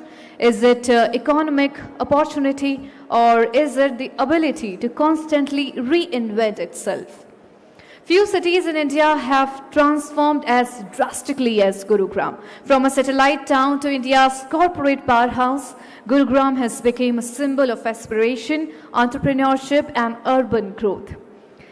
And as it enters its next phase of evolution, the focus must shift from rapid expansion to creating a city that is more connected, sustainable, and truly future-ready. As that brings us to our next session, Gurugram 2.2, Building India's Next Global City. To explore bold planning and decisive leadership from Gurugram, let us welcome Mr. Durga Shankar Mishra ji, IAS retired, former Secretary, Ministry of Housing and Urban Affairs, Government of India. So please put your hands together as we welcome him here on the stage. A resounding round of applause. Followed by our moderator, Mr. Chintan Patel, Partner, Deal Advisory, Head of Real Estate and Hospitality, Transport and Logistics, KPMG, along with our stellar panelists. Professor Dr. Rashmi B. Tandon, Deputy Director, Council of Architecture, TRC, Ministry of Education, GOL. Mr. Prince Kushwa, Co-Founder, Street Logic. Mr. Siddharth Jain, President, NAREDCO NextGen NCR and Director, Tulip Infratech. Mr. Viresh Goyal, Founder, Design Access. And once again, everyone, a thunderous round of applause as we welcome our moderator, our speakers and panelists here on the stage. Please put your hands together and let us give them a warm welcome. I will request everyone to please take your seats, and now a humble request to Mr. Durga Shankar Mishra ji, IAS retired, former Secretary, Ministry of Housing and Urban Affairs, Government of India, to set forward the stage for this session. Over to you, sir. Thank you. Good afternoon, everyone. I know it's a tough session. I think it's just that part of the afternoon where kind of people are still getting kind of their bearings together. But this is a very interesting topic, I think, just development of infrastructure in Gurgaon. So the way the session will flow is we'll have a set of questions to start with, and it will end with a presentation by Prince. And I think when you see the presentation, you'll realize the commendable work that he and his team are doing. So I'll keep that part at the end, otherwise that will steal the thunder at the start. So let's start with the questions, and then we'll get over there. Let me start my first question with Mr. Mishra, please. Sir, what according to you is the problem that Gurgaon is facing today from an infrastructure standpoint? What are one or two very important pieces that are missing or that need improvement?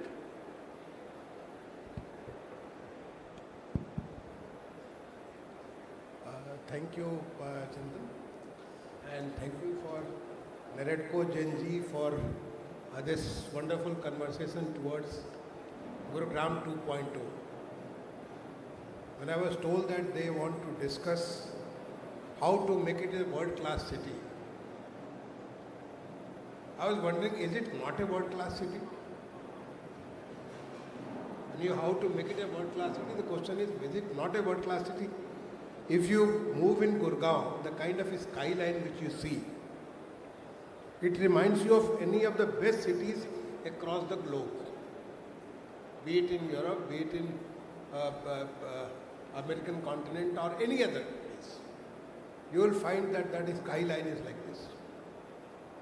Now the presence, think of any Fortune 500 companies and most of them are right there. The best multinationals, they are all right there. You are next only to the international airport, which is the busiest airport in the country.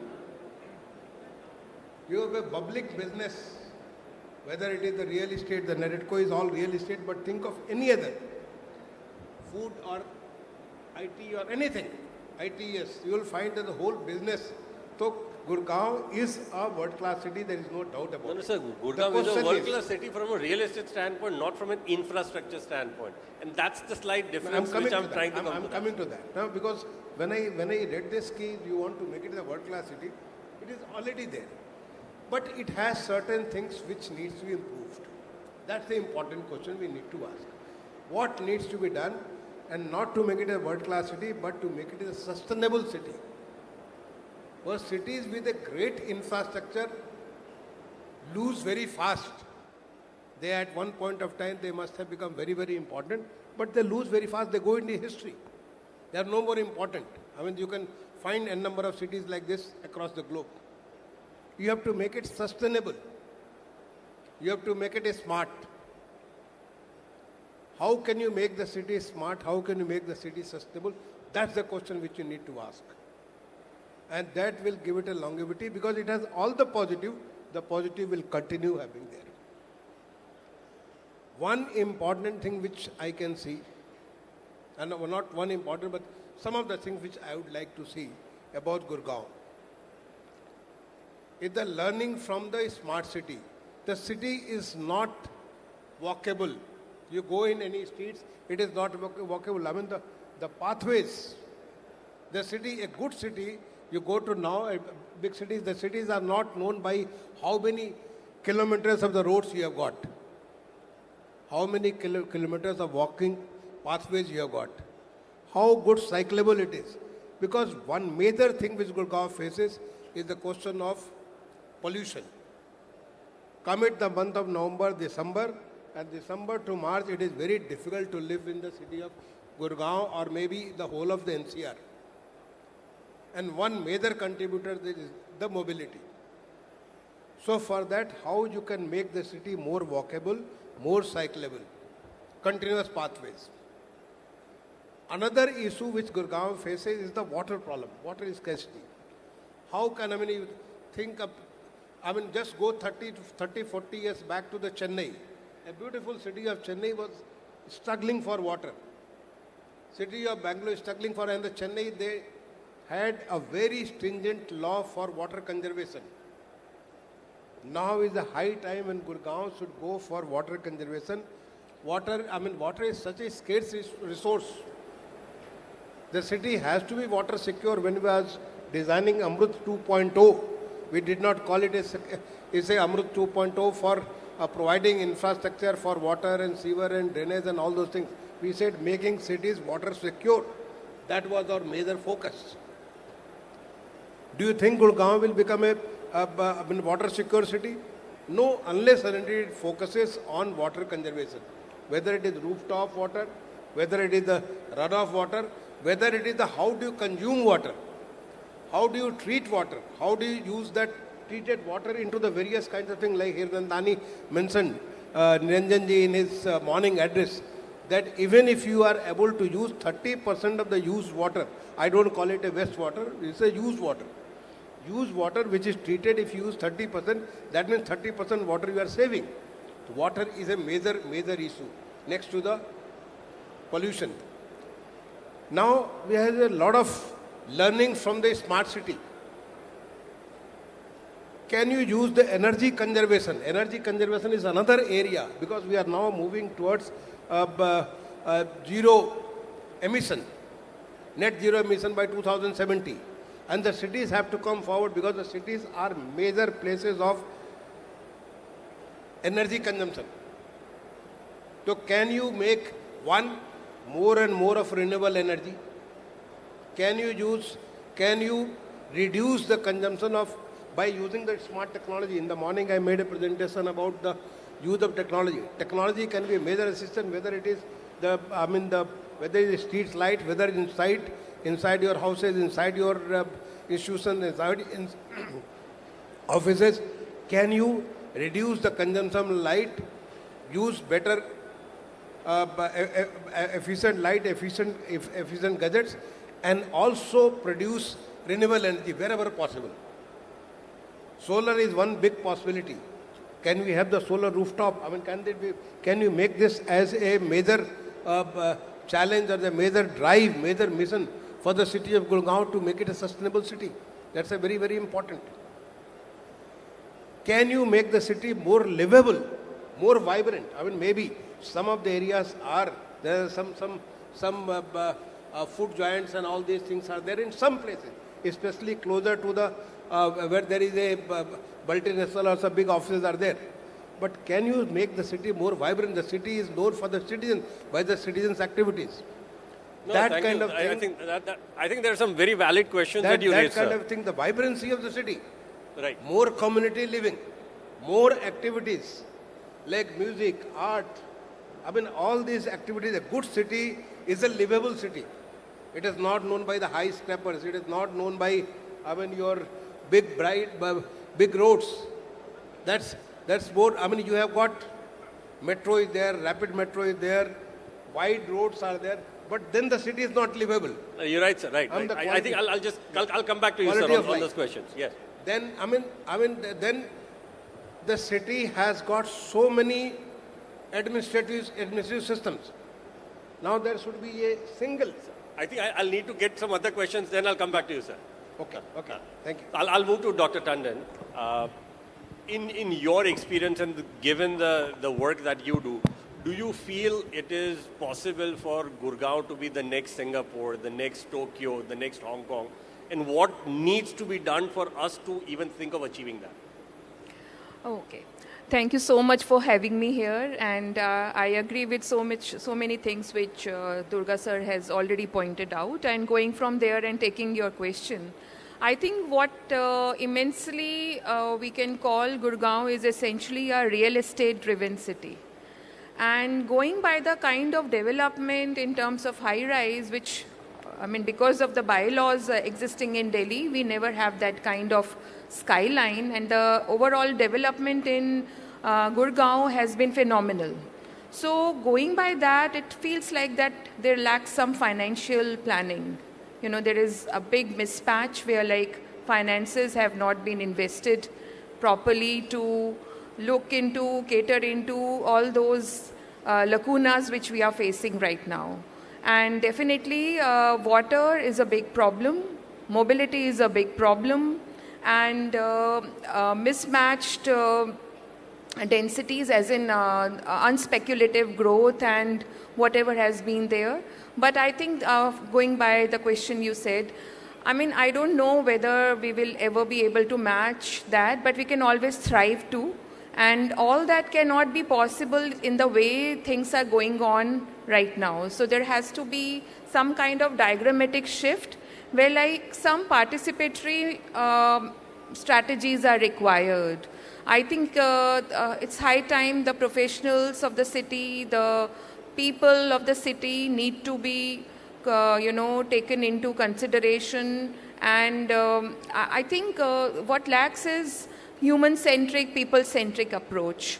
So all that is only possible when we go down to the level of common masses and understand what needs to be taken up. And interestingly, we all know Gurgaon was a metropolitan city around Delhi. So its growth was very much supposed to be restricted if we go by the national capital region overall. So the migration patterns, but because of the proximity to airport, I think the development has been at a very different level. But again, all the development that you see is quite isolated. I would say the old Gurgaon is totally disconnected from new Gurgaon. So even if we have metro running, if we have the rapid rail running, the last mile connectivity will always be a problem. So until unless we look into those aspects, again, when we talk about last mile connectivity, we are addressing what common man is needing. So all that was maybe not properly addressed at some point in time, and abruptly the development kept on shaping. And it was so difficult to stop it and regulate it. So. Thank you. Viresh, just continuing on that topic, do you think it would have been better if we would have adhered to a master plan, or should a new master plan be done which includes all this infrastructure appropriately developed and only then allowing more real estate development to continue? Or do you think it should just continue as it is? Thank you very much for being here.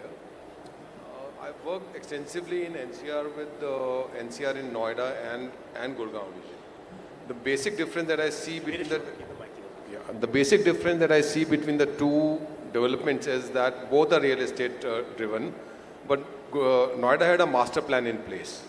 They acquire the land, they build the sectors, they build the infrastructure, and then they give the land to the builders to develop. Whereas in Gurgaon, the land is purchased first, the sectors are cut, but they are not developed. So that is where the major difference is. Now, if you go to take an example of Greater Noida, the infrastructure there is excellent. You have roads, you have service roads, you have green belts, you have drainage system, you have electricity, everything in place. Whereas in Gurgaon, the new developments that are taking place towards the new sectors, there is hardly any infrastructure. So that is where we lack. The government has to step in, do the infrastructure first, and then give it to the builders to develop. Instead of developers coming first, developing the buildings, and then the infrastructure is being put into place. So that is where the whole mismatch is. And we need to take care of that. We need to fill that gap for Gurgaon if we want to actually make it a millennium city or a city that is going to survive for next 100, 200, 500 years. Okay, thank you. Siddharth, you're part of the next gen of NAREDCO. Right. You're also kind of part of the younger generation, and we have two younger people, and you are a developer yourself. Yeah. Do you feel that the onus somewhat also lies on the developer who has been kind of developing all these projects across, but the infrastructure is not catching up to that level, and it's both from a pedestrian one, from sustainability one, from sanitation, the water, solar, all of that. So what's your view on that, and do you think developers can play a bigger role in going forward? Yeah, so definitely, because NAREDCO is such a strong platform which we get as developers, so I feel like this is the strongest platform where we can, bring these challenges up with the authorities, with the respective authorities, and trying to provide some solutions to them and how we can contribute to sort of get the solutions here. And even in this panel today, we had invited Mr. Meena, who was the CEO of GMDA, who is the CEO, but he couldn't make it for some reason. So we were actually hoping, that we can actually put in these solutions, and we even have a presentation by Street Logic to propose what sort of solutions we have. But in terms of challenges, there really are all these challenges which we have all been correctly mentioning, that there's no last mile connectivity, there's no sewage systems, there's no drainage systems. And as Tulip has heavily developed on SPR, we have already delivered over 100 acres on SPR, where we had developed our own service lanes in front of our projects. But now what the scenario is that every other month there's something or the new digging up going on, and which really impacts the lives of people who live in that area. And the one other serious issue which we have is that we have so many authorities, but they're not coordinated together. And like you had mentioned, the master plan. So I don't think we need any change in the master plan, because everything is already planned out. But the only problem is that all of these agencies together, they're not synchronized. So for example, if one builds a road, the other agency is probably going to dig it up in the next 6 months.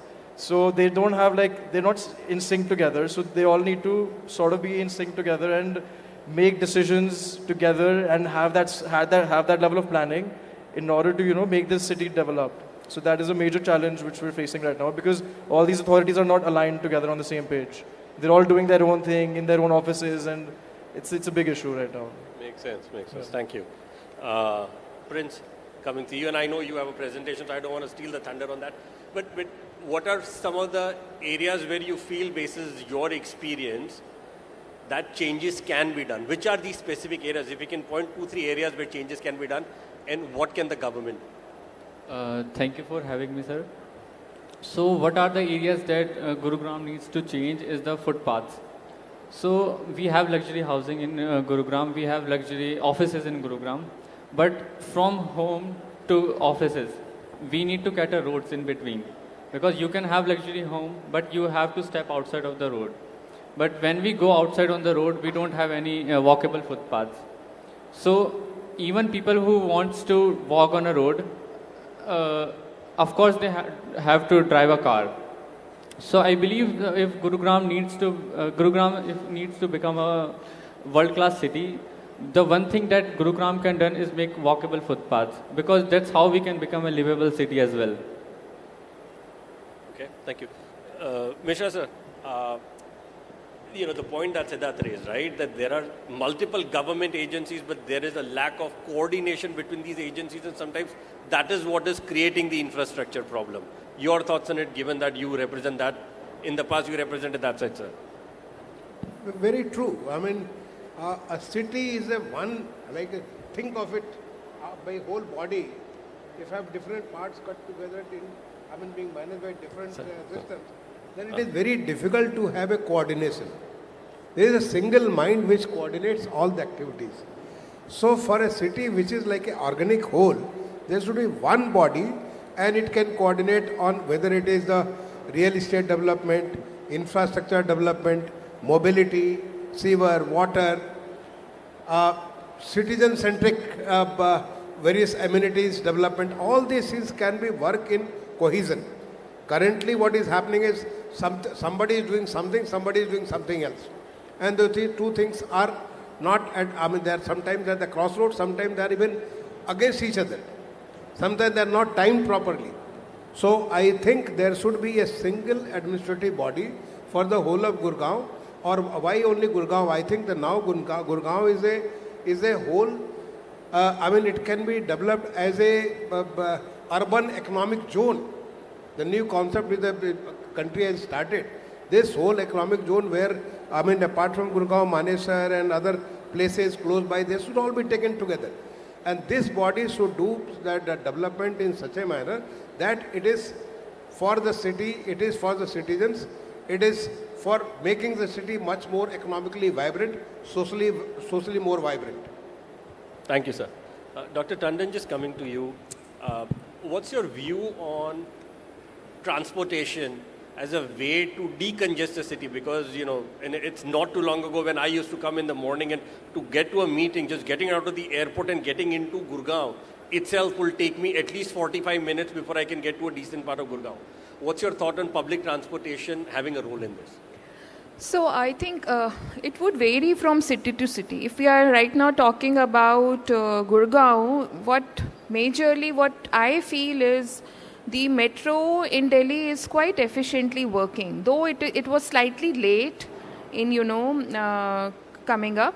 But when we see the metro spreading to Delhi and to Gurgaon, and Gurgaon's, RRTS that has, so it's like a linear thing. It's not connecting your, sorry. Yeah, so it's not connecting the entire Gurgaon. That's the major flaw there.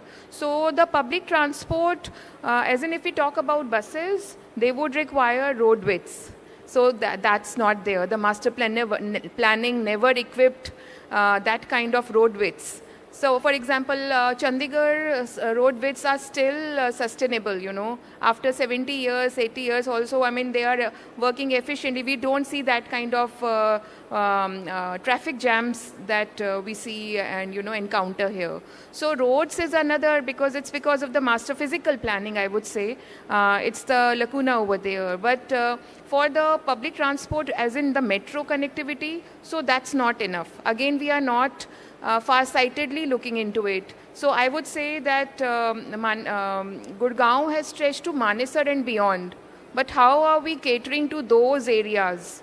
Because Gurgaon's limits have also crossed beyond our imagination. It's no more the small area. And all this kind of urban development is going up to Manesar, Bhiwadi, and way not, So it's the entire ribbon development, or I should say the overall development that's taking place. So when we talk about transport, it will not be just limiting to the linear rail networks or the metro networks we have. So, and as he said, I think Prince said about pedestrian network. So I agree, any livability, any, I should say the wellness component also depends on the time we spend walking. So all that would be only possible when we have enough road widths. Our master plan equips with that kind of, incorporation of the areas to that level. So we cannot augment it at this stage because certain areas are too congested. And decongesting them would be, another game altogether. So I think, sorry, you have a point. Two things, madam, I would like to add to this. One is the parking. Parking is a big challenge in whole of Gurgaon. So now is the time we have a technology for vertical robotic parking. So wherever a space is available, or if not, then government or the corporation or the authorities should acquire land and make vertical parking, so no parking on the road. The roads are very wide in, the way the master plan is done. Roads are very wide, but mostly on both the sides it's being captured by the parking. So let us go for vertical parking and not the old kind of parking where you are going, just a robotic parking where you just get the car and the car will go and sit on, say, 18th floor. And it will gel well with the kind of a skyline of the city of Gurgaon. Number two, Street vendors. I mean, street vending is a major problem in the Gurgaon. It is not only Gurgaon, but most cities. Now, street vending is a necessity for everybody. Can we have a proper street vending zones?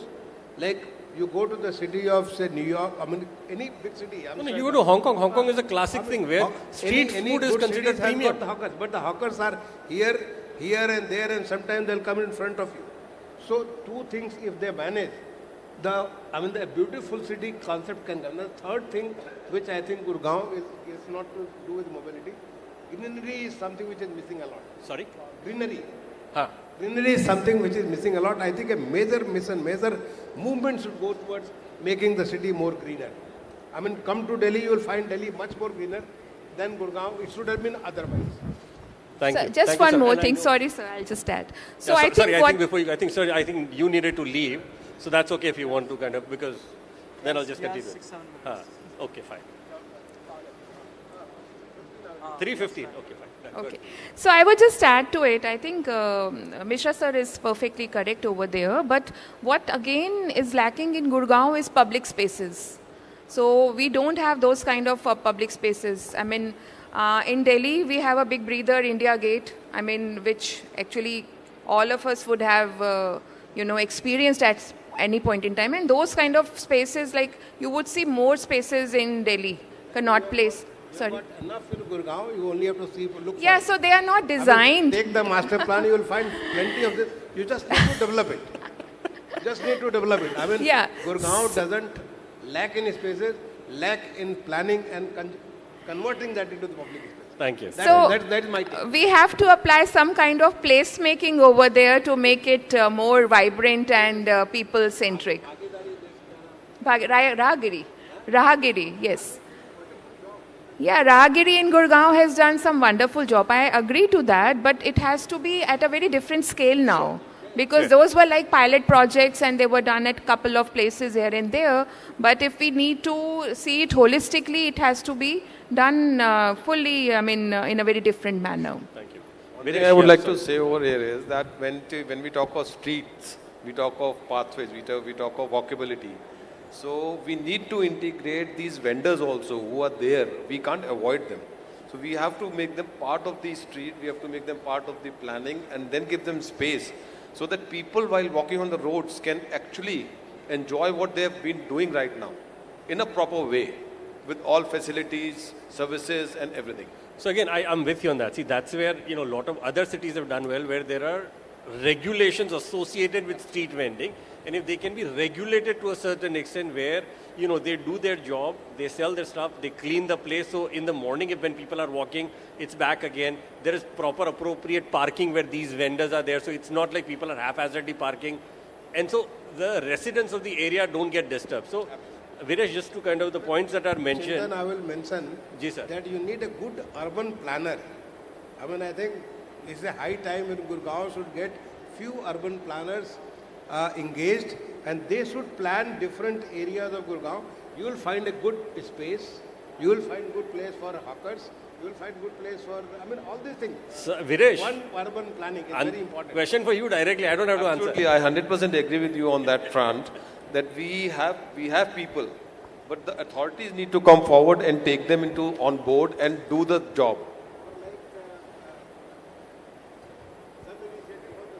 No, I agree.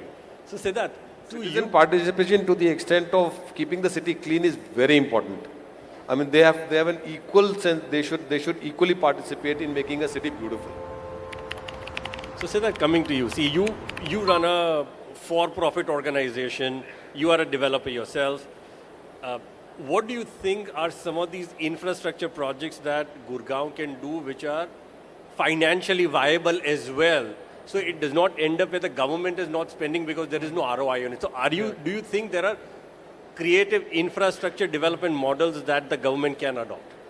Okay, so first of all, there might be models like this, but Gurgaon generates a lot of tax revenue for Haryana, and Gurgaon has the most GDP per capita in India.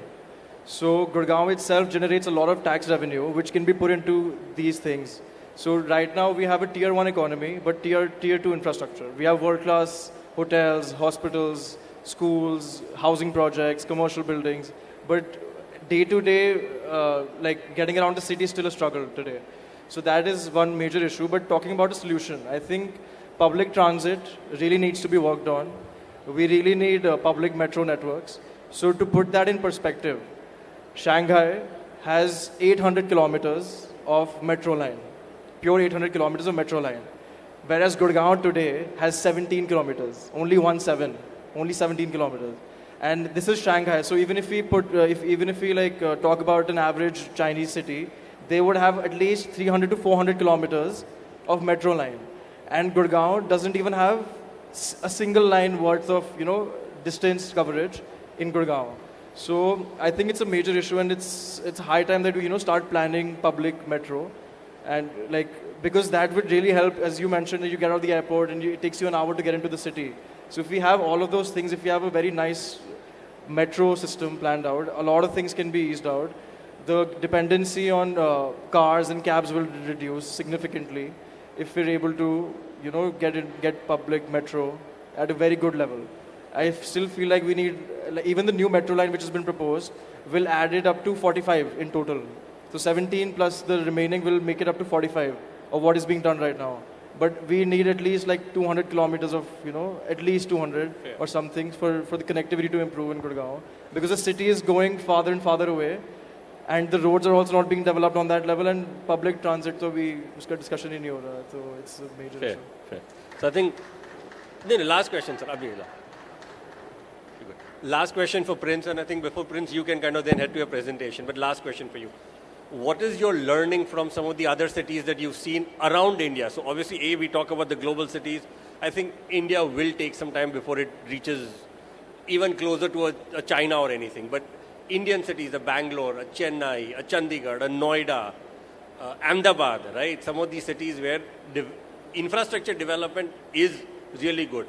What are some of the learnings for Gurgaon? So, lot of studies has been done both internationally and nationally, and one thing that majorly found out that whenever we build a designated vending zones for hawkers, their sales has been grown by 20%, and even women feel safe more on the walkable streets. So, lot of things are possible even in Gurugram, and we see model streets even in Gurugram that we have one street, and I will show you on the presentation. So I can give more info in the presentation as well. Perfect. So thank you, everyone. I think, sir, you need to leave, and so do I. So I think we'll let Prince kind of go with the presentation. And then let the next gen kind of take it from here, sir. So I can go. Okay, yeah. Yes, so both of us. Okay, thank you. Prince, over to you. Thank you.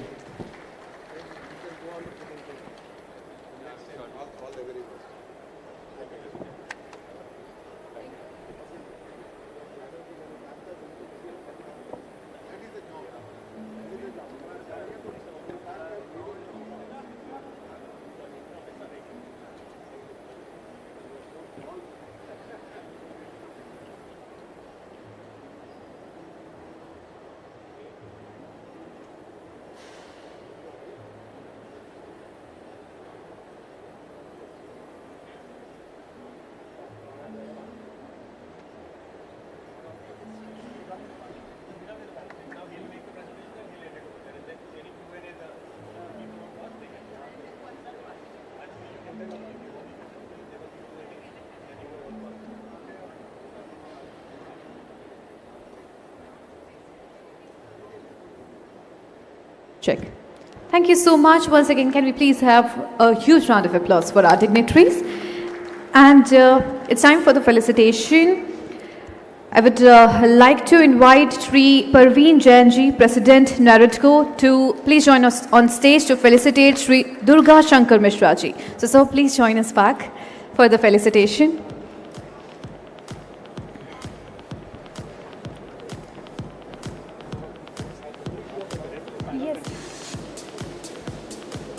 Everyone, please put your hands together.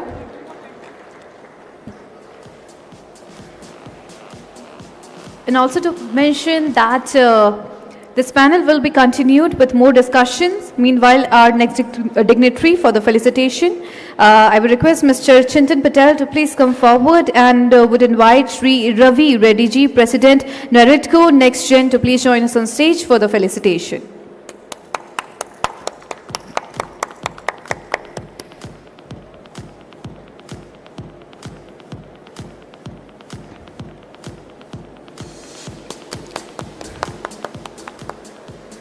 And once again, a big thanks to Shri Durga Shankar Mishra ji and Mr. Chintan Patel ji for joining us today for this extraordinary presentation and panel discussion. Thank you so much. And now I think it's time to resume with the panel. Over to you.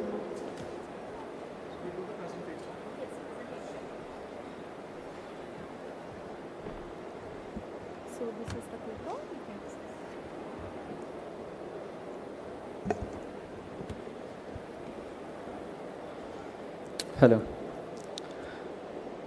Before starting this presentation, I want to ask a simple question to all of you. What is the acceptable number of road crash deaths in India? Can anyone answer? I repeat. What is the acceptable number of road crash deaths in India? Yeah, 0. The only acceptable number for road crash deaths in India is 0. Because we don't accept plane crashes as normal, we don't accept train crashes as normal. So why we start accepting road crashes as normal?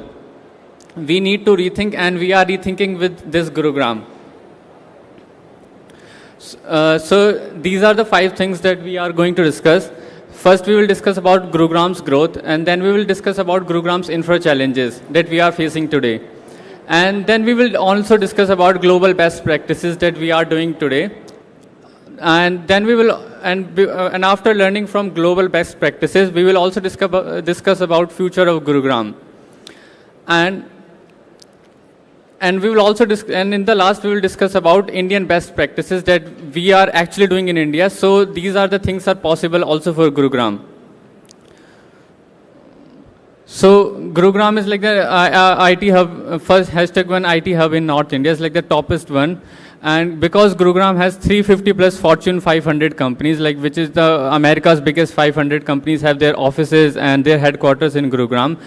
5% of global BPM workforce works here, meaning कि पूरी दुनिया में 100 में से हर 5 लोग गुड़गांव में काम करते हैं, जो कि ग्लोबली रेट है. और गुरुग्राम का 3rd highest per capita income है after Mumbai and Bengaluru and Pune. So Gurugram occupies less than 3% of the Haryana's geography, yet it contributes to roughly 45% of state's total GST collection. यानी गुरुग्राम पूरे हरियाणा का ऐसा डिस्ट्रिक्ट है और जो कि सबसे ज़्यादा रेवेन्यू कलेक्ट करके देता है हरियाणा के लिए. और जैसे कि गुरुग्राम में माइग्रेंट्स आ रहे हैं, बिजनेसेस ओपन्स हो रहे हैं, तो हम लोगों को देखना पड़ेगा कि उनकी डिमांड्स भी बढ़ने वाली हैं फ्यूचर में. तो 2001 में गुड़गांव की पॉपुलेशन थी अराउंड 2.5 लाख, जो कि 2026 में बढ़ के 20 लाख प्लस हो चुकी है. और गुरुग्राम 2031 तक 42 लाख प्लस पीपल को कंज्यूम करने वाला है. तो हमें ये देखना होगा कि हम कैसे उन लोगों की अर्बन डिमांड्स को कंप्लीट करेंगे. सो These are the demands जो कि आने वाली हैं. First है mobility and transportation. So first we need to discuss about road network expansion. We also need to cater public transit connectivity, metro and regional transit integration, last mile connectivity. And then we will also have to discuss, क्योंकि अब जब लोग इतने सारे लोग आ रहे हैं तो उन लोगों के लिए डिक्रीज हीट आइलैंड इफेक्ट का भी हमें देखना पड़ेगा, जो कि हमारे पब्लिक स्पेसेस एंड पार्क्स होंगे. हमें ऑगमेंटेशन करनी होगी नेचुरल सिस्टम ऑफ ड्रेनेज की, क्योंकि जब इतने सारे लोग आएंगे तो हमें उन लोगों के लिए केटर करना पड़ेगा ड्रेनेज के लिए भी. और फिर हम देखेंगे यूटिलिटीज़ एंड इंफ्रास्ट्रक्चर के बारे में, क्योंकि जब इतने लोग आ रहे हैं तो वाटर सप्लाई को भी हमें ऑन द टॉप रखना पड़ेगा. Sewer and waste management systems को भी हमें केटर करना पड़ेगा. So these are the things that we need to fulfil the demands. But उससे पहले हमें देखना पड़ेगा कि गुड़गांव आज इंफ्रास्ट्रक्चर में क्या क्या चैलेंजेस झेल रहा है. फर्स्ट है स्टोम वाटर ड्रेनेज. सेकंड, गुड़गांव में बहुत सारी अनसेफ क्रॉसिंग्स हैं. थर्ड है कि कोई फुटपाथ ही नहीं है. सो स्टोम वाटर ड्रेनेज से सबसे पहली प्रॉब्लम जो अभी गुड़गांव फेस कर रहा है वो वाटर लॉगिंग ड्यूरिंग रेनफॉल, चाहे वो सेक्टर 9 गुड़गांव हो या फिर गोल्फ कोर्स रोड हो. हर जगह पे अभी के टाइम पर वाटर लॉगिंग हो जाती है बारिश के टाइम पर. वाटर लॉगिंग होने का बड़ा कारण है कि लोग कूड़ा फेंकते हैं ड्रेनेज में, क्योंकि जो कि ओपन होते हैं, तो clog drains due to garbage. Third thing we need to discuss about missing drainage. अब जब कहीं ड्रेनेज ही नहीं है तो पानी ऑफ कोर्स रुकेगा और उससे पानी बारिश के टाइम पे रुक जाता है. Second thing, unsafe crossings. तो गुड़गांव में काफ़ी सारी क्रॉसिंग्स हैं जिस पे रॉन्ग प्लेसमेंट हो रखी है ज़ेब्रा क्रॉसिंग्स की। तो अगर किसी को क्रॉस करना है तो वो कैसे ही क्रॉस करेगा, क्योंकि कहीं पर गुड़गांव में अगर 4 लेन इंटरसेक्शन है जिसे हम चौराहा कहते हैं, तो हमें अगर कहीं पे क्रॉस करना है तो एक जगह पर तो वो बिल्कुल सीधी है, लेकिन आगे जाके टेढ़ी मेढ़ी है, तो वो नेचुरली कोई उसे फॉलो नहीं करता, जिस वजह से बीच में आते हैं लोग और जिससे एक्सीडेंट्स भी होते हैं। सेकंड चीज़ है नो रेफ्यूज आइलैंड। तो अगर आपने if you have travel foreign, आपने देखा होगा कि रोड क्रॉस करते टाइम मीडियन पे एक सेफ स्पेस होता है, जिस वजह से हम 2 साइड्स की रोड को 2 स्टेप्स में क्रॉस करते हैं। लेकिन गुड़गांव में ऐसा कुछ नहीं है, जितनी भी मीडियंस हैं उसके ऊपर ग्रिल लगी हुई है, जिसकी वजह से हम ज़ेब्रा क्रॉसिंग्स को तो फॉलो कर रहे हैं, लेकिन जैसे ही हम मीडियन के पास पहुंचते हैं तो वो क्रॉसिंग से ऑब्स्ट्रक्टेड होने की वजह से हम आगे से घूम के जाना पड़ता है। तो ये नेचुरली वे नहीं है किसी भी ह्यूमन का कि वो उसको क्रॉस करे। थर्ड है ब्रोकन मीडियन बैरियर्स। तो काफ़ी सारे मीडियन बैरियर्स टूटे हुए हैं, जिस वजह से लोग कहीं से भी क्रॉस करते रहते हैं और बीच में आके कॉन्फ्लिक्ट पॉइंट्स बनाते हैं व्हीकल्स एंड पेडिस्ट्रियंस के लिए। Now third, absent footpaths. तो गुड़गांव में मिसिंग फुटपाथ्स हैं ऑल टुगेदर, लाइक कहीं पे कुछ भी फुटपाथ नहीं है, कोई चलने की जगह नहीं है, और इवन जहाँ पर अगर फुटपाथ है तो वो इतने टूटे फूटे हैं कि अगर मेरे को अपने ग्रैंड मदर को लेके जाना होगा अगर व्हील चेयर पे, तो मैं कभी उनको फुटपाथ पे लेके जा नहीं सकता, उन्हें हमेशा मुझे कार में लेके जाना पड़ेगा। Now third thing, unsafe walking environment in night. तो गुड़गांव में बहुत सारी जगह हैं, जैसे ओल्ड डेरी गुड़गांव रोड, जहाँ पे कोई स्ट्रीट लाइट नहीं है, जो कि बहुत ही अनसेफ बनाते हैं even for women as a man as well. तो इन सब से जो सबसे बड़ा ह्यूमन कॉस्ट आता है वो है गुड़गांव में लास्ट 2024 में 1024 रोड क्रैशेस हुए थे, जिसमें से 478 डेथ्स हुई थी, यानी कि 1 डेथ एवरी 18 आवर्स, जो कि गुड़गांव को अगर फ्यूचर सिटी बनना है तो हमें ये डेटा कभी नहीं चाहिए। और 186 सिर्फ पेडेस्ट्रियन फैटिलिटीज़ हुई थी, जो कि 39% होता है पूरे डेटा का, यानी ऑलमोस्ट अगर हम इसे फिक्स नहीं कर पाए तो 50% ऑफ द रोड क्रैशेस में पेडेस्ट्रियंस की डेथ होगी, और 72% रोड पर गुड़गांव में कोई भी फुटपाथ नहीं है। So if we are discussing about to make a Gurgaon future city, तो हमें इसे ज़रूर कैटर करना होगा। नाउ वी विल सी कि ग्लोबल सिटीज़ क्या कर रही हैं अपने इन सब प्रॉब्लम्स को फिक्स करने के लिए। So we will discuss about Singapore as well. So हम सिंगापुर को देखते हैं एक फ्यूचर सिटी की तरह, बट एक टाइम पे सिंगापुर में भी कोई फुटपाथ नहीं था, सेम गुड़गांव की तरह। अगर फुटपाथ थे तो वो भी टूटे हुए थे, वहाँ पे भी फुटपाथ एनक्रोच हो रखे थे, ट्रैफिक कंजेशन था, और अर्बन फ्लडिंग जो अभी हमने देखा गोल्फ कोर्स रोड पे वो भी होती थी वहाँ पर भी। बट उन लोगों ने कुछ सॉल्यूशंस को इम्प्लीमेंट करा, जो कि 5 चीज़ें उन लोगों ने ये मैनेज इंश्योर करा कि हर पूरी कंट्री वाइज होनी चाहिए। फर्स्ट था footpath, second cycle track, crossing safe होनी चाहिए, ड्रेनेज सिस्टम एंड एक्सेसिबिलिटी। क्योंकि अगर किसी भी फ्यूचर सिटी को एक्सेसिबल बनना है तो वो यूज़र फॉर ऑल होने चाहिए, चाहे वो व्हील चेयर हो, विजुअली इम्पेयर्ड हो या फिर नॉर्मल यूज़र हो। तो ये 5 चीज़ें सिंगापुर ने अपने कंट्री वाइड इम्प्लीमेंट करी। सेकेंड चीज़, complete street policy. Streets are for everyone. So अगर कोई स्ट्रीट है तो वो सबके लिए होनी चाहिए, चाहे वो पब्लिक ट्रांसपोर्ट यूज़र हो, व्हीकल हो, पेडेस्ट्रियंस हो, हमें वहाँ पे सिटिंग स्पेस देना चाहिए, वेंडर्स हो या फिर एक्सेसिबल रैम्प्स। थर्ड चीज़ जो उन लोगों ने इम्प्लीमेंट करी वो था नीट पेंटेड लाइंस, यानी यूनिवर्सल एक्सेसिबिलिटी फॉर ऑल, जिसके अंदर फर्स्ट चीज़ थी रैम्प्स देने, जो व्हील चेयर यूज़र्स हैं वो भी क्रॉस कर पाएँ ईजिली फुटपाथ पर रोड की दूसरी साइड जाने के लिए। एंड उन लोगों ने इंश्योर करा कि जो विजुअली इम्पेयर्ड लोग हैं उनके लिए टेक्टाइल पेवमेंट दी, जिसकी वजह से वो अपनी स्टिक से देख सकते हैं कि मुझे आगे चलना है या फिर रुकना है। एंड देन फोर्थ चीज़ जो इम्प्लीमेंट करी थी वो था मैनेज स्ट्रीट वेंडिंग पॉलिसी, जिसमें उन लोगों ने डेजिग्नेटेड वेंडिंग स्पेसेस दिए अपनी कंट्री वाइड, जिस वजह से जो आज सिंगापुर है वो हम देखते हैं।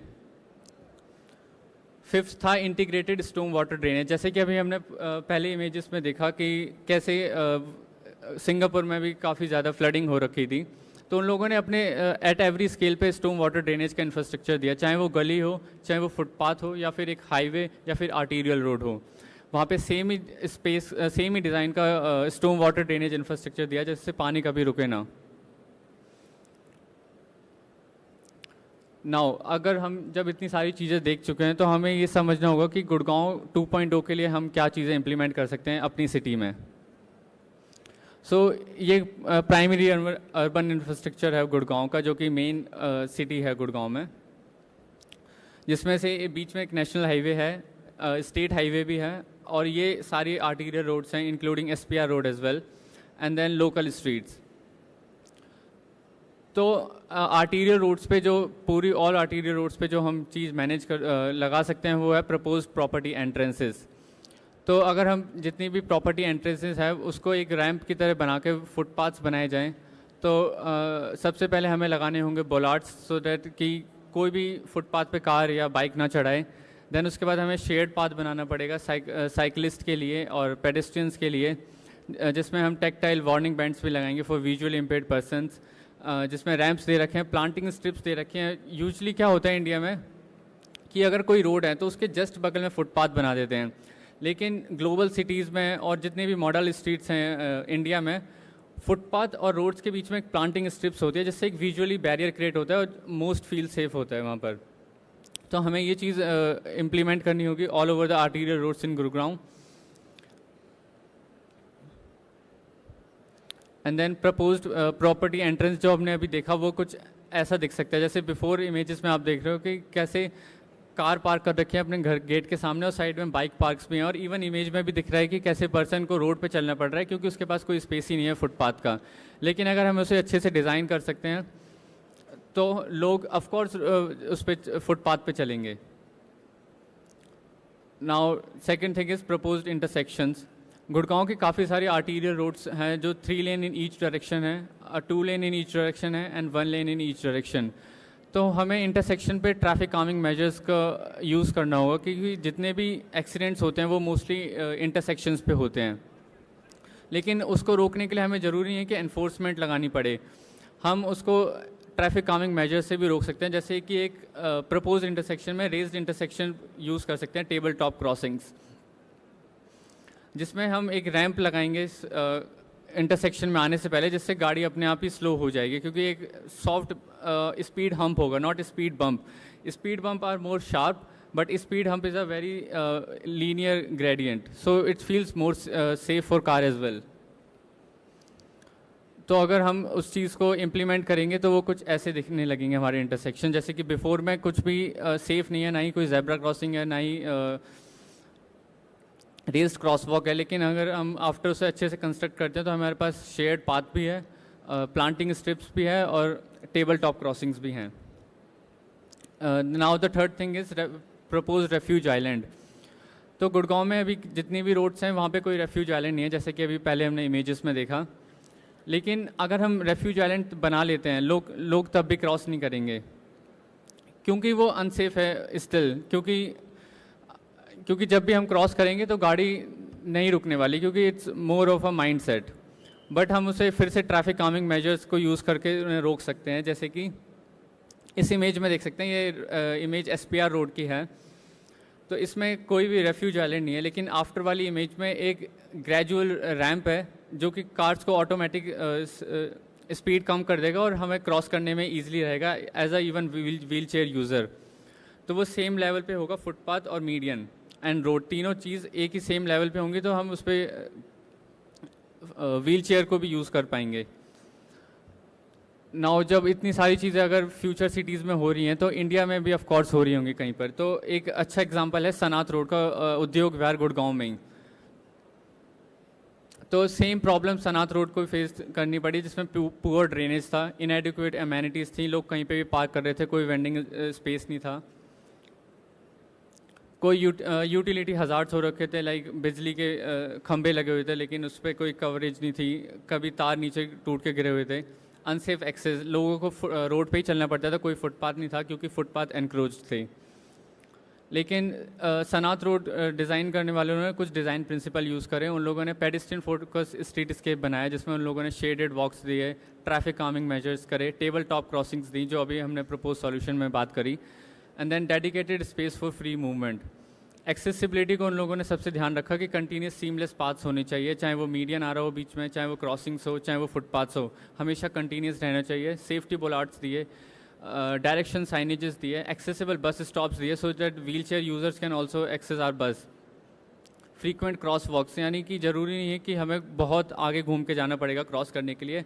हर 250 मीटर पे एक बीच में मिडवे क्रॉसिंग्स दी गई, जिस वजह से हमें अगर हम रोड पे किसी भी जगह पर हैं तो हमें नियर बाय क्रॉसिंग हमेशा 250 मीटर पे ही होगी. Then place making, shared public spaces दिए as a footpath. Active street बनाई जिस पे बच्चे भाग सकते हैं, रनिंग कर सकते हैं. Passive areas for rest and interaction, लोगों को रेस्ट करने के लिए सिटिंग स्पेसेस दिए. हॉकर जोन दिया. एंड देन इकोलॉजी में डिक्रीज हीट आइलैंड इफेक्ट, क्योंकि जब भी हम देखते हैं कि जितनी भी गुड़गांव में रोड्स हैं उनके साइड में खाली जगह पड़ी रहती है जिस पे मिट्टी इकट्ठा हो जाती है, तो जैसे ही उसके ऊपर से कार चल के जाती है तो काफ़ी सारी मिट्टी पीछे उड़ती है. वो इस वजह से उड़ती है क्योंकि अगर वहाँ पे फुटपाथ बन जाएगा, फुटपाथ और रोड अगर एक साथ कनेक्टेड हो जाएंगे तो कहीं स्पेस ही नहीं होगा मिट्टी को रुकने के लिए. लेकिन अभी जितने भी गुड़गांव में रोड हैं या फिर और भी इंडियन सिटीज़ में रोड हैं, हर जगह पे खाली साइड में रोड के एम्प्टी शोल्डर होता है, जिस वजह से अगर गाड़ी ओवरटेक करना चाहती है लेफ़्ट साइड से, जो कि गलत है, बट बहुत से लोग इंडिया में करते हैं लेफ़्ट साइड से ओवरटेक, तो एक बहुत सारी मिट्टी उड़ के जाती है. लेकिन क्योंकि वहाँ पे ना कोई प्लांट्स होते हैं ना ही कोई फुटपाथ होता है. लेकिन सनात रोड में ये 4 चीज़ें जो थी वो मेन प्रिंसिपल्स थे जो यूज़ करे गए. उसके बाद ट्रांसफॉर्मेशन कुछ ऐसी थी जिसमें अभी हमने पहले इमेजेस में देखा कि कैसे टूटी फूटी रूट पड़ी हुई थी. लेकिन जैसे सिंगापुर में व्हीकल्स थे, यहाँ पे श्रब्स हैं, साइनेजेस हैं, स्ट्रीट लाइट्स हैं, शेयर्ड पाथ है पेडेस्ट्रियन प्लस साइकिलिस्ट के लिए, और बोलार्ड्स दिए हैं ताकि कोई कार और बाइक शेयर्ड पाथ पे ना आए. तो उसका आउटकम क्या हुआ इसको डिज़ाइन करने के बाद? फर्स्ट जो आउटकम था वो था पेडेस्ट्रियन और बाइसाइकिल फ्रेंडली स्ट्रीट बन गई. Second, universal accessibility for all, यानी कि wheel chair user, visually impaired, blind और एज अ नॉर्मल यूज़र कोई भी इसे यूज़ कर सकता है. थर्ड था लेस एयर पॉल्यूशन, जब डस्ट उड़ेगी नहीं तो उस रोड का लेस पॉल्यूशन ऑफकोर्स कम होने वाला है. Increased women participation, this was the very interesting thing कि सनात रोड पे पहले काफ़ी सारी, सनात रोड एक गांव से जुड़ी हुई है, सरहौल विलेज. अर्लियर इस पे पहले वुमेंस का पार्टिसिपेशन कम था, वो लोग ई रिक्शा यूज़ करके सीधा अपने घर से काम तक जाते थे. लेकिन जब से फुटपाथ बन गया तो लोगों ने, स्पेशली वुमेंस ने चलना शुरू कर दिया. और एक इंटरेस्टिंग केस स्टडी ये भी देखी गई कि 20% रेवेन्यू बढ़ गया था स्ट्रीट वेंडर्स का.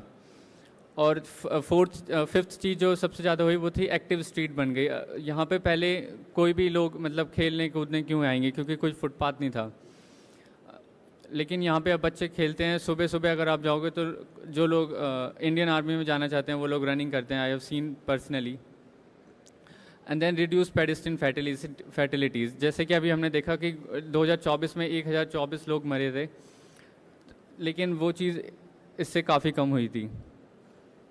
एंड या thank you.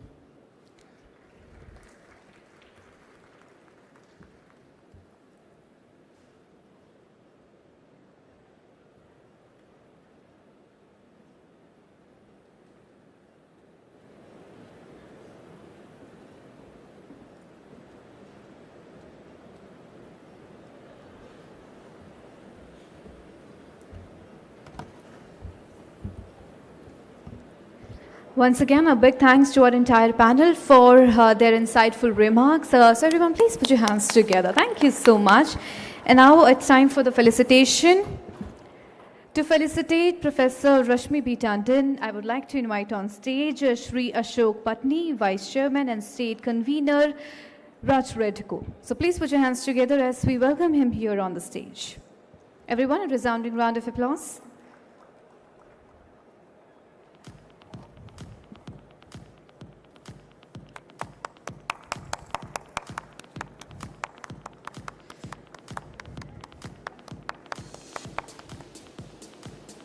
Once again, thank you so much, ma'am, for being a part of this panel discussion. Next, to felicitate Mr. Prince Kushwaha, it is my honor to invite on stage Shri P. Mani Shankar, NAREDCO Tamil Nadu President.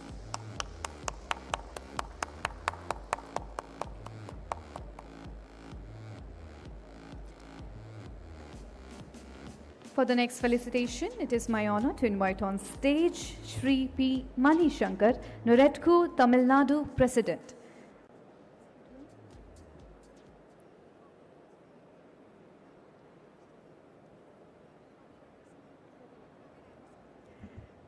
I would like to invite Sri Ravi Reddy sir here on the stage for the felicitation of Mr. Prince Kushwa. So please put your hands together, everyone, as we welcome him here on the stage and we felicitate Mr. Prince.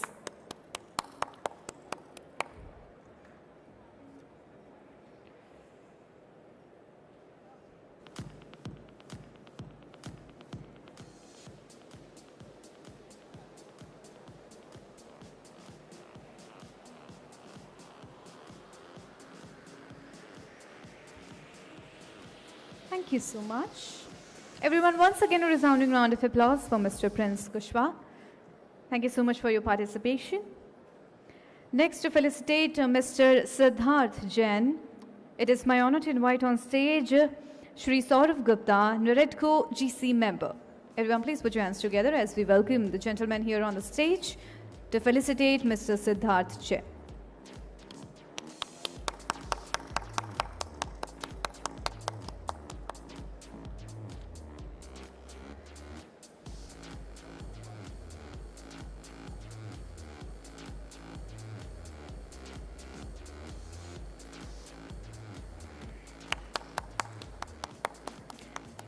Thank you so much, sir, for your valuable contribution.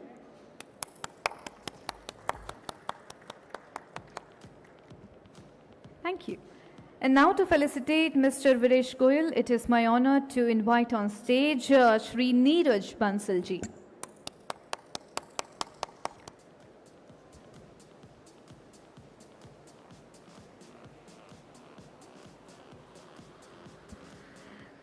To felicitate Mr. Viresh Goyal, it is my honor to invite Shri Parveenji here on the stage. Everyone, a resounding round of applause as we welcome him on the dais.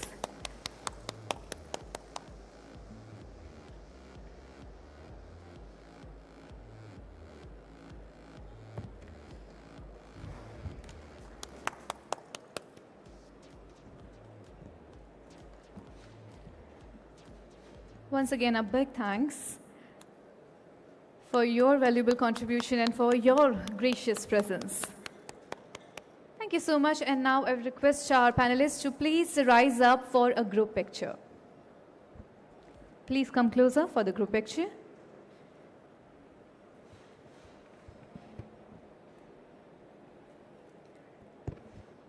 And everyone, a final thunderous round of applause for our dignitaries. Thank you so much. Now, ladies and gentlemen, it's time to move forward towards our next panel. That is going to be an exhilarating one, an exciting one. So I want your entire attention towards the dais, and those who are standing, please take your seats because it's time to begin with our upcoming panel. You know, retail was transformed by e-commerce.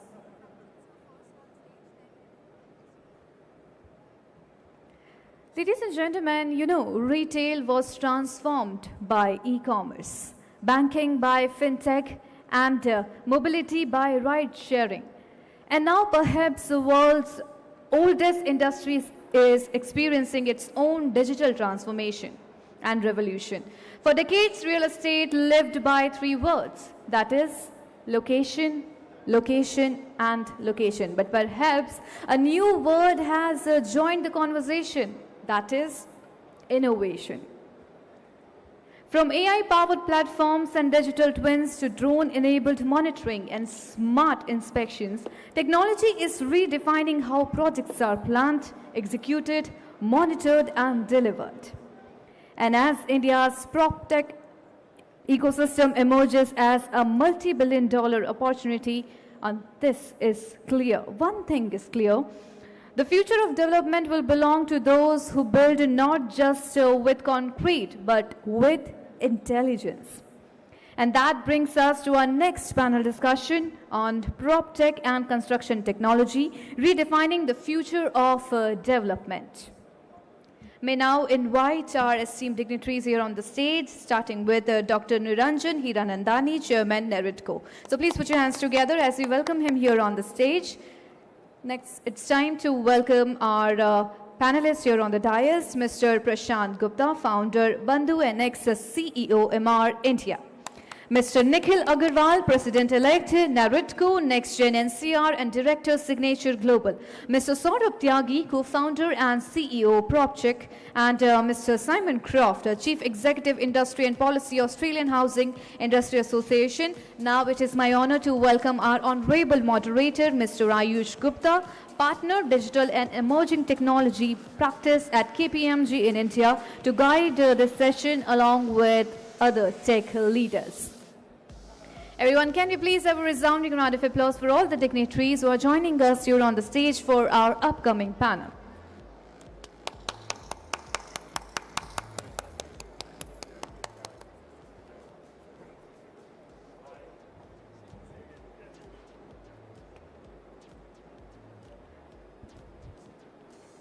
Thank you so much for joining us. You may have your seats now, and over to you, sir.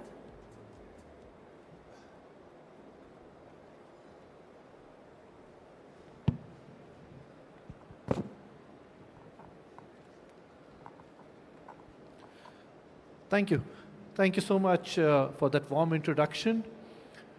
This is possibly one of the most anticipated panel discussions for today, the role of PropTech and AI in real estate. My name is Ayush. I'm partner at KPMG, and I focus specifically on applications of AI in the modern world. But before we get started with the panel discussion and the introductions, may I request Mr. Niranjan to say a few words, please? I'm very excited to be here to learn from the panel. So when I said that I want to be on this panel, the idea was to sit and learn, not really to speak on it. So I'm actually a learner here today, so in the situation. The questions have been, and they keep on asking me on various platforms, as to what is PropTech going to do for the construction industry, and what is it that really you bring to the table. And I did mention on several platforms that PropTech, AI, is something if you don't have, by the end of this year, you will be out of business next year. So I think the importance of PropTech in construction is definitely there. Somebody asked me, in what sectors are you going to look at PropTech? So I started imagining and started put it down. So first of all, land acquisition, feasibility analysis, design and planning, project management, sales and marketing, property management, smart buildings, asset management. All these aspects are going to be there. We have several challenges in our industry. Rising construction cost, expectations from our customers which are unbelievable. We need project delivery to take faster, especially when you have headwinds from Trump. We have regulatory compliances, and if you look at it, they're in hundreds. When you look at the various permissions that you get, there are lots and lots of them. We have labor shortages and skill sets. So we have that. We have sustainability that we want to target. And there's a pressure on margins, especially in the case of affordable housing. We are now looking at design, BIM. We are looking at digital design. We are asking AI to forecast our projects. Where is the likelihood of delays that are going to take place? Where are going to be the cost overruns? We are now looking at drones for the purposes of supervision and site monitoring, which is taking place. We are looking at prefab and modular construction, which means everything will have to be PropTech enabled in order to do that. I can go on and on. And we are looking at AI to be a game changer in forecasting, demand prediction, pricing, predictive maintenance. You don't want your stuff to get out of it. So smart buildings, sustainability, customer expectation, revolution that I expect. I'll give you a short story, one last one. One of the prime buildings in Thane, my Hiranandani estate project, person had bought a 5-bedroom apartment. And I met him after some time, and I thought I'd get smiles. No, naraj the, unhappy. So I asked him, I'm sorry, what happened? Anything wrong? Leakages? No, no. Is the marble tile bad? Scratches? What not? No, no, no, no, no. The clubhouse had problem? No. What is wrong? You know what he told me?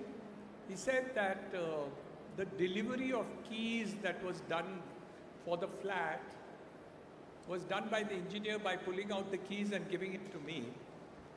And the keys were smelling. And my secretary, who bought the house, bought not a house, a Maruti car costing 4 lakhs, and this cost more than 6 crores. Got keys in a box, and there was 2 chocolates there, and a ribbon, and 2 ribbons were put on the car. I didn't get anything like that in my thing. And this is my secretary buying a 4 lakh car. So what is changing is that when you do scale and you want quality and you want delivery, if you're not having PropTech, if you don't have AI over a period of years, and you believe you can scale with quality, that's not going to happen. So for me, this panel is extremely important, and I'm wanting to learn as much as I can. So I'd like to speak the least and hear the most. Thank you. Thank you, Mr. Niranjan. I don't think anybody could have given a better introduction to this discussion than Mr. Niranjan in his inimitable style. So let me first of all start off with Mr. Prashant. Mr. Prashant, please introduce yourself. And I've got 2 questions for you. Let me start with the first one. First thing that I'd like to know is, you've been on both sides. You've been in the real estate business. You've also been in the PropTech business, which is where you are now. And where is it that you think PropTech is delivering hard, measurable value? Mr. Niranjan spoke about a lot of use cases. Some of those are possibly live today. Some of those are on the way. But where is it that you think it's delivering hard value which can actually be measured by a CFO? So by way of introduction, I used to be CEO for EMAR in India in 2018 and 19. And just after running that company for about 18 months, I decided to become an entrepreneur and launch my own construction tech company, which is called Bandhu Solutions. I've been building that out for about 6.5 years. And the gentleman on the right, Nikhil, is a dear customer of ours. He uses all of our solutions, actually. And incidentally, Mr. Hirandani's company's first meeting with me happened just yesterday, literally in the last 24 hours, where we spoke about our AI-powered solution for construction monitoring. The value that I think the industry is deriving now is largely around cost management on an end-to-end basis with respect to how you do BOQs, how do you do cost planning, how do you do procurement, how do you digitally manage all the billings, the change order management on an end-to-end basis, creating a thread which stitches the headquarter, all departments in the headquarter, all the way to the site. That's where hard ROI is available, and I think there's a reason why this is happening now. If you take the last 10 years, most real estate companies and construction companies in India have gone through deploying what are called systems of record. So you've deployed SAP, you've deployed Oracle, you've deployed Salesforce. Many of these systems are systems of record, right, which is the foundation. Now is the opportunity to go one step up and create an application layer which actually digitizes the work of every employee in the company. Literally every employee, and basically power their productivity. So we are seeing that very closely and across multiple clients. I mean, Signature is definitely one of our clients benefiting from it, but the biggest case study we often talk about is Lodha, where we have 1,200 of their employees using our system. We are actually larger than SAP for them now in terms of users, right? And day-to-day work has become much more seamless, much more accurate, error-free, highly productive. 30 to 40% more productivity at the employee level is very easily evident now, right? And the biggest thing is mistakes are completely avoided. Nothing goes wrong because everything is caught at the right stage, and in most cases, technology doesn't allow you to make an error. Error is just taken out of the system, right? So that's where it is. I think the other wave which is beginning now is all this AI-powered quality monitoring, progress monitoring, safety monitoring. That's the way which is started the last 2 to 3 years, and I think the next 10 years will be very exciting using AI. Thank you. You started by giving an introduction about yourself and how you were with Emaar and now you're doing PropTech. What made you undertake the change from running a real estate company to getting into a technology entrepreneurial journey? What was that decision making like? So I was actually in the corporate world for 20 years and I had the itch to become an entrepreneur and do something of my own. And I'm a techie at heart because if you go back in time, I did my computer science engineering from IIT Delhi.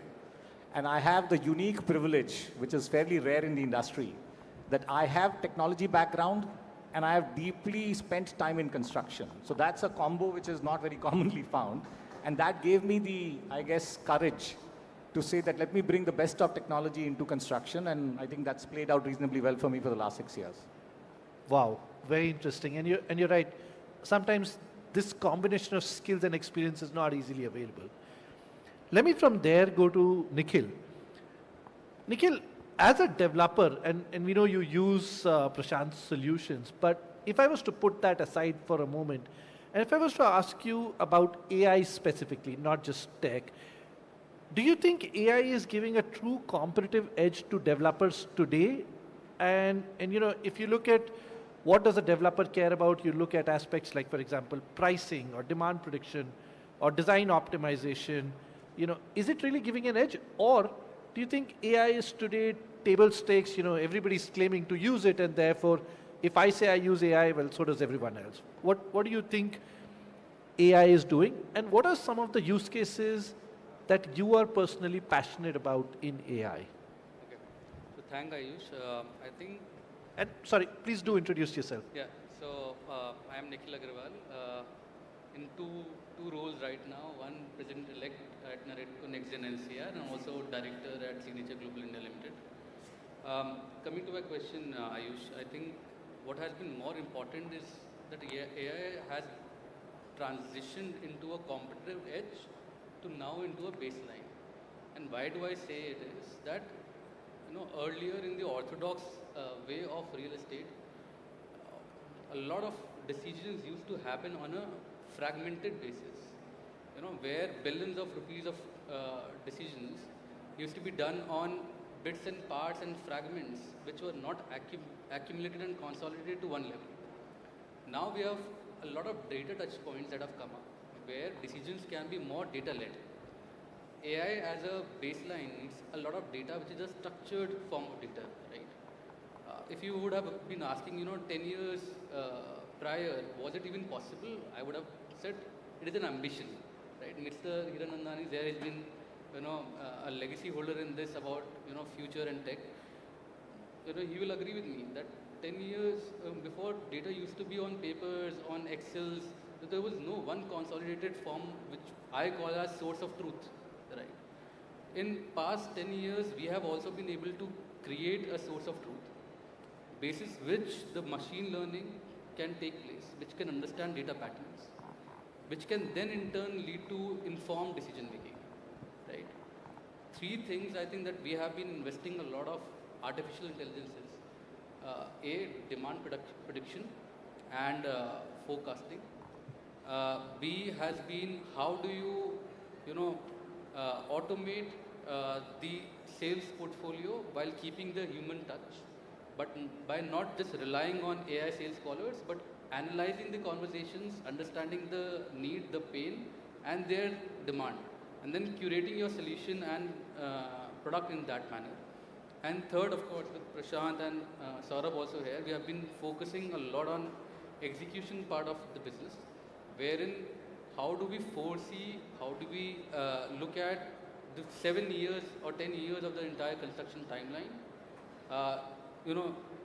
preempt and also able to visualize before time where there would be bottlenecks, where there will be critical path issues, and then able to solve it prior to it actually happening. So without doing a post-mortem, doing a pre-mortem kind of an activity.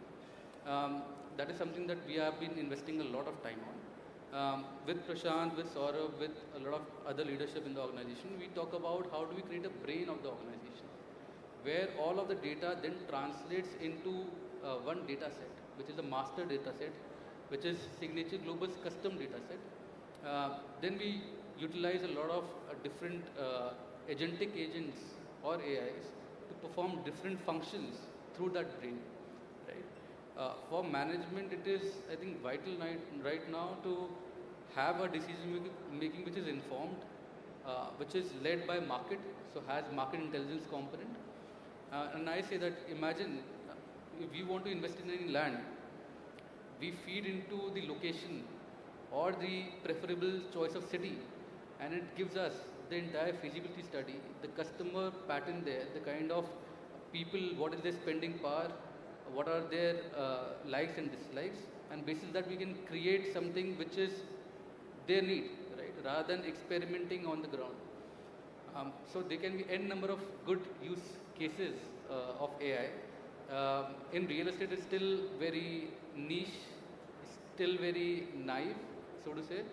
But with good data set and good kind of data being put into the system, we'll be able to achieve that. Thank you. You made a very good point about the importance of data. And one of the previous panels spoke about how real estate has not been the first adopter of technology solutions as compared to some of the other sectors, especially in India. So let me from there go to Simon and try and get a view. Simon, please do introduce yourself. And also what we'd love to hear from you is, how do you see this from a global versus India perspective? You know, what does a digitized developer look like, for example, in Australia today versus what you see in India?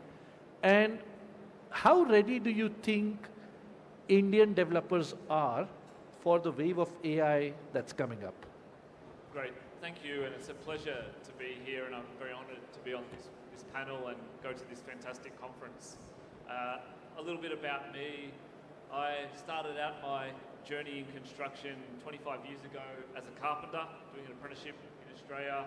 I've also done my teaching qualifications in training the next generation, then worked in building approvals and then government in terms of writing building codes, and now I've been with the Housing Industry Association, which is a member association of over 60,000 members in Australia.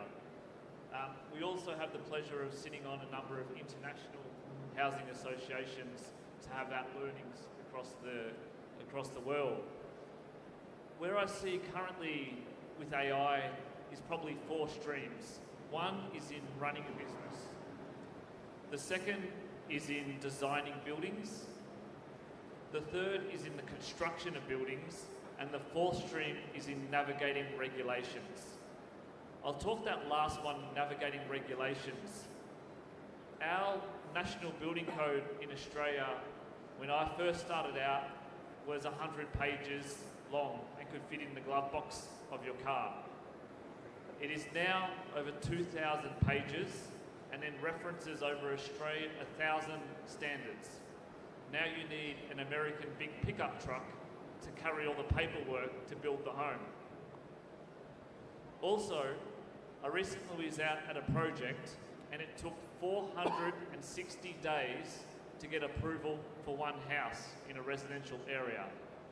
To turn a development from old farmland into new housing construction took 17 years. We are in a national housing crisis in Australia, and to take 460 days to get approval for one house or 17 years to start a new development is not on.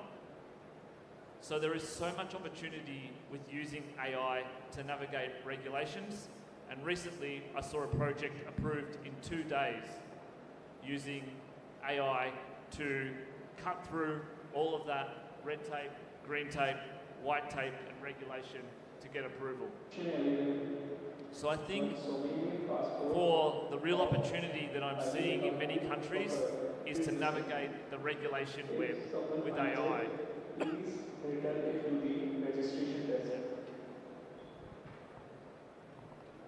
In terms of your question on how do I see it in Australia, at the moment, the different aspects that you mentioned are all being done by different entities.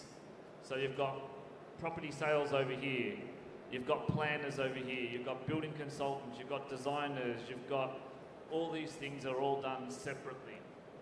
So the tools we are now seeing are no longer just an estimating tool, no longer just a design tool, not just a project management tool. They are now integrating. So I see the transition that we are on now is the transition to remove the friction in the system to then be able to have that integration to happen. Thank you. Prashant, let me pose this question to you. You've seen both sides, and you know what Simon was just describing, where he said that, look, we're trying to bring together systems, and instead of having siloed systems or fragmented systems, it's, you know, the objective is to have one holistic view. To what extent do you think that's something that's currently the direction in which Indian real estate, especially from a prop tech standpoint, is moving? Because in your earlier point, you mentioned systems of record, but systems of record only go so far. Yeah. Eventually, you need to integrate it with systems of experience, systems of analysis, etc.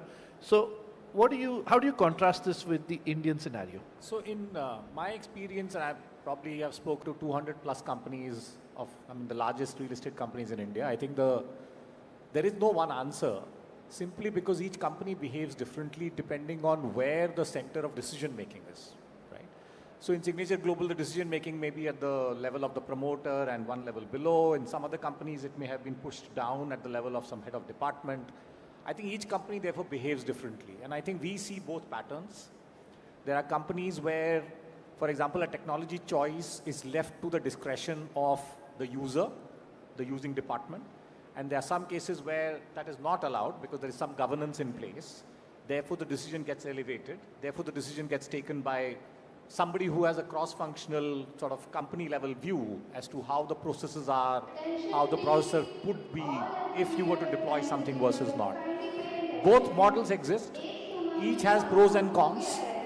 Obviously, if you allow a user department to choose the technology, it's probably faster decision, speedier adoption, but may not be most value creating, right?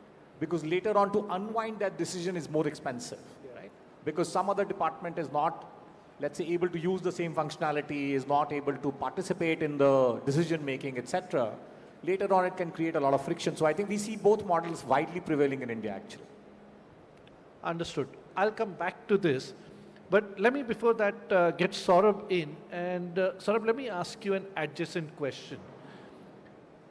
If a real estate developer was to come to you for advice and was to ask you, look, I'm committed to using prop tech in my business.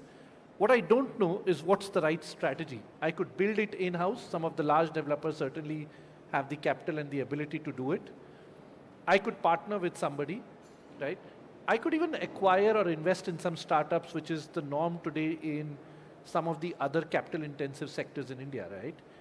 What's the right approach for a real estate developer to get maximum value out of this? And how should a real estate developer measure that value? Because eventually in this business, it's very important to be able to measure ROI given the nature of the sector itself. So how would you advise a real estate developer? Thank you, Ayush. Let me just introduce myself first. My name is Saurabh Tyagi. I'm the co-founder and CEO of PropCheck. We are India's largest property inspection company, and we are in the job of criticizing the work of developers, finding faults, and that's my bread and butter. To answer your question, Ayush, looking at the panelists here, the answer is very, very clear. We'll wait for this announcement.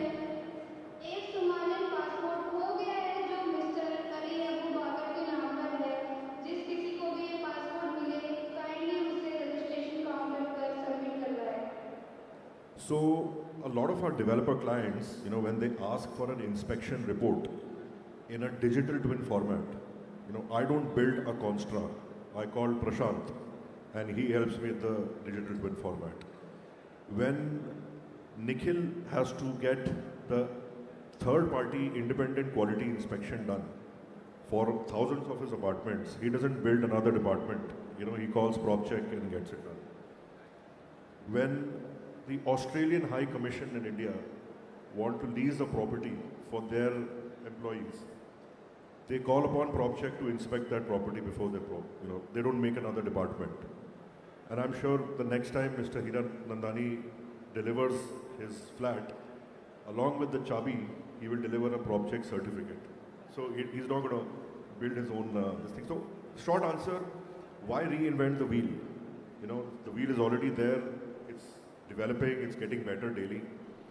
So instead of focusing on something else, I think the builder should focus on their core business, which is property development, not software development, right? So when it's easily available, I would very strongly recommend, okay, so always that partner with the solutions that are already there in the market. noted. So that eliminates the option of saying, okay, don't build it. But even when you are to take it from an external partner such as yourself, in some sectors it's been helpful to invest in PropTech companies. It gives the PropTech company some amount of scale, access, leverage, and expertise. It's also obviously beneficial for the investor. So would you prefer that model for India, or would you prefer a model which is more arm's length, saying, look, let's just work as customer and software provider? So it's completely very strategic. It can't be like for us to have a builder invest in our company would be a conflict of interest, because we have access to the data of especially the faults that the developer is doing. So if one developer invests in us, the rest of the developers will run away. They would not want to take our service. But having said that, of course, for a builder, PropCheck is not the only option in terms of PropTech. There are many other options. If you're developing at scale, like a builder like Hiranandani developers or Signature Global, makes sense for them to maybe pick up a stake in one of the PropTech companies. Not only will it help them in their domestic consumption, but also have a good hedge, a good leverage over others. So again, it's a very, very case sensitive thing. Very case specific. Understood. Okay. Let me now get into a rapid fire round, and let me ask each one of you one question, but you've got to keep your answer short and don't think too much. It's not a very analysis driven question. Prashant, let me start with you. What's the one decision that you used to make as a developer that you today feel was completely wrong when it comes to technology adoption? Something you would change all out? I think I did not spend enough time on technology, unfortunately. Did not spend enough time. So those 18 months that I was in EMAR in 2018-19, it was sort of a Titanic on fire. And I was trying to turn it around and douse the fires and all of that. There was just so much firefighting and dousing going on that I didn't adequately spend time on technology. I spent a little bit of time because I ended up deploying a procurement automation solution at that time, which eventually I bought out when I became an entrepreneur, etc. But I wish at that time I had the wisdom to spend a little bit more time on making technology choices to build effectively technology platforms. When you choose right strategically, it creates institutional capability. I think that's a thing that did not strike me at that time. I was just too caught up in the day-to-day land issues, legal issues, this, that, and the other, that I did not adequately spend time on tech. That would be my takeaway from that. On a lighter note, I could see Nikhil nodding to that. Okay. Nikhil, question for you. If you had to pick one, we've spoken about a lot of them, but if you had to pick one digital capability that will define the winners in Indian real estate, not just in your company, in a 3 to 5 year time span, what would that one capability be? I believe the predictive decision intelligence is something which will be the core of the new era of artificial intelligence in real estate. The idea would not be who makes the right decision. The idea would be who makes the right decision at the right pace at the right time. So, analyzing too much on data which is not consolidated and working backward rather than with the forward thinking would become a hurdle. This is what I foresee. And with the help of tools which are available and consolidated data which is available, we'll be able to have more predictive data about sales velocity, about our future customer base, about the hiccups or challenges in the construction. So end-to-end predictive analysis for the entire customer journey. So I believe that predictive decision intelligence would define the new era of AI in the real estate. Predictive decision making. Got it? Simon, question for you. What's the one practice from a digital standpoint that you think Indian developers should pick up immediately from whatever you've seen? And also, what's the one to avoid? So I might start with the latter and then work to the first one. I think, as my colleague mentioned, it's with us and it's going to continue to evolve and evolve very quickly. So there is a concern that AI is going to take the job and this job won't exist anymore, and so therefore people want to retreat, where we need to see it as an opportunity, not as a threat, and we need to embrace it. And we need to also, probably the other bit is the concern of governments trying to regulate or over-regulate AI. And we also need to then ensure that going forward, our rules and regulations are written to be AI intuitive and be able to be adapted by AI.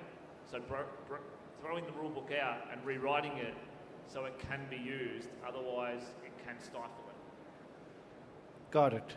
Noted. Saurabh, question for you. If you had a magic wand today and you had the ability to change one thing about how real estate developers operate from a tech standpoint, what is that one thing you would change which would really help prop tech scale up in India? If I had a magic wand, any one wish. I would want the developers to remove the following words from their dictionary. We have been doing this way.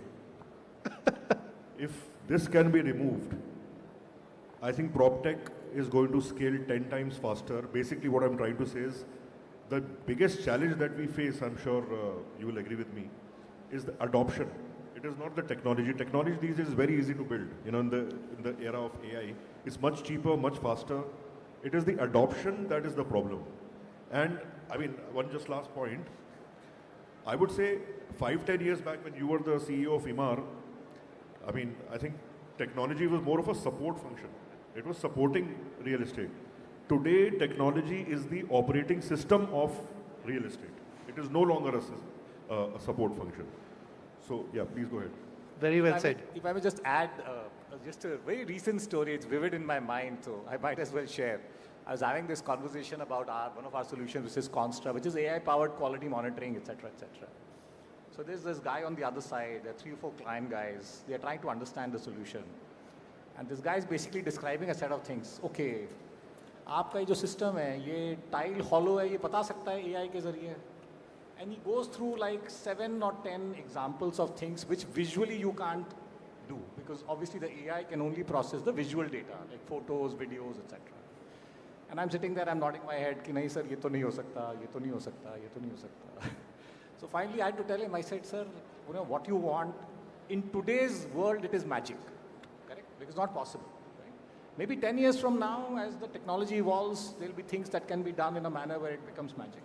So I think the reason that story is interesting is because expectations are ahead of technology today, right? Because there's so much people have heard about AI as if it's a magic wand, which it isn't. It's very good today. It has huge productivity benefits today, but it's not magic, right? There are things it can't do. I mean, for example, you want to know whether the window when you open it is creaking in a flat. You can't have a visual photo actually tell you that. It's not possible, right? So I think, and by the way, this is not the only time I've had this conversation. There have been dozens of conversations where I've had to explain to them कि भैया कुछ चीजें हो सकती हैं, जादू नहीं है. उनको आप ना PropCheck को रेफर कर दिया करो. जादू नहीं है. PropCheck can do that. It's not like everything will be solved like, you know, nothing will be manual. I said, no, nothing will be manual नहीं होने वाला भाई. I think. I had one issue. Please. You know, last December, I started with ChatGPT. And It has taken me 6 months to really get something where now I can use it effectively and very well. And my junior most assistant trainee who just joined, she said, "Sir, you're very out of date." And she's just passed from college. You have to move to Claude. And then I talked to my architectural team. So you can't use that. You have to use Gemini. So, you know, you have to use Gemini.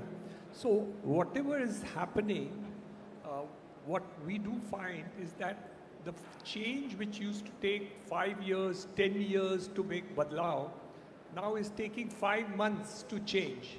So at the age of 76, every 3 months you want me to learn a new tech.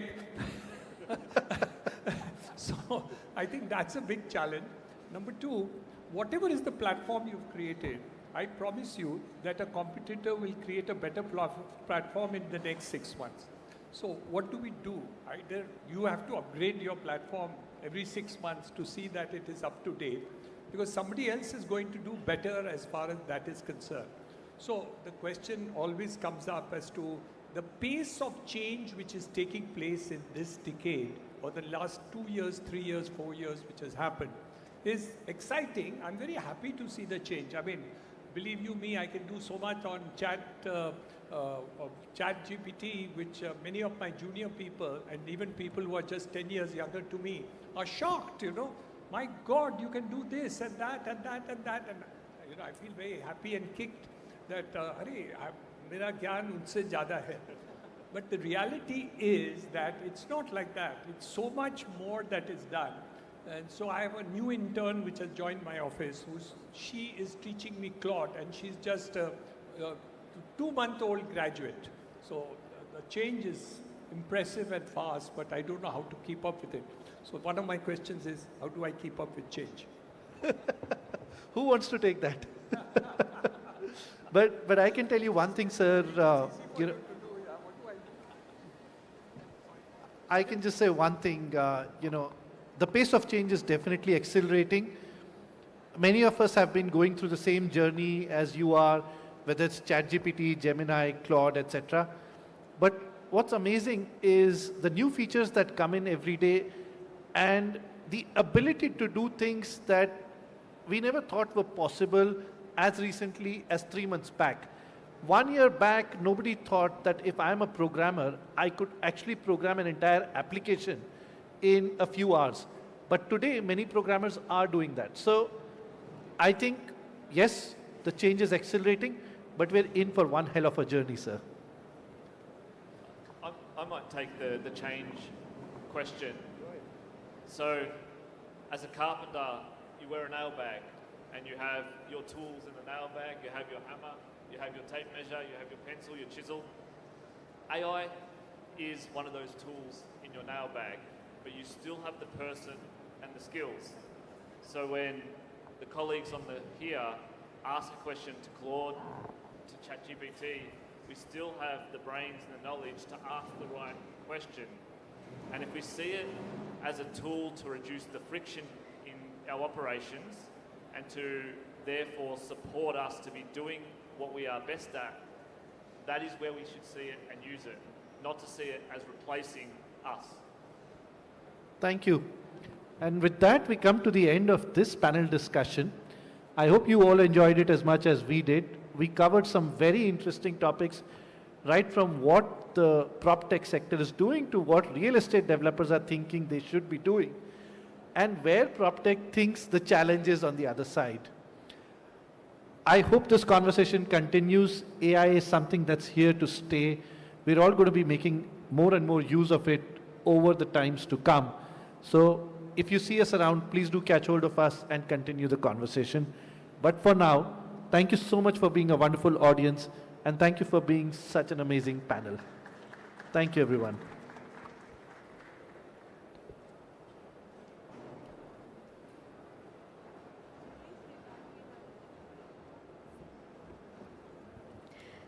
Once again, a big thanks to our entire panel for this amazing panel discussion, the meaningful conversations that we had. So once again, everyone, please put your hands together for our dignitaries. And now it's time for the felicitation. To felicitate our dignitaries, allow me to invite on stage Mr. Ravi Reddy, President NAREDCO NextGen, and Mr. Siddharth Jain, President NAREDCO NextGen NCR. So please put your hands together for both of our dignitaries as they are going to join us on the stage to felicitate our esteemed dignitaries.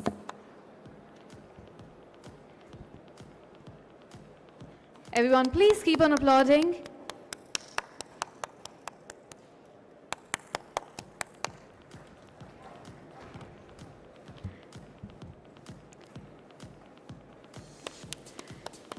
Come on, everyone, please put your hands together as we felicitate Dr. Niranjan Hiranandani, Mr. Prashant Gupta, Mr. Nikhil Agarwal, Mr. Saurabh Tyagi, Mr. Simon Croft, and Mr. Ayush Gupta.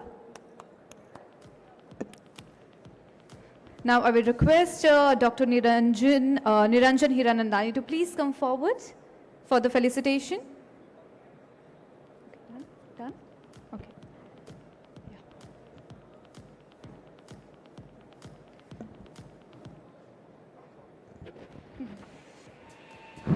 Do we have our dignitaries? Please proceed forward with the felicitation.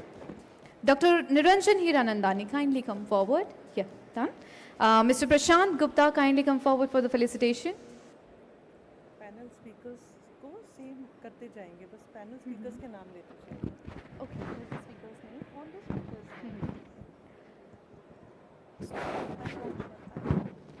Thank you so much. I request Sri Ravi Reddy ji and Siddharth ji, please stay back and do the felicitation to all the participants, all the esteemed panel speakers. Can we have a round of applause for Mr. Prashant Gupta? I request Ravi sir, please felicitate Sri Prashant Gupta ji and Mr. Nikhil Agarwal ji. Nikhil Agarwal ji, please come at front. Thank you so much. These are our NAREDCO NextGen NCR Youth Icons. Can we have a huge round of applause? कुछ energy कम लग रही है hall में और ये NextGen का convention है guys. Thank you. Sir, I request you to please pay the gesture of respect to Mr. Saurabh Tyagi. Thank you so much. The next felicitation is for Mr. Simon. Thank you so much, Simon sir, and yes, thank you so much for hosting a lovely, inviting our top leaders for a networking dinner tonight. Thank you so much, Mr. Simon. We look forward to organize an Australia study tour also in future. Can we have a huge round of applause for our leaders, global leaders, and the valuable inputs which he's shared with us. Last but not the least, the Sutradhar of the panel discussion for the day today, Mr. Ayush Gupta from KPMG. Thank you so much, Ayush ji, for managing such a wonderful, power-packed panel discussion where we had the industry leader, Dr. Niranjan Hiranandani, and the upcoming generation. Thank you so much. Thank you so much. Once again, a big thanks to all our dignitaries. Please put your hands together, everybody. And now please come closer to commemorate this extraordinary moment with a group picture. And you know, what clearly emerges is that technology is no longer a support function. Rather, it is becoming the foundation upon which the future of real estate will be built. Now, ladies and gentlemen, it's time to move forward towards our next panel discussion. For decades, real estate has been built on three fundamentals: location, capital, demand. But perhaps a fourth force is beginning to reshape them all. That is intelligence. As artificial intelligence moves from experimentation to execution, data-driven systems are becoming to influence everything from valuation and financing to energy efficiency and climate resilience. Because in the decade ahead, sustainability will no longer be judged only by intent, but by intelligence. This session will explore how AI, data, and climate intelligence are directly connecting environmental performance with asset valuation, access to capital, and investment decision. And that brings us to our next panel discussion on AI, data and climate intelligence, the new operating system for real estate. So please welcome our moderator, Mr. Gaurav Jain, CEO, India, Infracorp Bahrain, along with our sustainability strategists and AI founders. Everyone, please put your hands together. One by one, we are going to invite our dignitaries here on the stage. Please welcome Mr. Samad Setia, founder, Rezio, Mrs. Sachin Kotak, Senior Partner, Bain & Company, Ms. Anu Talreja, Founder and CEO, Acacia, Mr. Saeed Ishtiaq, Founder and CEO, Raftar.ai, and Mr. Ashish Taneja, Head of Operations, ESG, KPMG India. So everyone, a resounding round of applause as we begin with this insightful panel discussion of the day. And a resounding round of applause for our dignitaries once again. Over to you, gentlemen. Hi everybody. I want to hear some noises because this is a very interesting discussion we're going to have.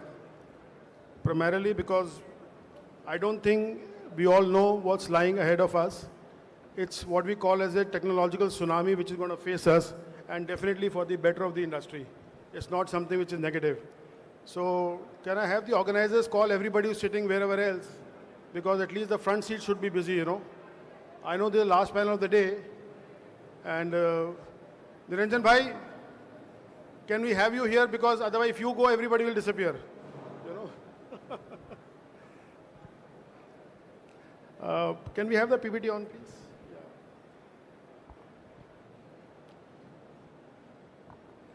You know, the whole idea here is, I have a question to ask from the audience, and please raise your hands in case you can, you know. How many of us owned a telephone or a cell phone as we call it in 95, 96? I want some raise of hands, please. How many of us owned a telephone in 95, 96? Nearly 30 years back. So maybe you need to stand up. I can see only one gentleman with a blue shirt here. Who else? Come on, don't tell me that nobody else owned a telephone in 95, 96. I got two gentlemen sitting here. Thank you. Now, how many of us own a telephone today, a cell phone today? Now, who doesn't own a cell phone today? That will be an easier question to ask, you know. Who doesn't own a cell phone today? Is anybody here who says, I don't have a cell phone with me? Anybody in the audience? No. So this is the, I would say, the opportunity which we have with AI in front of us. What you see is a 1996, maybe 2000, and what you see is a road drive of not 25 years now, it'll be maybe less than 5 years. The whole objective is the following. Can you see the slide at the back? Siddhant, I want you to look at this slide, it's important. A developer of 2020 versus 2030 developer, he knows what he wants, he knows what he's getting. There's a dashboard in front of him. So I like to start with Samarth, you first of all. You have been, you know, I would say a leading force or trying to be a game changer in the business of what every developer feels is a problem, which is the sales part of it. You handle the entire sales ecosystem. Your company, Rezio, does a lot of good work. So why don't you tell us what exactly are you doing, how the ecosystem is using AI, and how it will become better for all our friends sitting here who have now become very curious to listen to us. Some of them were not so curious to listen to us to start with. Thank you. So my company is Rezio, and we are building an AI that's more into market intelligence gathering, as well as enhancing the way discovery takes place for a buyer or let's say a tenant. The first thing that we identified as a big problem in India is that the source of data is completely corrupted. Today, if you have to buy a property or if you have to rent a property, the only source of information that you have is let's say a listing portal where you go and then you identify which property is available, which is not. But unfortunately, that listing portal is dependent on data from a broker. And a broker on a listing portal is incentivized to put up an ad in a way that could be misleading but generates more leads. So whether they reduce the, let's say, the value of the apartment for you to call them, or they might add amenities which do not exist. What we are trying to do is we have developed an AI that's trained the way brokers interact. It interacts with the brokers directly on WhatsApp without them knowing that they're talking to a broker, to an AI, gathers information with them, from them, and provides that information directly to an end user. So for example, a buyer can simply just say, I want to buy a property, and the AI knows exactly which broker currently has that property. So I think the slide at the back of me shows that, there can be a 10 to 12% savings. And also there can be a confirmed, pipeline for sale, which is the biggest dilemma developer faces today. Now, when Mr. Trump says the war is not over, everybody starts scary. When Mr. Trump says the war is over, even today the Sensex gone down by 838 points or something of that kind. So we really don't know whether war over is an answer or war not over is an answer. Any which way we are in a, what do you call, a kind of a roller coaster ride, goes up and down. That's the fun of the journey. Now, Syed Saab, aapse ek question hai zara, before, I'd like to just, maybe don't mind my following a chain. What you are doing, I have also seen that, what my slide says is that construction cost, there's a leakage of revenue or maybe efficiency by 10 to 15%. Okay. Where do you come in to help us to maybe make that gap less or eliminate totally 100%? And kindly introduce yourself because you're doing some fantastic job. Syed Saab is the owner of Raftar, and that's a platform which is doing supply chain management. I can assure you, a lot of us who are buying, selling things can see his platform to be an excellent tool, but I would like him to help ourselves to understand this question. Thank you for the introduction. On this side, when you said 15%, we believe it's more than that, one way. Second, the developers usually get stuck up when they finalize the orders.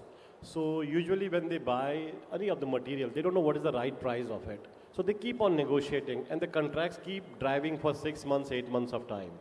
So platform gives you a visibility what is the right price for it. And then it gives you an opportunity to reverse auction, go for the reverse auction.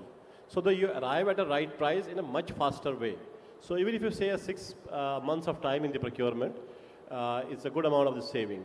Plus the additional amount of sourcing from the right ones, rather than from the middle ones. So a good amount of saving of 20-30% on the supply chain, any builder can expect on that side. On the supply chain of the manufacturers on this, we are taking shipments from them, delivering at the doorsteps, and also supporting on the fintech platforms. Means we are giving a 100% advance to the suppliers. Thank you. So money is being... Sachin, the question is to you now. A lot of us feel that, real estate is still not, having a very high quality delivery mechanism. We start projects, but we don't finish them with right quality. Today, the best example is the car industry, where earlier, before Maruti, Ambassador and Fiat, you could see in Delhi monsoons, half of them are stranded on the road for whatever reason. Today, it doesn't matter. You're buying a 800 Alto or you're buying a Rolls Royce in the city, they all are excellent cars. It's just a different class altogether. So, question is real estate, behind other industries? Is it happens to be a laggard? Or the way I look at it, it's a very strong opportunity in times to come, because the sheet at the back shows me that everything can get automated with, what we call AI being in place now. Help us to crack this puzzle, please. No, so, when we talk about laggards, the definition has changed. Just talk about yourself a little bit, please. Huh? You represent a very important platform. Okay. Sorry, is it better? No, I'm saying talk about yourself also. What Yeah, okay. So, hi, Sachin Kotak. I'm a senior partner at Bain. I work in real estate, building materials. So, this is a territory I roam around, every day of my life. And, you asked a very interesting question saying, are we a laggard? I think today everyone is a laggard. And the reason I say that is, just think about it, right? I was reflecting on it. We used to read newspapers every day in the morning. Today, by the time you wake up, the news has changed. The news that you saw late while sleeping in the night, depending on what Trump has tweeted, the world has changed. So if I think of really which industries started with AI, consumer, FMCG were really the first movers. But as compared to them, if I say real estate, yes, we are behind them. But in today's world, behind is only 3 months, 6 months kind of a thing. Second, a lot of the companies started with use cases. The world has changed. The AI work that is happening is actually on the entire process changes. So that's the big change that is happening. So companies that are able to do that are actually moving much, much, much faster. And third, I think end of the day, what matters is value. And the industry which will not be able to deliver, extract value will struggle in general. So from that lens, I think real estate has fundamentally many use cases where there is money. So I don't think it's a laggard. It's an opportunity that we have, which we are missing. I think that's wonderful. So what you're seeing in front of you, or it depends back of us, depends on which side you're sitting, is what we call as a developer's dashboard right now. Ravi, this is all in public domain. We'll give you the presentations, Idea is to share. Now the question is, whosoever are the promoters, principals, are you still waking up in the morning, don't know what's happening in your company? Don't know what approvals were to come yesterday, how many people are working, what is material at site, blah, blah, blah, and most importantly, approvals happening or not happening, what is the state of sales, how many leads, how many phone calls you do by the time you wake up at 6 in the morning. But I know most of the developers have to because they can't sleep at night because so much of headache on their head. And then by the 12 o'clock, you're still finding questions. Have your lunch, then start shouting again on people, and by the time the day finishes, you're starting the whole cycle again. Believe you me, what you're seeing in front of you is not a magic. It is something which is reality, a developer's dashboard. What you're seeing the next slide is a simple CEO morning answer. I think a lot of our friends sitting here can assist you with the technology. This is what the world is moving, Your hours are saved, you focus on what matters, act early. Because at the end of the day, what is AI? It's a tool. It's as smart as you, it's as smart as the questions you ask, it's as smart as what you ask it to do. And that is the learning what we are trying to communicate here. I want somebody to ask us a question, please. Is it getting exciting enough or you're just getting bored sitting in front of us? So I'm very excited to talk about it, Ravi, I know you are a young guy, I'm talking about, many other friends who, for us, for example, I'm 57 now, and I'm getting very excited listening to this story of AI, right now. So, Ashish, we have something called ESG, climate resilience, and I don't know how many of us understand this terminology and what it affects us. See, the whole idea is that we are trying to make it communicative. People in front of us should be able to understand that 4 of you and me, in some part, bring some value to the discussions. Help us to crack this puzzle, how whatever it is going to help everybody sitting in front of you. Sure. Hi, my name is Ashish Taneja. So I am an associate partner with KPMG in India, and I also head operations for ESG for KPMG in India. So, sir, now talking about sustainability, I guess most of us must have heard the term called ESG, or sustainability, I may say. So ESG is nothing, it's environment, social, and governance. Like there are 3 different elements which is combined together. And then talking about that, so all of us look at ESG right now as largely as a compliance, right? Which will feel okay. At the year end, when the time comes in, we'll collate the data. There is a format which is required to be reported. We will report in the required format and the job is done. But if you look at the perspective which is out there in the market, it's very interesting. So you must have heard, let's park real estate for a second and say, when you're going out, you are hearing a term called green material. You are hearing about green, anything antibiotic free. There are a lot of claims that you see in the advertisement. So it's all about saying that how are we ensuring that we care for the environment at the end of the day, right? So, and real estate being a sector, typically we call it as a hard to abate sector, which says that in real estate, nothing can be done from an ESG perspective. But I guess that proposition in itself is wrong and is now changing as well. Because if you look at 70 to 80% of the building life cycle impact, that can be controlled or that can be managed at the time of design of the building, right? So whether, be it talking about, how are you looking at the daylight simulations, how are we looking at the embodied carbon per se. So these are the considerations that, people are looking at or people should be looking at when Ashish, see, what happens is, a lot of us, I would say, we are looking at India being a developed country, but maybe not in my lifetime, maybe somebody else's lifetime. Question is, why should anybody do this ESG business when it doesn't make commercial sense for them? Maybe they don't understand it. So why don't you help us to say, maybe, something has to be done by the government to make them understand this. See, the advantage of being a developer is they don't do anything which is not approved or not, asked to them by somebody. Right. Why should they do this particular thing is a question I think a lot of us needs to understand. Sure. So now there are 3-4 aspects which come into it. So if you look at, there is actually a demand. So when we say ESG, is it really a cost or is it a value creation, right? So the concept of ESG from being a cost to a value creation is shifting now. So when we say value creation, how that value creation is happening for you? Because if you're talking about a green building, then it is, so we call basically that's very, very simple term. All of you must be seeing smart buildings these days. right? So we say that this house is smart, the building is smart. But now we are moving from a smart building to an intelligent building, right? So now what is the difference between a smart building and an intelligent building? Smart building's job is to gather the data, right? But if you talk about intelligent building, it is using that data to make sure that how is it helping me reducing the cost. Because if you are doing predictive maintenance, which is with the help of AI, if the predictive maintenance is done, that is helping me reducing the cost of maintenance, right? We are also seeing that if the room is not being used, automatically switching off the lights, cooling being automatically controlled, or HVAC optimization. So AI is helping us doing all of these things, which is ultimately helping in maintaining that intelligent building. Thank you, Ashish. So what you have in front of you now, guys, is a very simple roadmap. What it says is it will take you maximum 6 months to take your company from where you are to what it should be. And before I come to, Rezio here, who has done it for himself, I'll give you a simple answer around it. Imagine you got a 10% saving on the cost through, Sayed Saab, and you're getting a 10 to 20% extra leads and the sales. You got a 30%, 20% delta on day one, which is 6 months from today, because of the AI and the tools which are as simple as using Excel, Word, PowerPoint of once upon a time era, actually.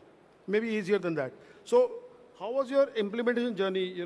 That's important, Samad, for us to know. I'm sure you're running a big tech platform right now, and so is Sayed Saab. So what has been your learning in terms of, is the resources available? Is there a data piracy? Is there somebody को ना मैंने आपको idea दिया किसी और ने चोरी करके कुछ और ही बना लिया उसके ऊपर जाके? So what is in your opinion? And maybe Sachin, I'd like you to also add, because you are a consultant, you're dealing with so many clients. Data piracy issue, because I want to do so many things. But can I do it in the given environment so that everybody is comfortable that their data is their data? It's not going out of the system at all. So see, since we are not a builder and we are a service provider, our AI implementation started from the very beginning. But our time spent was Little closer to you. Was primarily on the training of the AI to understand how Indian real estate operates. Indian real estate is primarily driven by brokers in India. And the way they talk is very different based on which city they are in, which village they are in, or which state they are in. Our 6 months went by just to understand how Indian real estate brokers talk, what terminologies they use, what do they mean when they're saying gaj, what do they mean when they're saying I will give you this property which is, let's say, 5,000 square feet at the rate of 100. Are they talking about rental? Are they talking about sale? Once we understood how the market talks, the AI was able to independently, autonomously talk to every broker and gather information that what property are you selling, what do you have, without brokers even knowing they're talking to an AI. Now, because we had access to so much information, a lot of builders were able to gather information through us.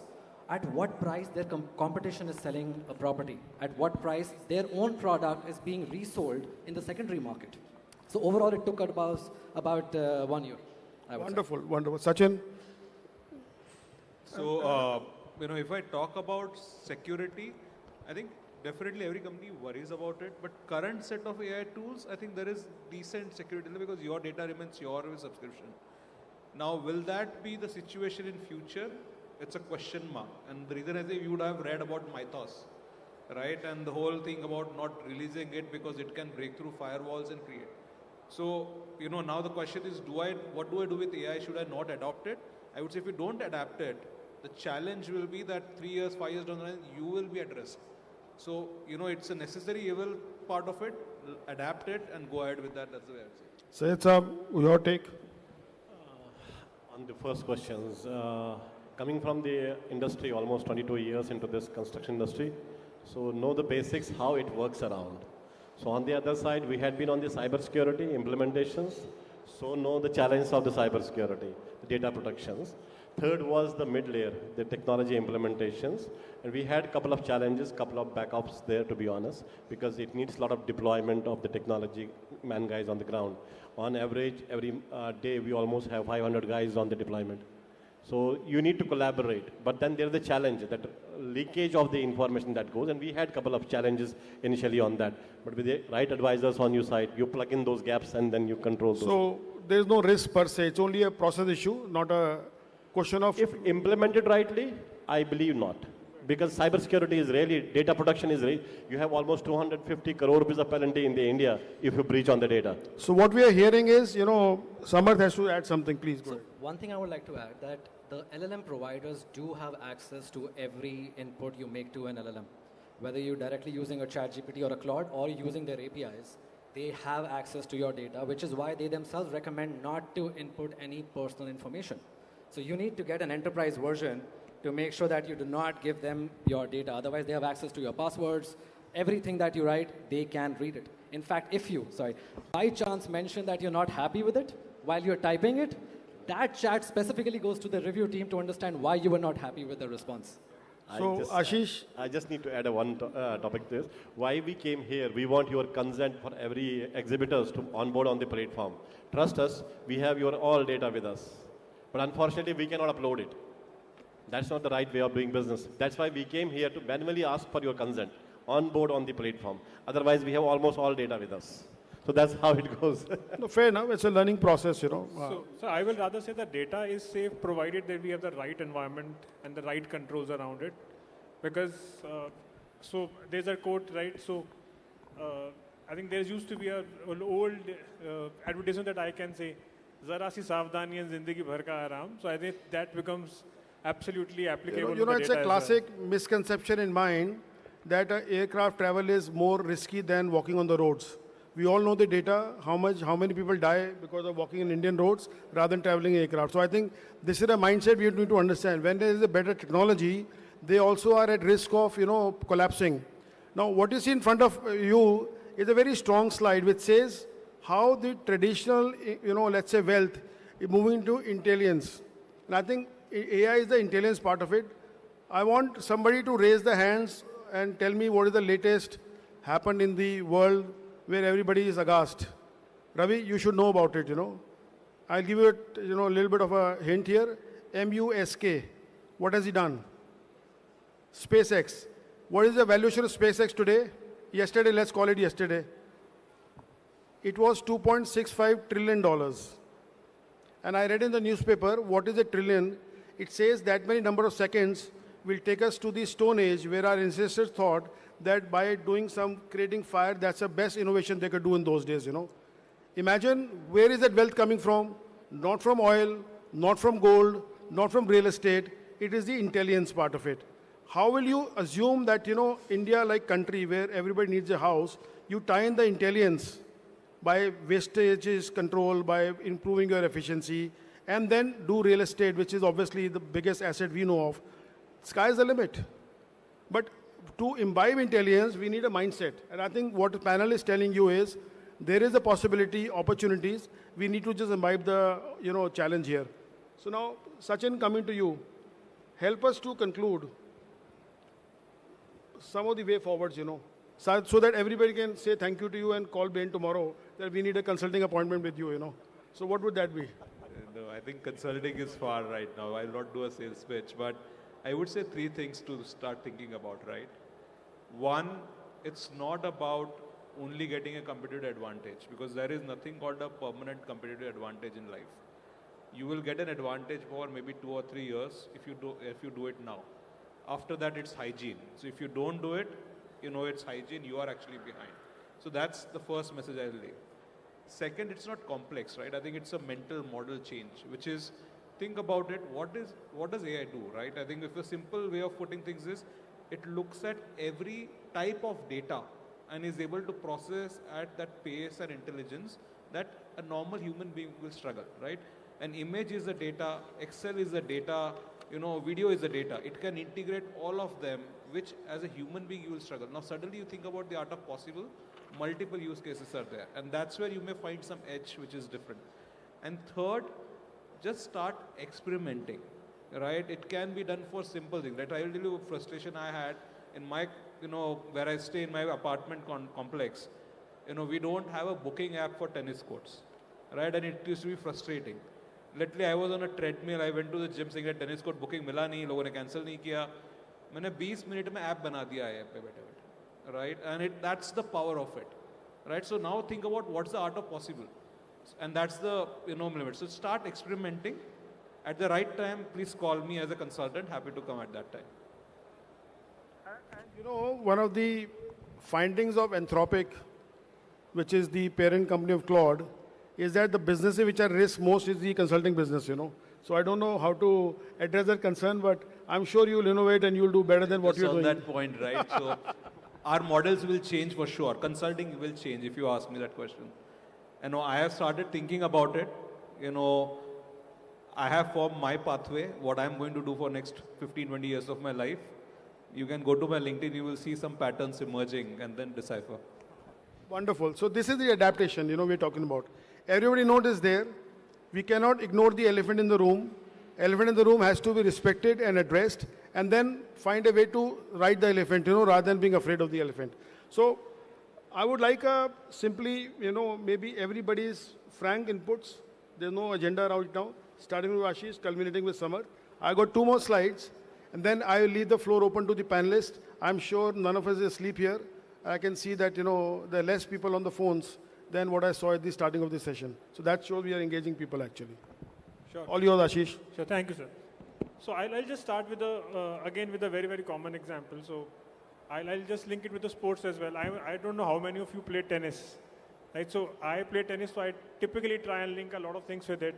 So in tennis, typically, you know, when you start playing, you feel that if I hit hard, I will win the match, right? So, but there is a term called unforced errors in tennis as well. So that means that how many errors you are making while playing, that will decide you're actually winning the game or not.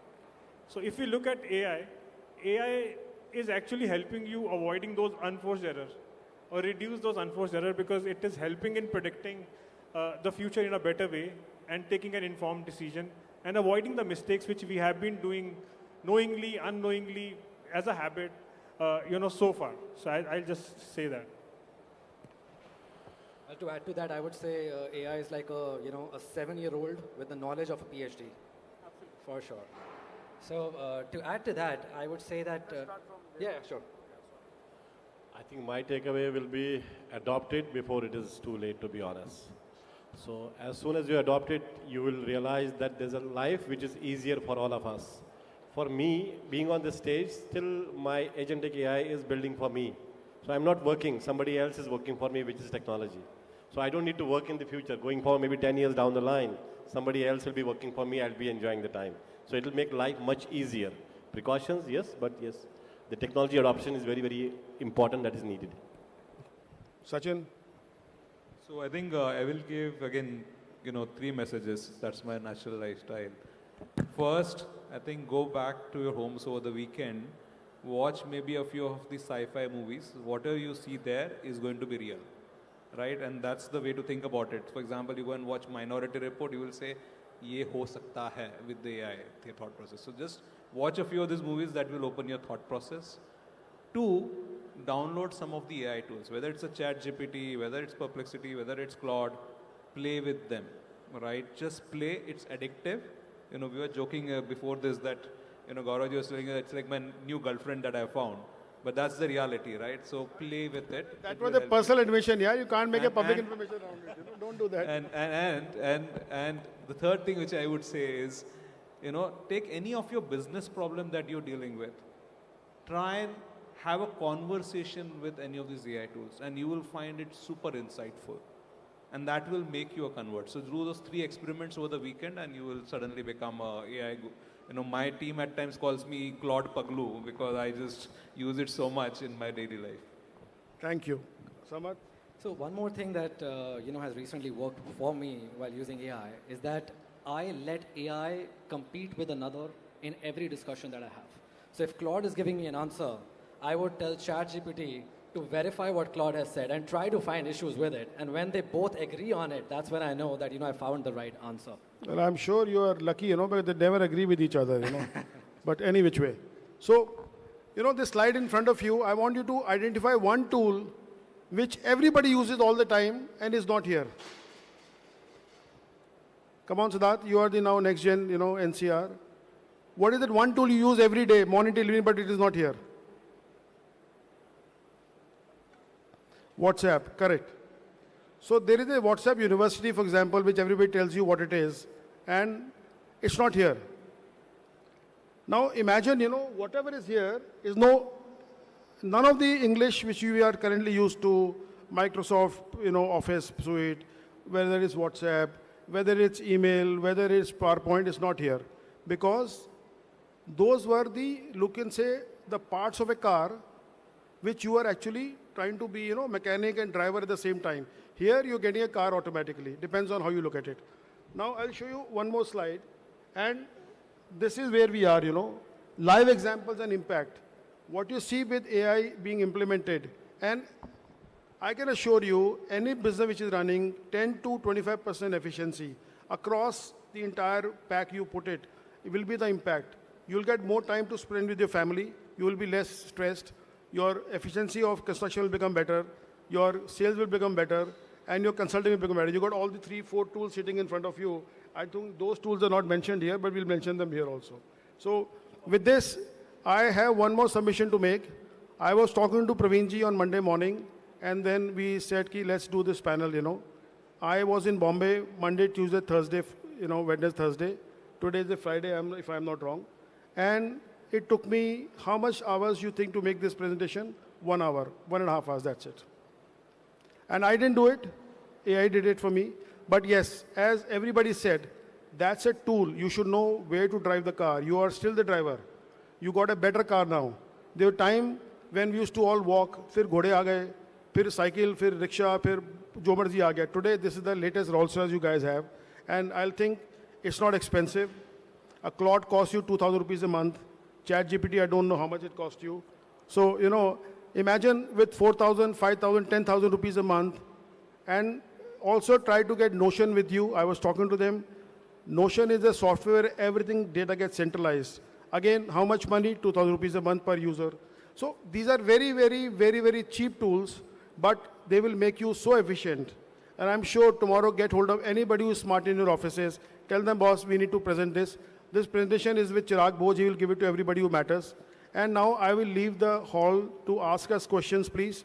I think this will show us whether we have been effective in communicating or we were just talking among ourselves, So raise of hands, some mic here and there. I've got 10 more minutes. I didn't think we'll last so much, but fair enough. Go ahead. I have one question. To whom? To just everyone. ऐसे मत करो, ऐसे. Don't make our life difficult, So, I'll just ask someone. There is one thing at the back of the head. Like every time we prompt on these tools, right, we are giving away a lot of information. And that information, can you hear me now? Yeah, no. Okay. So every time we prompt, we are giving away a lot of information, right, to ask certain questions. And it's remembering everything. After 3 months also, it is going back to a specific information that I gave and taking that into consideration. And what we realized is there a chance that it could be, because it knows so much about us, it will make it so believable for us going forward that the answer might be wrong, but we will believe in it so much that, we could be completely on a wrong track. So you're right, that is actually a problem with LLMs, and it's called hallucination as well. So even though it has access to the right data, sometimes it does hallucinate and give you incorrect information, which is why when I told you, I use 2 models and I let them talk to each other at times. When I do get information from one, and both the models have accurate data about what I'm doing, not only in form of their memory, but in form of documents that I've asked them to create about me and upload it back to them. So they always refer to those documents, confirm it's grounded on those documents, and then it gives me an answer. But still, like you rightly said, I clarify with another AI just to make sure. See, Ravi, here my take is the following. It's like when you hire any consultant, you never do a consultant to make a pitch to you in a routine business manner. There's a very large mandate. And then whatever he tells you, with some question left and right, you believe the guy. The question quality matters, but also the intelligence on the other side matters. Here, what is given for sure is the intelligence on the other side. Now, question is how sharp questions you're asking, and ultimately, decision is yours to accept those answers or to still challenge the AI further, actually. And we do it a lot, A lot of things, they try to jump it on you, but the question is, you should be smart enough to know that this is not the direction I want, and scold the AI, They are very good to say, Tell them you screwed it up, now you get into mend your way. They'll But say do sorry. note, every time you scold it, they review it. Which is fine. That's the whole objective. Somebody listening at the back. Small point here, just not only 15 seconds. The decision-making role of the leaders in future is going to become more difficult because you will get false accuracy and you will have to take a call. So I think, we talked about consulting. I think life is going to become more difficult because my role in a project will go up. I will not be able to leverage my team as much because that's where experience, that's where exposure and will matter. So decision making as a leader, your job is going to be way more difficult than how it is today. So next question, please. Definitely, sir. I would say the ladies first, that's the first lady who's raised her hand. Thank you for participation. Truly appreciated. Hello, hi. So my question is basically what we keep talking about AI, but we don't, India has over 1 billion people, right? And so with AI replacing jobs, what's your solution to that? How should we deal with that? So who is your audience? Who is the question directed to? Anyone who wants to answer.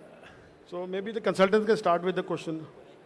So maybe ask her to repeat. You I do the didn't dirty follow the job, question, by the way. So we have over 1 billion people in India, right? And AI's main job is to reduce redundancies, reduce sort of employment, and take over jobs that were previously done by people. So what's your solution to that? You're saying take over jobs is the way. I don't think so. It's reached that stage, or we are talking about that, right? What it is doing is changing the productivity and efficiency. Let me give a simple example of procurement, right? Today, when you see every procurement category manager making a category strategy, there is a lot of variability. Now, the moment you start using AI tool, the average quality of the category strategy is becoming way better. So it's actually making people become kind of quality-wise better and improving the productivity. For example, we complain about work-life balance, right? We talk about 12-hour work days. Do I really want to work for 12 hours or can I do that work in 8-10 hours with a better quality? So think about the benefit of that you're trying to generate. Or in terms of trying to manage 50 Excels and coming with an insight versus that productivity changing. So that is what it will solve for. Now, with every technology innovation, the nature of jobs will change. So I don't think so the judgment is clear what's the exact impact because people are still discovering, but the nature of the jobs will say. That way when tech came in, digital came in 20, 30 years back, people say, oh, with this jobs will go away. No, the jobs changed. So the professions changed. So we need to discover that. And that's a discovery which will happen over the next 5 to 10 years. And I guess similar thing happened when the computer came in. That's the first time, right? So people start saying now that a computer can do a lot of work. Now it will eat up the jobs. But the point is that are you changing with the time? And are you using it to your advantage, right? So if you talk about if the people who are learning, let's say the coding and for that matter, relevant experience, then in fact the average pay package which a fresher getting right now, that will go up. It's other way around. It's a perspective to look at. So I'll give a final answer on this subject maybe, so that, see what happens is any technological advancement eventually makes your life simpler and cheaper at the end of the day. There is no two ways around it. How do people reinvent themselves in various roles? Well, I think it will happen over a period of time, but nobody will be out of a job because that will be the expansion of the market. You will see suddenly 20 other roles will start coming in, and those roles will be as efficient as the earlier role the guy was doing, but maybe, as Sachin said, instead of working 12 hours a day, you're doing the job in 8 hours a day.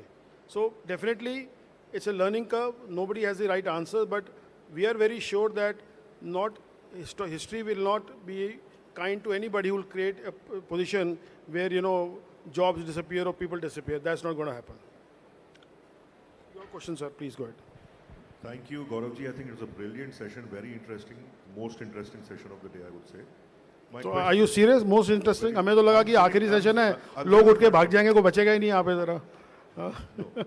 Anyway, thank you for your kind words. So, Samarth, you were mentioning that you make two LLMs compete with each other to verify information, right?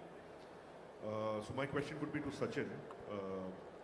Do we have some sort of an aggregator of models? So instead of purchasing subscription for Gemini, Claude, ChatGPT, making agents, Herbase agents, then Claude, coming up with the latest versions and then discontinuing them within a couple of days, कोई ऐसा aggregator है कि हम उसकी subscription ले लें and let that automatically verify answer from multiple sources and give us the best option? I will put a counter question to you, right? Great idea. Can you use AI to solve that problem? I think you can, right? If you say, okay, can you create a prompt or an HTML to say whatever I put it here, can you actually have an agent who will kind of explode the query and bring the insight? Should be possible, right? So I would think of it, rather than is there a ready solution? You play with AI. My hypothesis is within 2 days you will have a ready bot, or an agent developed who will do it for you. Sachin, there was a typical So maybe what we can. answer. Yeah, I have been trained in consulting for 25 years. No, I think my request to both my learned friends of Bain as well as KPMG is, on this August panel, kindly offer some pro bono services to our friends here. When they get hooked to AI, then you can charge them thereafter. So I think that could be a good learning. Maybe we can all reach out to you. A lot of the AI tools are free. For example, ChatGPT and Gemini are free with a lot of the telecom packages, so you can buy them free. They are not expensive. No, but there is a platform. I'm not able to recall the name. There are multiple platforms. Correct, there is a platform. Yeah. That does. A lot of platforms. So do we have any more questions, because we want to be on time? Yeah, kindly please. Good evening, gentlemen. I think it's a great session in progress. Oh, Vibhav Srivastava ji. Yeah, so I think very enamored about ChatGPT, Claude, and just in the rest. Yesterday newspaper, how the market share for ChatGPT globally is going down, but still maintaining their pole position in India. But I want to just switch on to more real estate part of it, and my question to is Sayedji, because we have seen the more like a brick and a mortar, very conventional practices being deployed in the construction industry. So Sayedji, what is the vision, to see the landscape of the real estate? And how is that you are powering with Raftar.ai? How are you bringing the whole ecosystem together, making sure none of the stakeholders have been deprived of anything, and you create a very congenial environment to make all partners and ecosystem flourish together? A different question. I'd love to answer this, to be honest, Vibhav, and welcome here.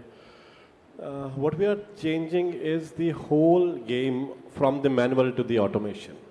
That's the one single answer to your question. So it is not, we are just solving the single small puzzles.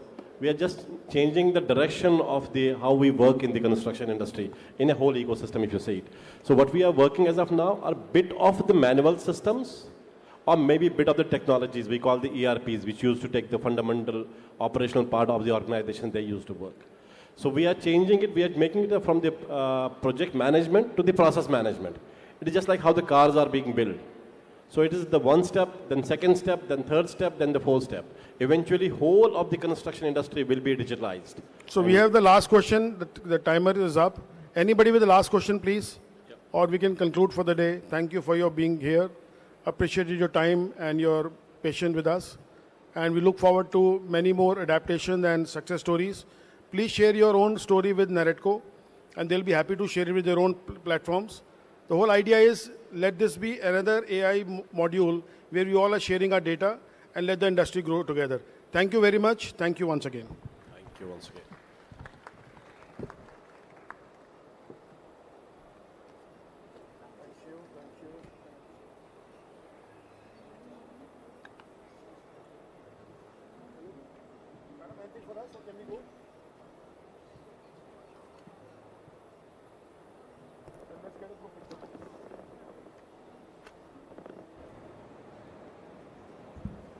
Once again, a big thanks to all our esteemed speakers. Today's discussion made one thing evidently clear.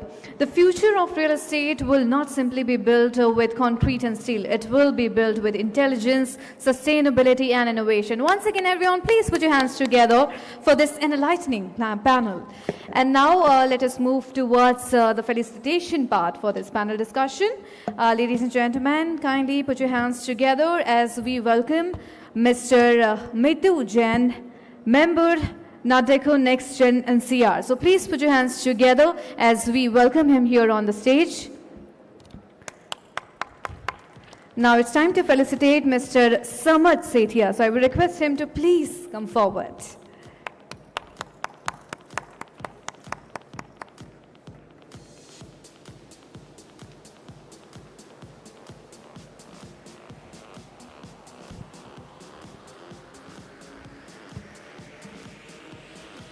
Everyone, please keep on applauding. Resounding round of applause. Next to felicitate Mr. Sachin Kotak, it is my honor to invite Mr. Nakul Bajaj, Treasurer, NAREDCO NextGen NCR. Yes, NAREDCO NextGen NCR. So please put your hands together as we welcome. He's not here. Mr. Siddharth Jain, kindly join us here on the dais to felicitate Mr. Sachin Kotak.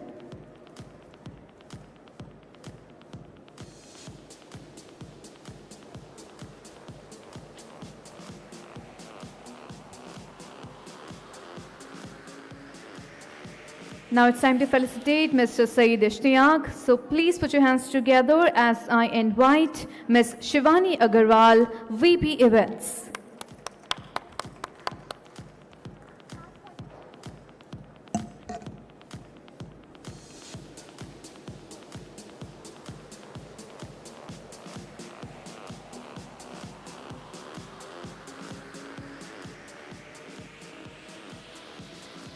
And now I will request Mr. Ashish Taneja to please come forward for the felicitation, and to felicitate him, Ms. Ashi Dua, VP Policy.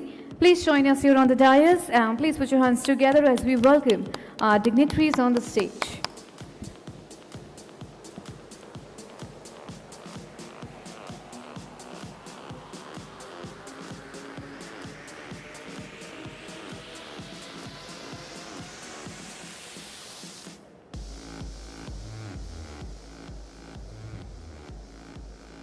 Thank you so much. Next, Mr. Gaurav Jain is to be felicitated by Mr. Siddharth Jain, President. Come on, everyone, please put your hands together as we welcome him here on the stage.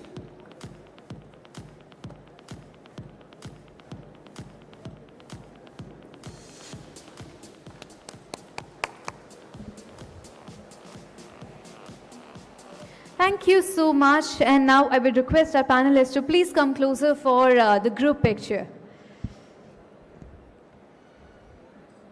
And once again,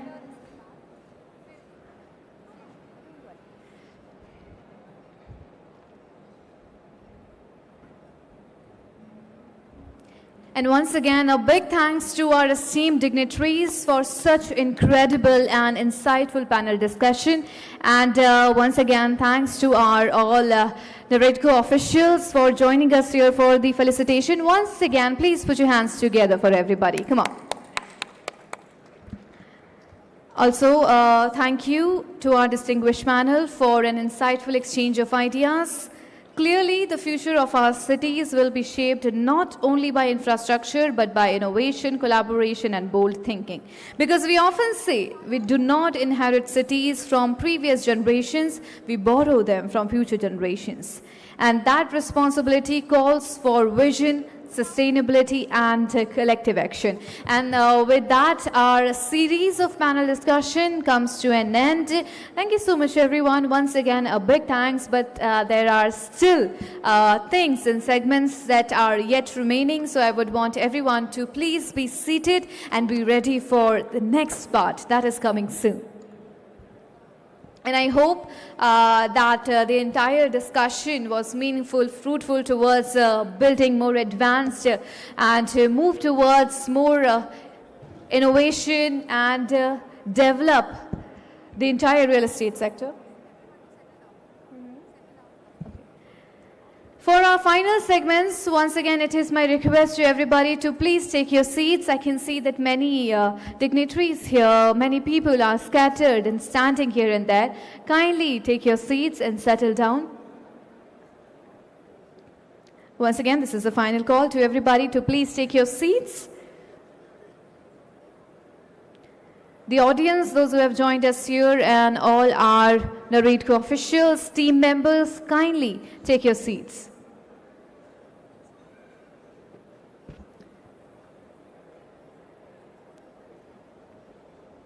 And now it is my honor to announce that we are going to play the next gen AV here on the screen. So I want your attention to be placed here on the screen. Everyone, you rise here and let us begin with the AV.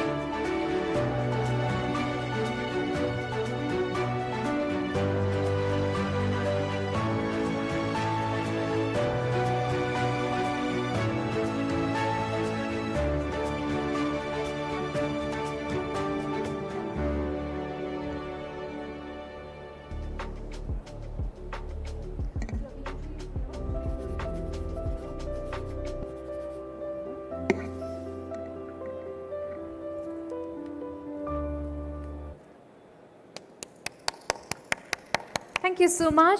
And it's time for a group photograph of our all NextGen members.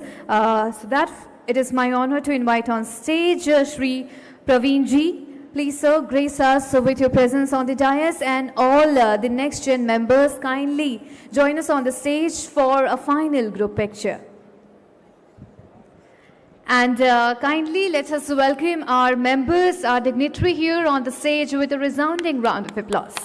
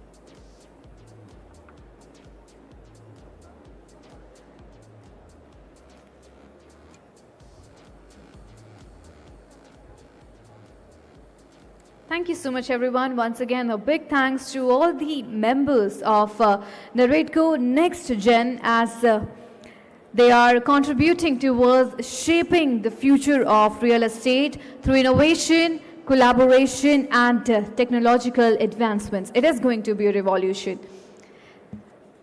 And now, ladies and gentlemen, let us move forward towards the most significant section of this evening. You know, progress is never achieved alone. It is powered by partnerships, shared vision, and collective commitment. And before we conclude, we would like to recognize and express our sincere gratitude to our valued sponsors and association partners whose support has made this conclave possible.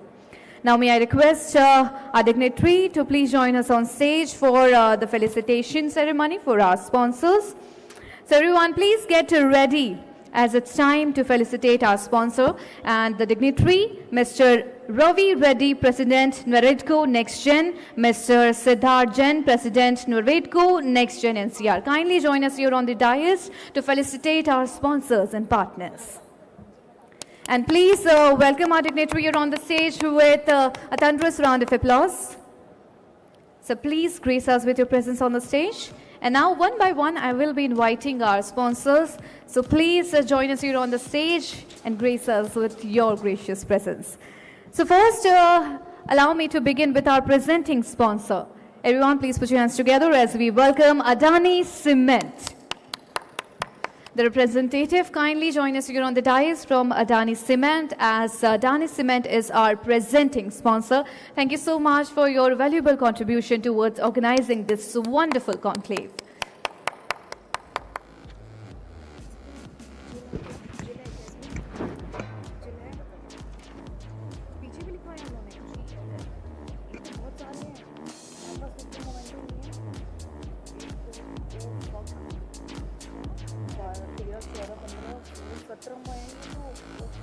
इसमें एक और name add कर लो, Bharat Buildcon, जिनका announce मत करना।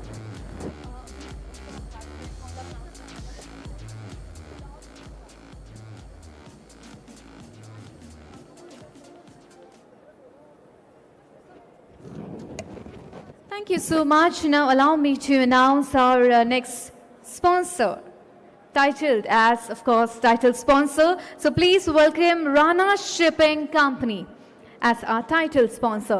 So please put your hands together. All right, as they aren't present here right now, we are going to move forward towards our next sponsor. So please welcome Technocraft. Everyone, please a resounding round of applause as we welcome the entire team of Technocraft. As the sole event is powered by Technocraft. Everyone, a resounding round of applause for the representative and for Technocraft for making this event possible. Everyone, where's the energy? We are at the final segment of this evening. So I want you all to show as much as energy possible and thank our sponsors because of whom this entire conclave has been possible. All right, now let us move forward towards our gold sponsor. Please welcome Signature Global.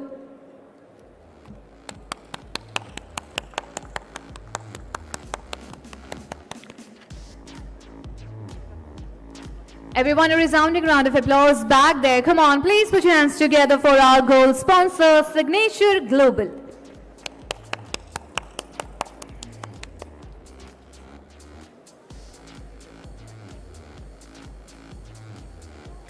Next, it's time to welcome our silver sponsor, NBCC. So please welcome the dignitaries, representatives here on the stage. All right, ladies and gentlemen, kindly welcome our lunch and high tea sponsor, Saint Gobain. Please welcome the entire team here on the stage. Now, I'm going to announce our supporting partners for this conclave. So please welcome ARQONZ here on the stage. Next, please welcome Craft Group. The representatives kindly join us if they are here. Next, please welcome Infra Corp. Now, please welcome MNB. So we have the representative here. So please kindly join us on the stage. And everyone, please a resounding round of applause for our supporting partner, MNB. Thank you so much for your valuable support in organizing this show. Next, please welcome PropCheck, our next supporting partner. Now, please welcome SPJ, Shapurji Pilonji here on the stage. Once again, I would like to invite the dignitary from PropCheck, our supporting partner, to join us on the stage for the felicitation.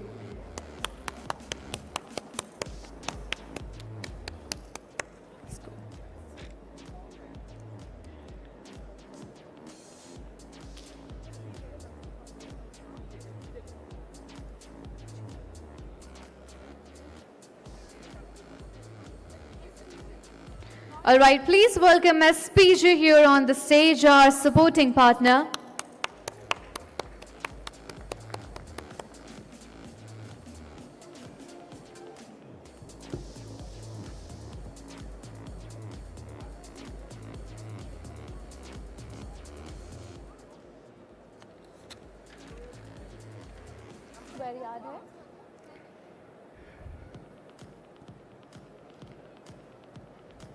And now please have a huge round of applause for our next supporting partner, Square Yards.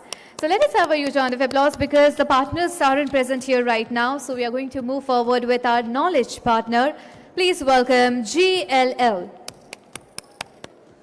Next, please welcome our upcoming knowledge partner, that is KPMG. Next, we are going to move forward with our association partner. Give a huge round of applause for BRICS Chamber of Commerce and Industries. Come on, please put your hands together for the representative. Now, our communication partner, please give a huge round of applause for Magic Bricks.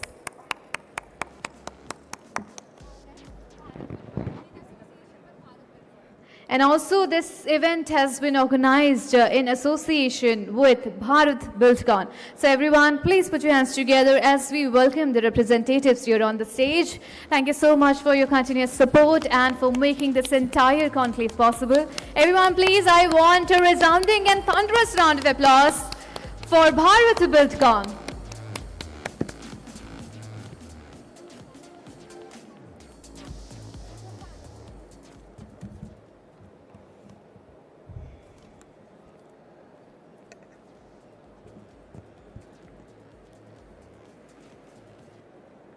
Thank you so much, gentlemen. And with that, we are done with felicitating our sponsors. Thank you so much. Thank you so much. You may have your seat now. And with that, we come full circle. Thank you so much, everyone, for your presence, for your energy, for your participation. Now, let us move towards the vote of thanks. And for that, it is my honor to invite on stage Mr. Nikhil Agarwal, President-elect, NAREDCO NextGen NCR. Everyone, please put your hands together as we welcome the gentleman here with a resounding and thunderous round of applause. Over to you, sir.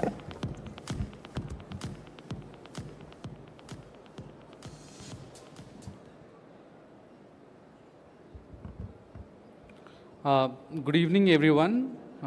As we conclude today's event, I would like to extend my sincere gratitude to everyone who made it possible. A heartfelt thanks to our esteemed speakers, panelists, for sharing their valuable insights and experiences. Thank you to the leadership of NAREDCO, NAREDCO NextGen, and Bharat Buildcon for creating a platform that brings together young leaders, innovators, and professionals who are shaping the future of Indian real estate.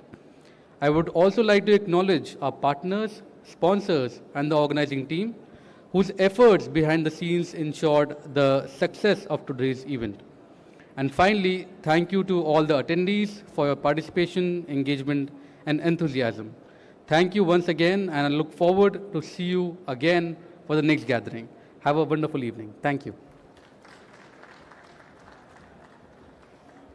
Thank you so much, sir, for your remarkable words. And with that, we conclude NAREDCO Real Estate Conclave 2026 for the day. So everyone, please have a resounding round of applause for yourself, for your energy, for your participation. And one thing that we have learned from this conclave is that real estate is not merely about constructing buildings. It is about building communities, it is about building opportunities, and it is ultimately about building the entire nation. With that, once again, thank you so much. This is Nidhi signing off. Thank you so much, everyone. Enjoy your evening. Thank you.